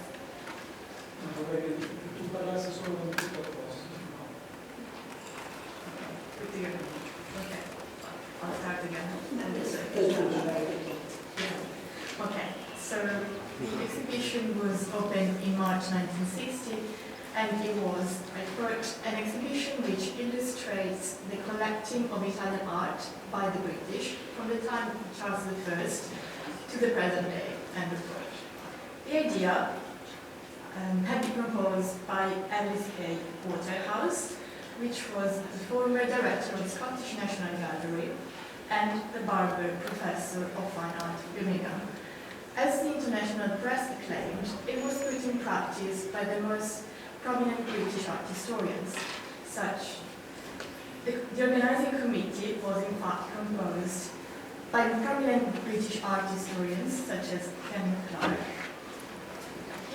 former director of the National Gallery and former surveyor of the Museum's Pictures, Arthur E. Popper, former curator of the Prince and Thrones Cabinet at the British Museum, Francis Watson, curator and soon-to-be director of the Wallace Collection, and Denis Mahon, a scholar of Seicento art, especially expert on Guercino and trustee of the National Gallery.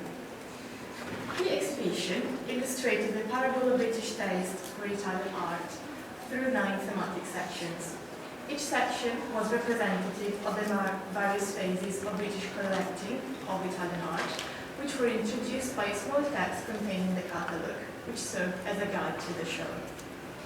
Visitors would start from Gallery 1 and 2, as you can see here, which illustrated the British devotion to Italian art before 1700, from the father of British collecting, Lord Arundel, to the 5th Earl of Exeter. One would then proceed to Gallery 3, which accounted for the older British collectors' fascination for the Venetian school of the High Renaissance, whereas Gallery 4 represented the taste for Tuscan High Renaissance works. The largest section was the one stretching from Gallery 5 to 8. Here, a selected group of works accounted for the many aspects of the artistic encounters between Britain and Italy around 1700 and 1850. From the Venetian artists like Ricci and Pellegrini, who came to work in London, to the influence of Rome in the taste for landscape, with artists like Claude, Poussin, Salvatore Rosa, and the British artists who studied or lived in Italy, and in the importance and impact of Italian Turner, Ruskin, and their contemporaries. Gallery 9 and the lecture room illustrated the so-called taste for primitives, which emerged in the second half of the 19th century and became universal by the end of it. This section mainly, section 9 was mainly criticized by the press for being the most problematic in terms of attribution. Then visitors would arrive at Gallery 10, which was advertised as the last phase of British collecting and described by art historian Nathalie Moureau, I quote, the phase that is happening exactly during our days and is characterized by a scientific engagement with no precedent. Galleries 10 and 11, in fact, constitute the section dedicated to the recent revived interest in the Seicento. The pictures displayed had entered the UK between the 18th and 19th century, but were recently acquired by present owners, showing them a continuity in taste. The choice of works, their display, and their catalogation was entirely carried out by Denis Mahon. The latter, besides being a major scholar of Bolognese Seicento, was also a great collector of work from that period. Out of 56 works exhibited in these two galleries, 37 came from his private collection. As Mahon himself writes in his introduction to the galleries, and I quote, renewed appreciation of this period, that is the Seicento, began abroad about the time of World War I, mainly in Italy and Germany. And that great exhibition held at Arts Utrecht in 1922 provided a vital impetus. Since World War II, however, British collectors had become progressively more interested, and a number of examples came either from provincial galleries or from mixed collections, formed by persons especially concerned with the history and criticism of art and of art. The following room, which was a so-called architectural room, were curated by Francis Watson instead.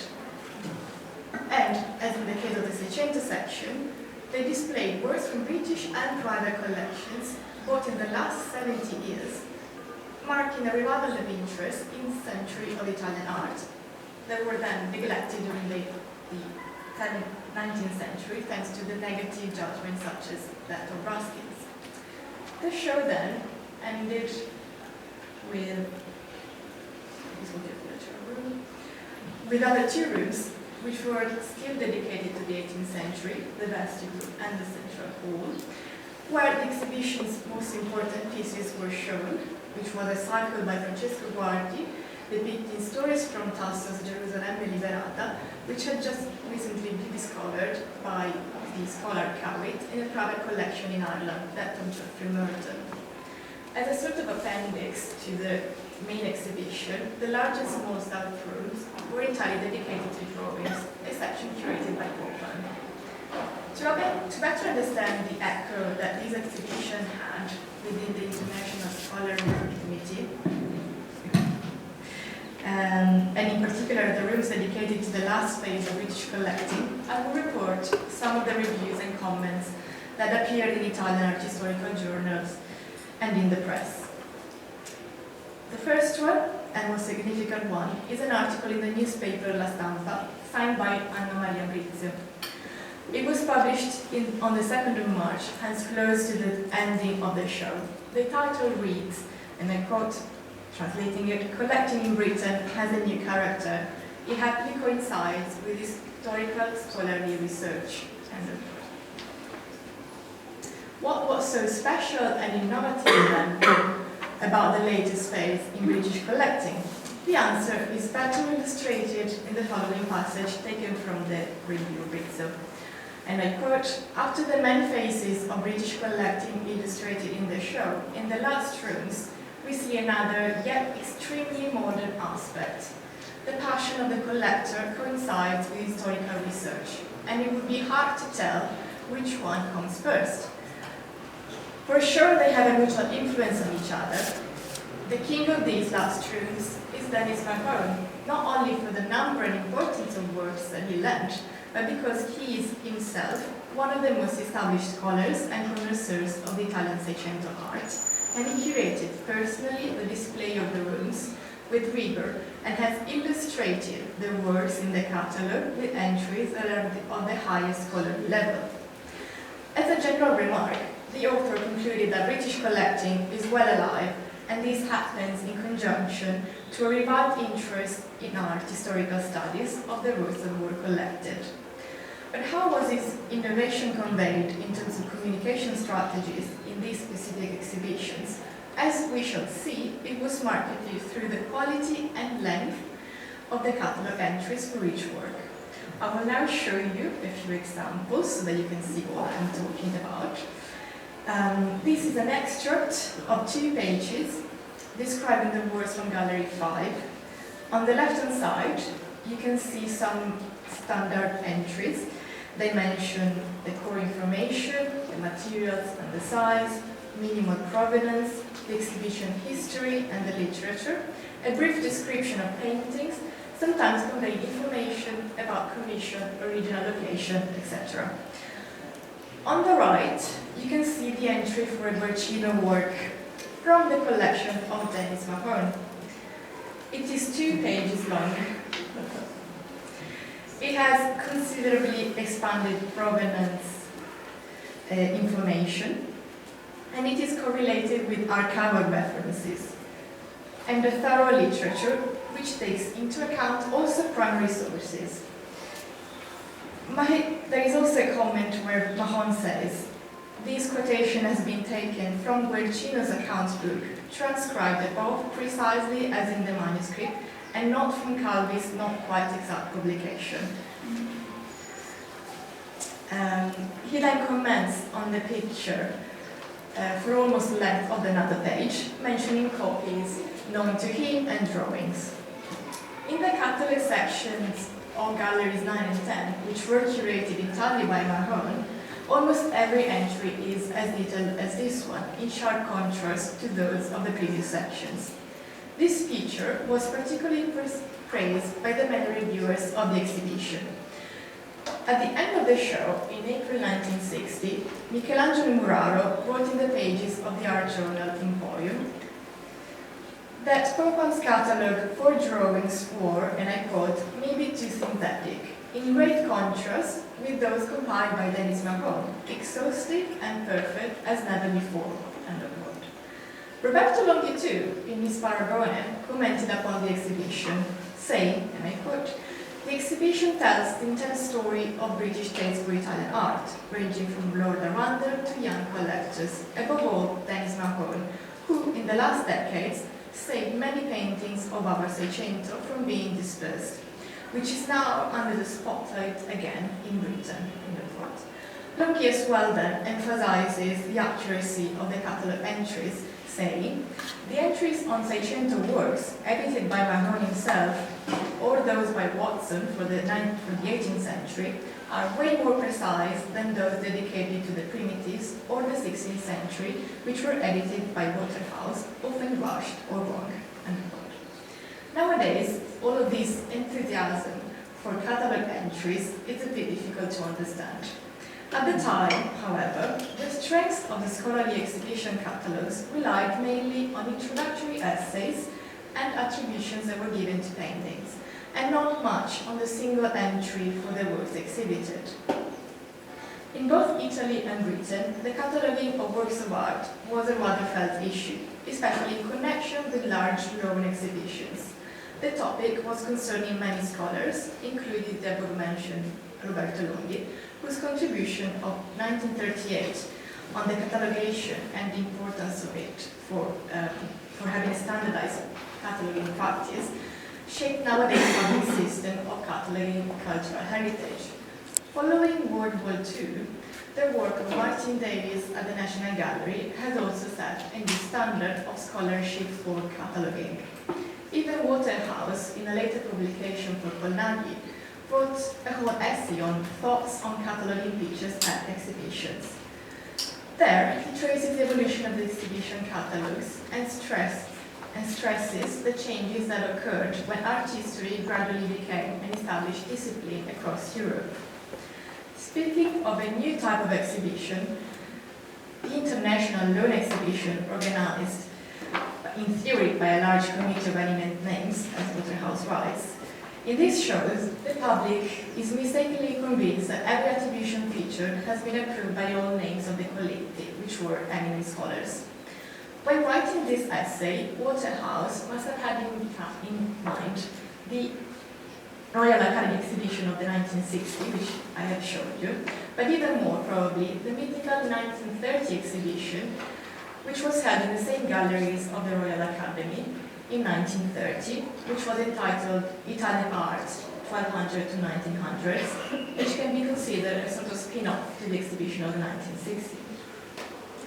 In the preface of the 1960 show, the president of the Academy remarked at the very beginning that the last big exhibition of Italian art was held at the Royal Academy in 1930. It contained many masterpieces from Italy and other foreign countries, some of which are unlikely ever again to be moved from their permanent house. Any attempt to repeat that memorable project of 30 years ago must have ended in failure and unfortunate comparison. And she stressed then that the exhibition was an alternative to the 1931.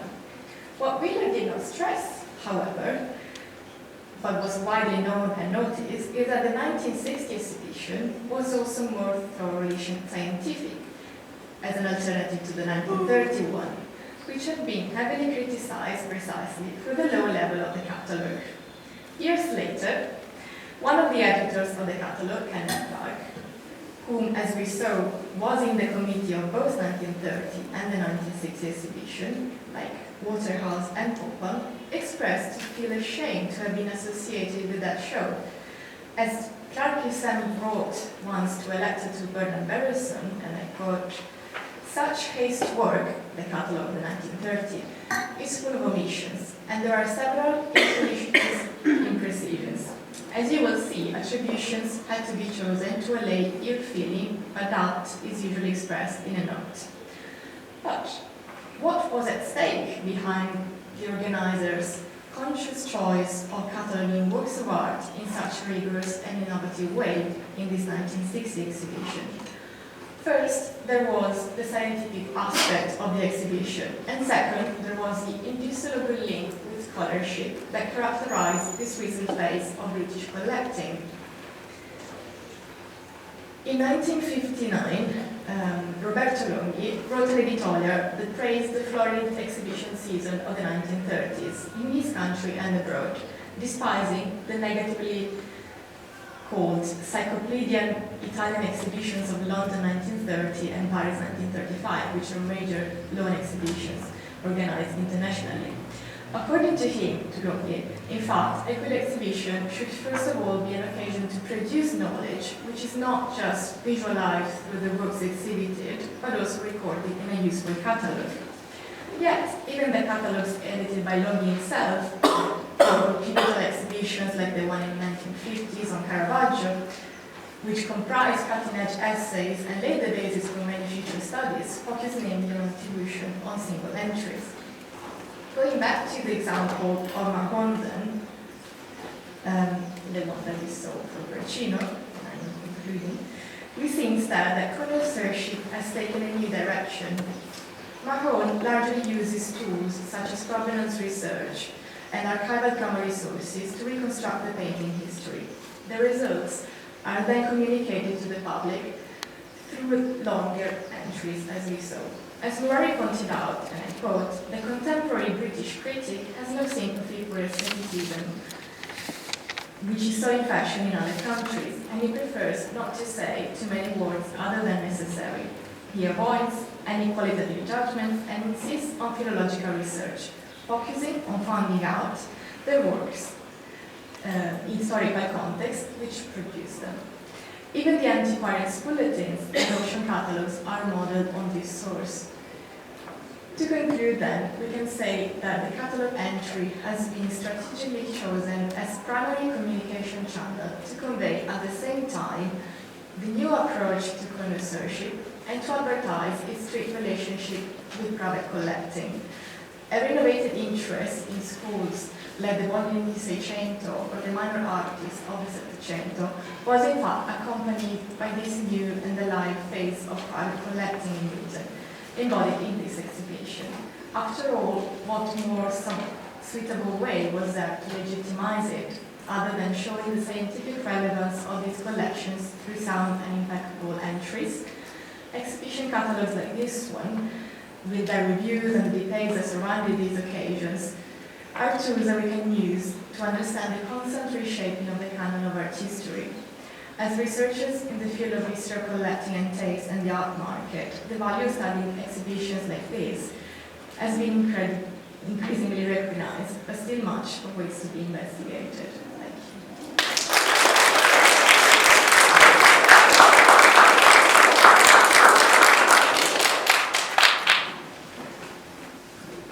you. Please, join us here. As usual, some questions from the public. They can be addressed only to Sarah and to Vera. They cannot be addressed, unfortunately, to others. Any questions? Various? And maybe I can start with a question to Sarah.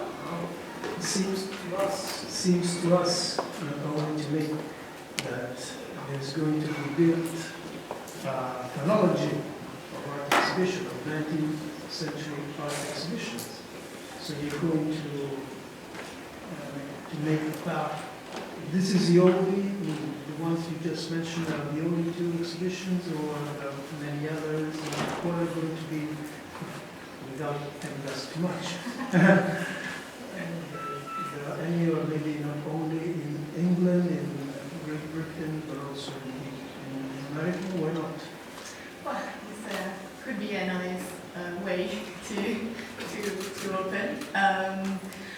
For what regards the UK part, there is another important exhibition in 1965, which is another loan exhibition organized entirely by art historians in order to raise funds for the then-to-be Association for Art History, which is a sort of manifesto of this new phase of collecting as a scholar. But then there are many others in the 50s and in the 60s in Italy that were then pivotal, maybe to reshape the canon of what artists were then important for the critics at the time. So Longhi's the one in the 1950 on Caravaggio, and the one in 1950 for Bologna, but also Dennis Mahoney's involved himself in the 60s and the 50s, organizing a major exhibition of Bolognese artists in Italy with Italian scholars, so there is a lot to do, yeah.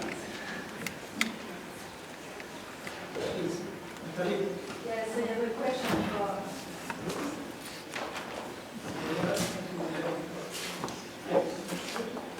Maybe you're there. Should maybe start it off. Wait a second, you guys come. I told you, it's not an easy task. That's it. Yes, my question is for Lea. You mentioned in your presentation that you can measure a correlation, but not really an explanation. So you showed that there was a correlation between the lines in the catalogs and the images and the price that are reached at auction. But I guess that for artists who are more famous, the probability that you have more images and more comments is high. So is there a way to differentiate between the explanation and the correlation? In other words, I am a bad artist, but I put photography, I put more comments, and to what extent it increases the price. So is there a way to know exactly the impact of the photography and to separate it from the fame of the artist? Thank you for the question. Actually, I made a fixed effect artist. So for the same artist, for let's take two landscapes by Monet, I know that the production in the catalog will be correlated with the price increase for Monet with the fixed effect. Yes, but not all painting by Monet has the same value, and perhaps the probability that you have photography for painting of higher quality is higher. So for sure you can... Yeah, I can measure it, I can disentangle artist by artist, but I can measure it and for my PhD, but yes. It's true that like the older, the more probability that there will be production in the catalog. I have no figure for the moment, but it's a good idea. Elisabetta Lazzaro for there. Yeah, I would like to follow up on this discussion.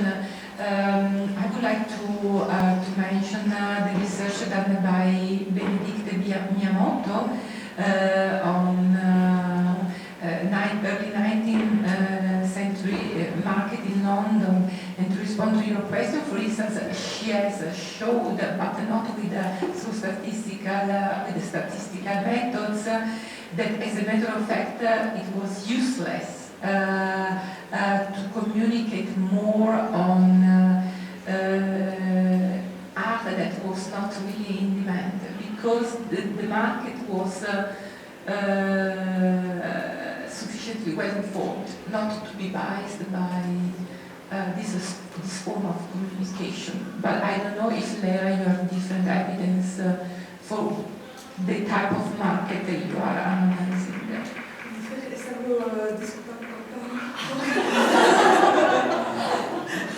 So basically the thing is that Paolo, you are the chair of the... Shame on you. So, yeah, for artworks not on demand but didn't affect actually their demand. So is it the case also for your analyzed market or not? And with your methods that you are employing in order to study that? If I understand the question, is that so some segments of our market, it's useless to communicate on them? I mean that the market is informed enough in order not to be biased by this form of communication or promotion, to use more marketing terms. I'm sorry. You need to measure the bias? How to measure the bias? At the time you would not use to use communication. Our market is all about communication to increase the value of But it has been shown that is not necessarily the case, and I was mentioning our colleague Benedicta Miyamoto. She showed that you cannot really bias that much, but her research is on early 19th century. I think that her point, when she presented her work in London about the repeated sales, it means that you cannot trick value, you cannot cheat on the market, because when you have repeated sales, you can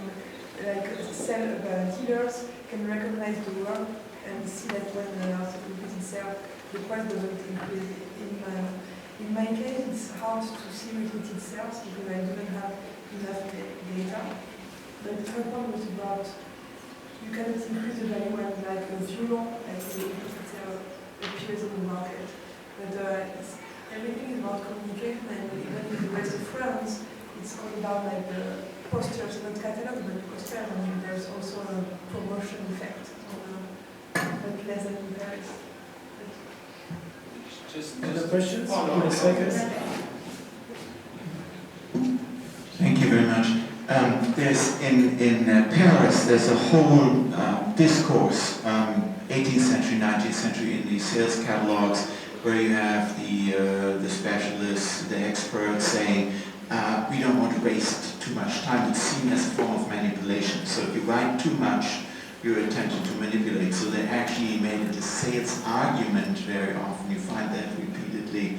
And I looked into this where they say deliberately at the beginning, we're going to make it short, and we're not going to beef it up through this voluminous kind of descriptive things. So it's kind of interesting to observe that. And there is a question, there is? No, it was more of a commentary. Yes, it was in relationship to There's a question, please. There's a question.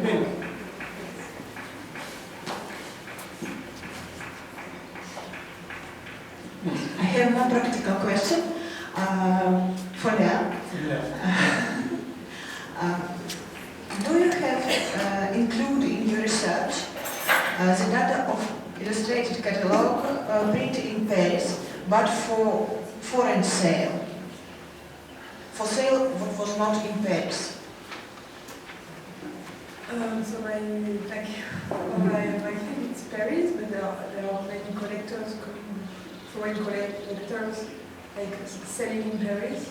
But I didn't study like the illustrated catalog in London, New York, or Rome, and maybe it's the next step.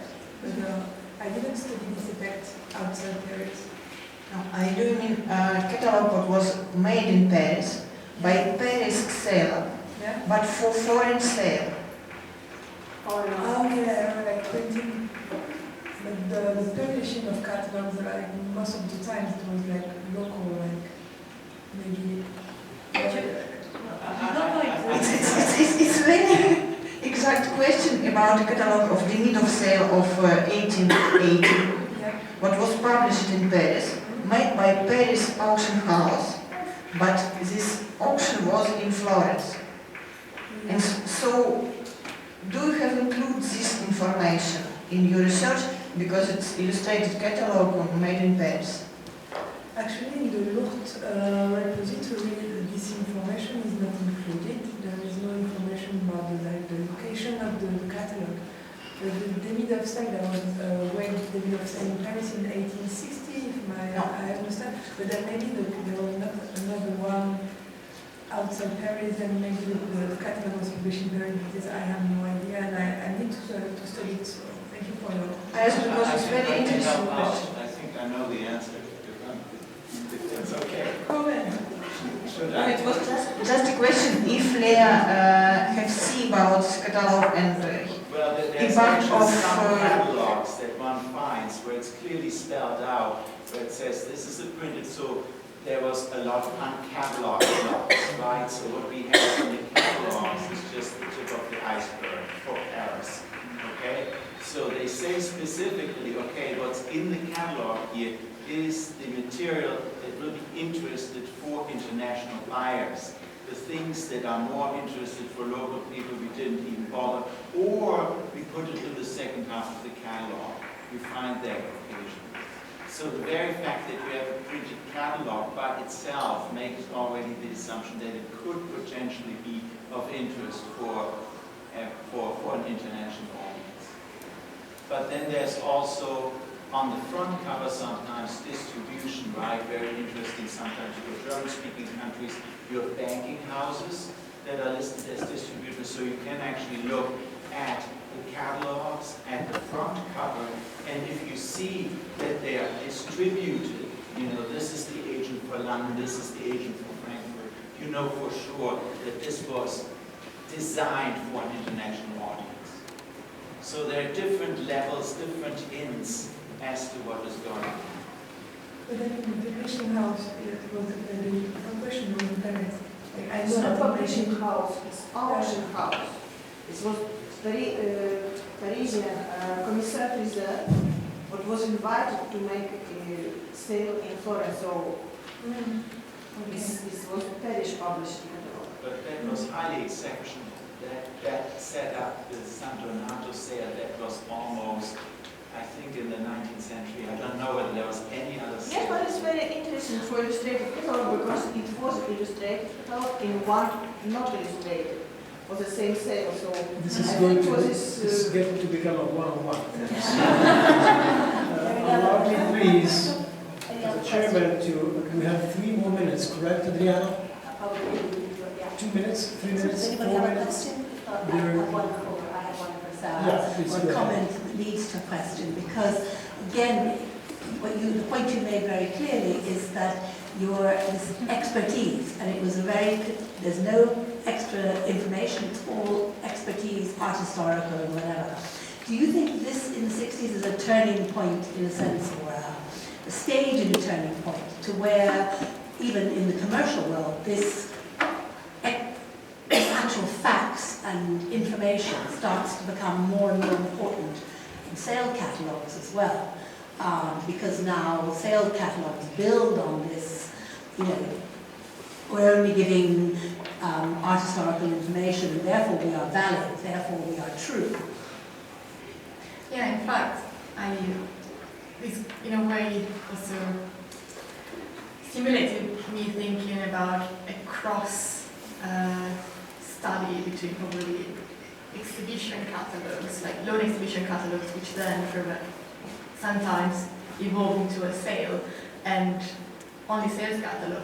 Because in one of the reviews that I quoted, Moureau says, in Britain, for these exhibition catalogs, you have these long entries. And he says, and the same trend we see in the commercial one, in a way hinting that in the Italian side it's not the same, not even for the exhibition ones. So I think that it's due mainly to the fact that also in Britain, scholars were either by formation coming from the art market world or from the museum world, which were both dealing with collecting, one from the private side and one from the public side, whereas in Italy, critics and scholars were mainly from a university. University is something that comes much later in the UK with the foundation of the Courtauld Institute, and then the Bible coming from our work. So I think, yes, the cross-contamination between the world of sales and exhibitions and academia is very intense. And I think that's why also you see this pattern replicated in the commercial side. And also the auctions building on that idea of historical authenticity and expertise to justify, the sale. Exactly. In fact, it would be interesting to see if Leanne was ever interested in having a look at exhibition catalogs and applying the same criteria maybe and see what were the effects of sales of works that maybe were featured in the exhibition and see if those factors that you highlighted had the same impact in that. Actually, when I was previously exhibited, there was a correlation with the Hammer Prize, and also in the late 19th century there was a growing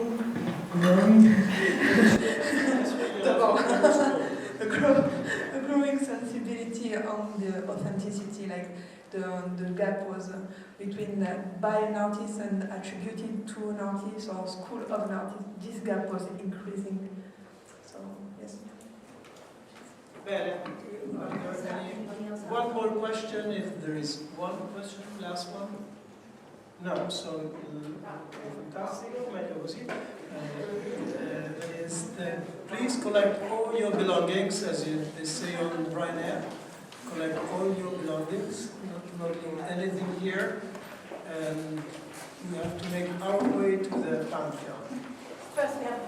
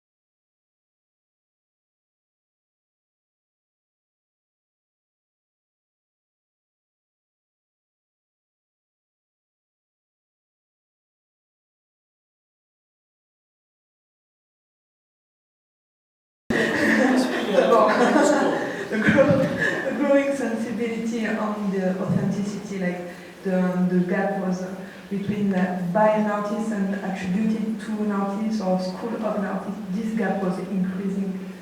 So, yes. Bene, one more question, if there is one question, last one. No, so fantastico, meglio così. There is, please collect all your belongings, as they say on Ryanair. Collect all your belongings, do not leave anything here, and you have to make our way to the fan count.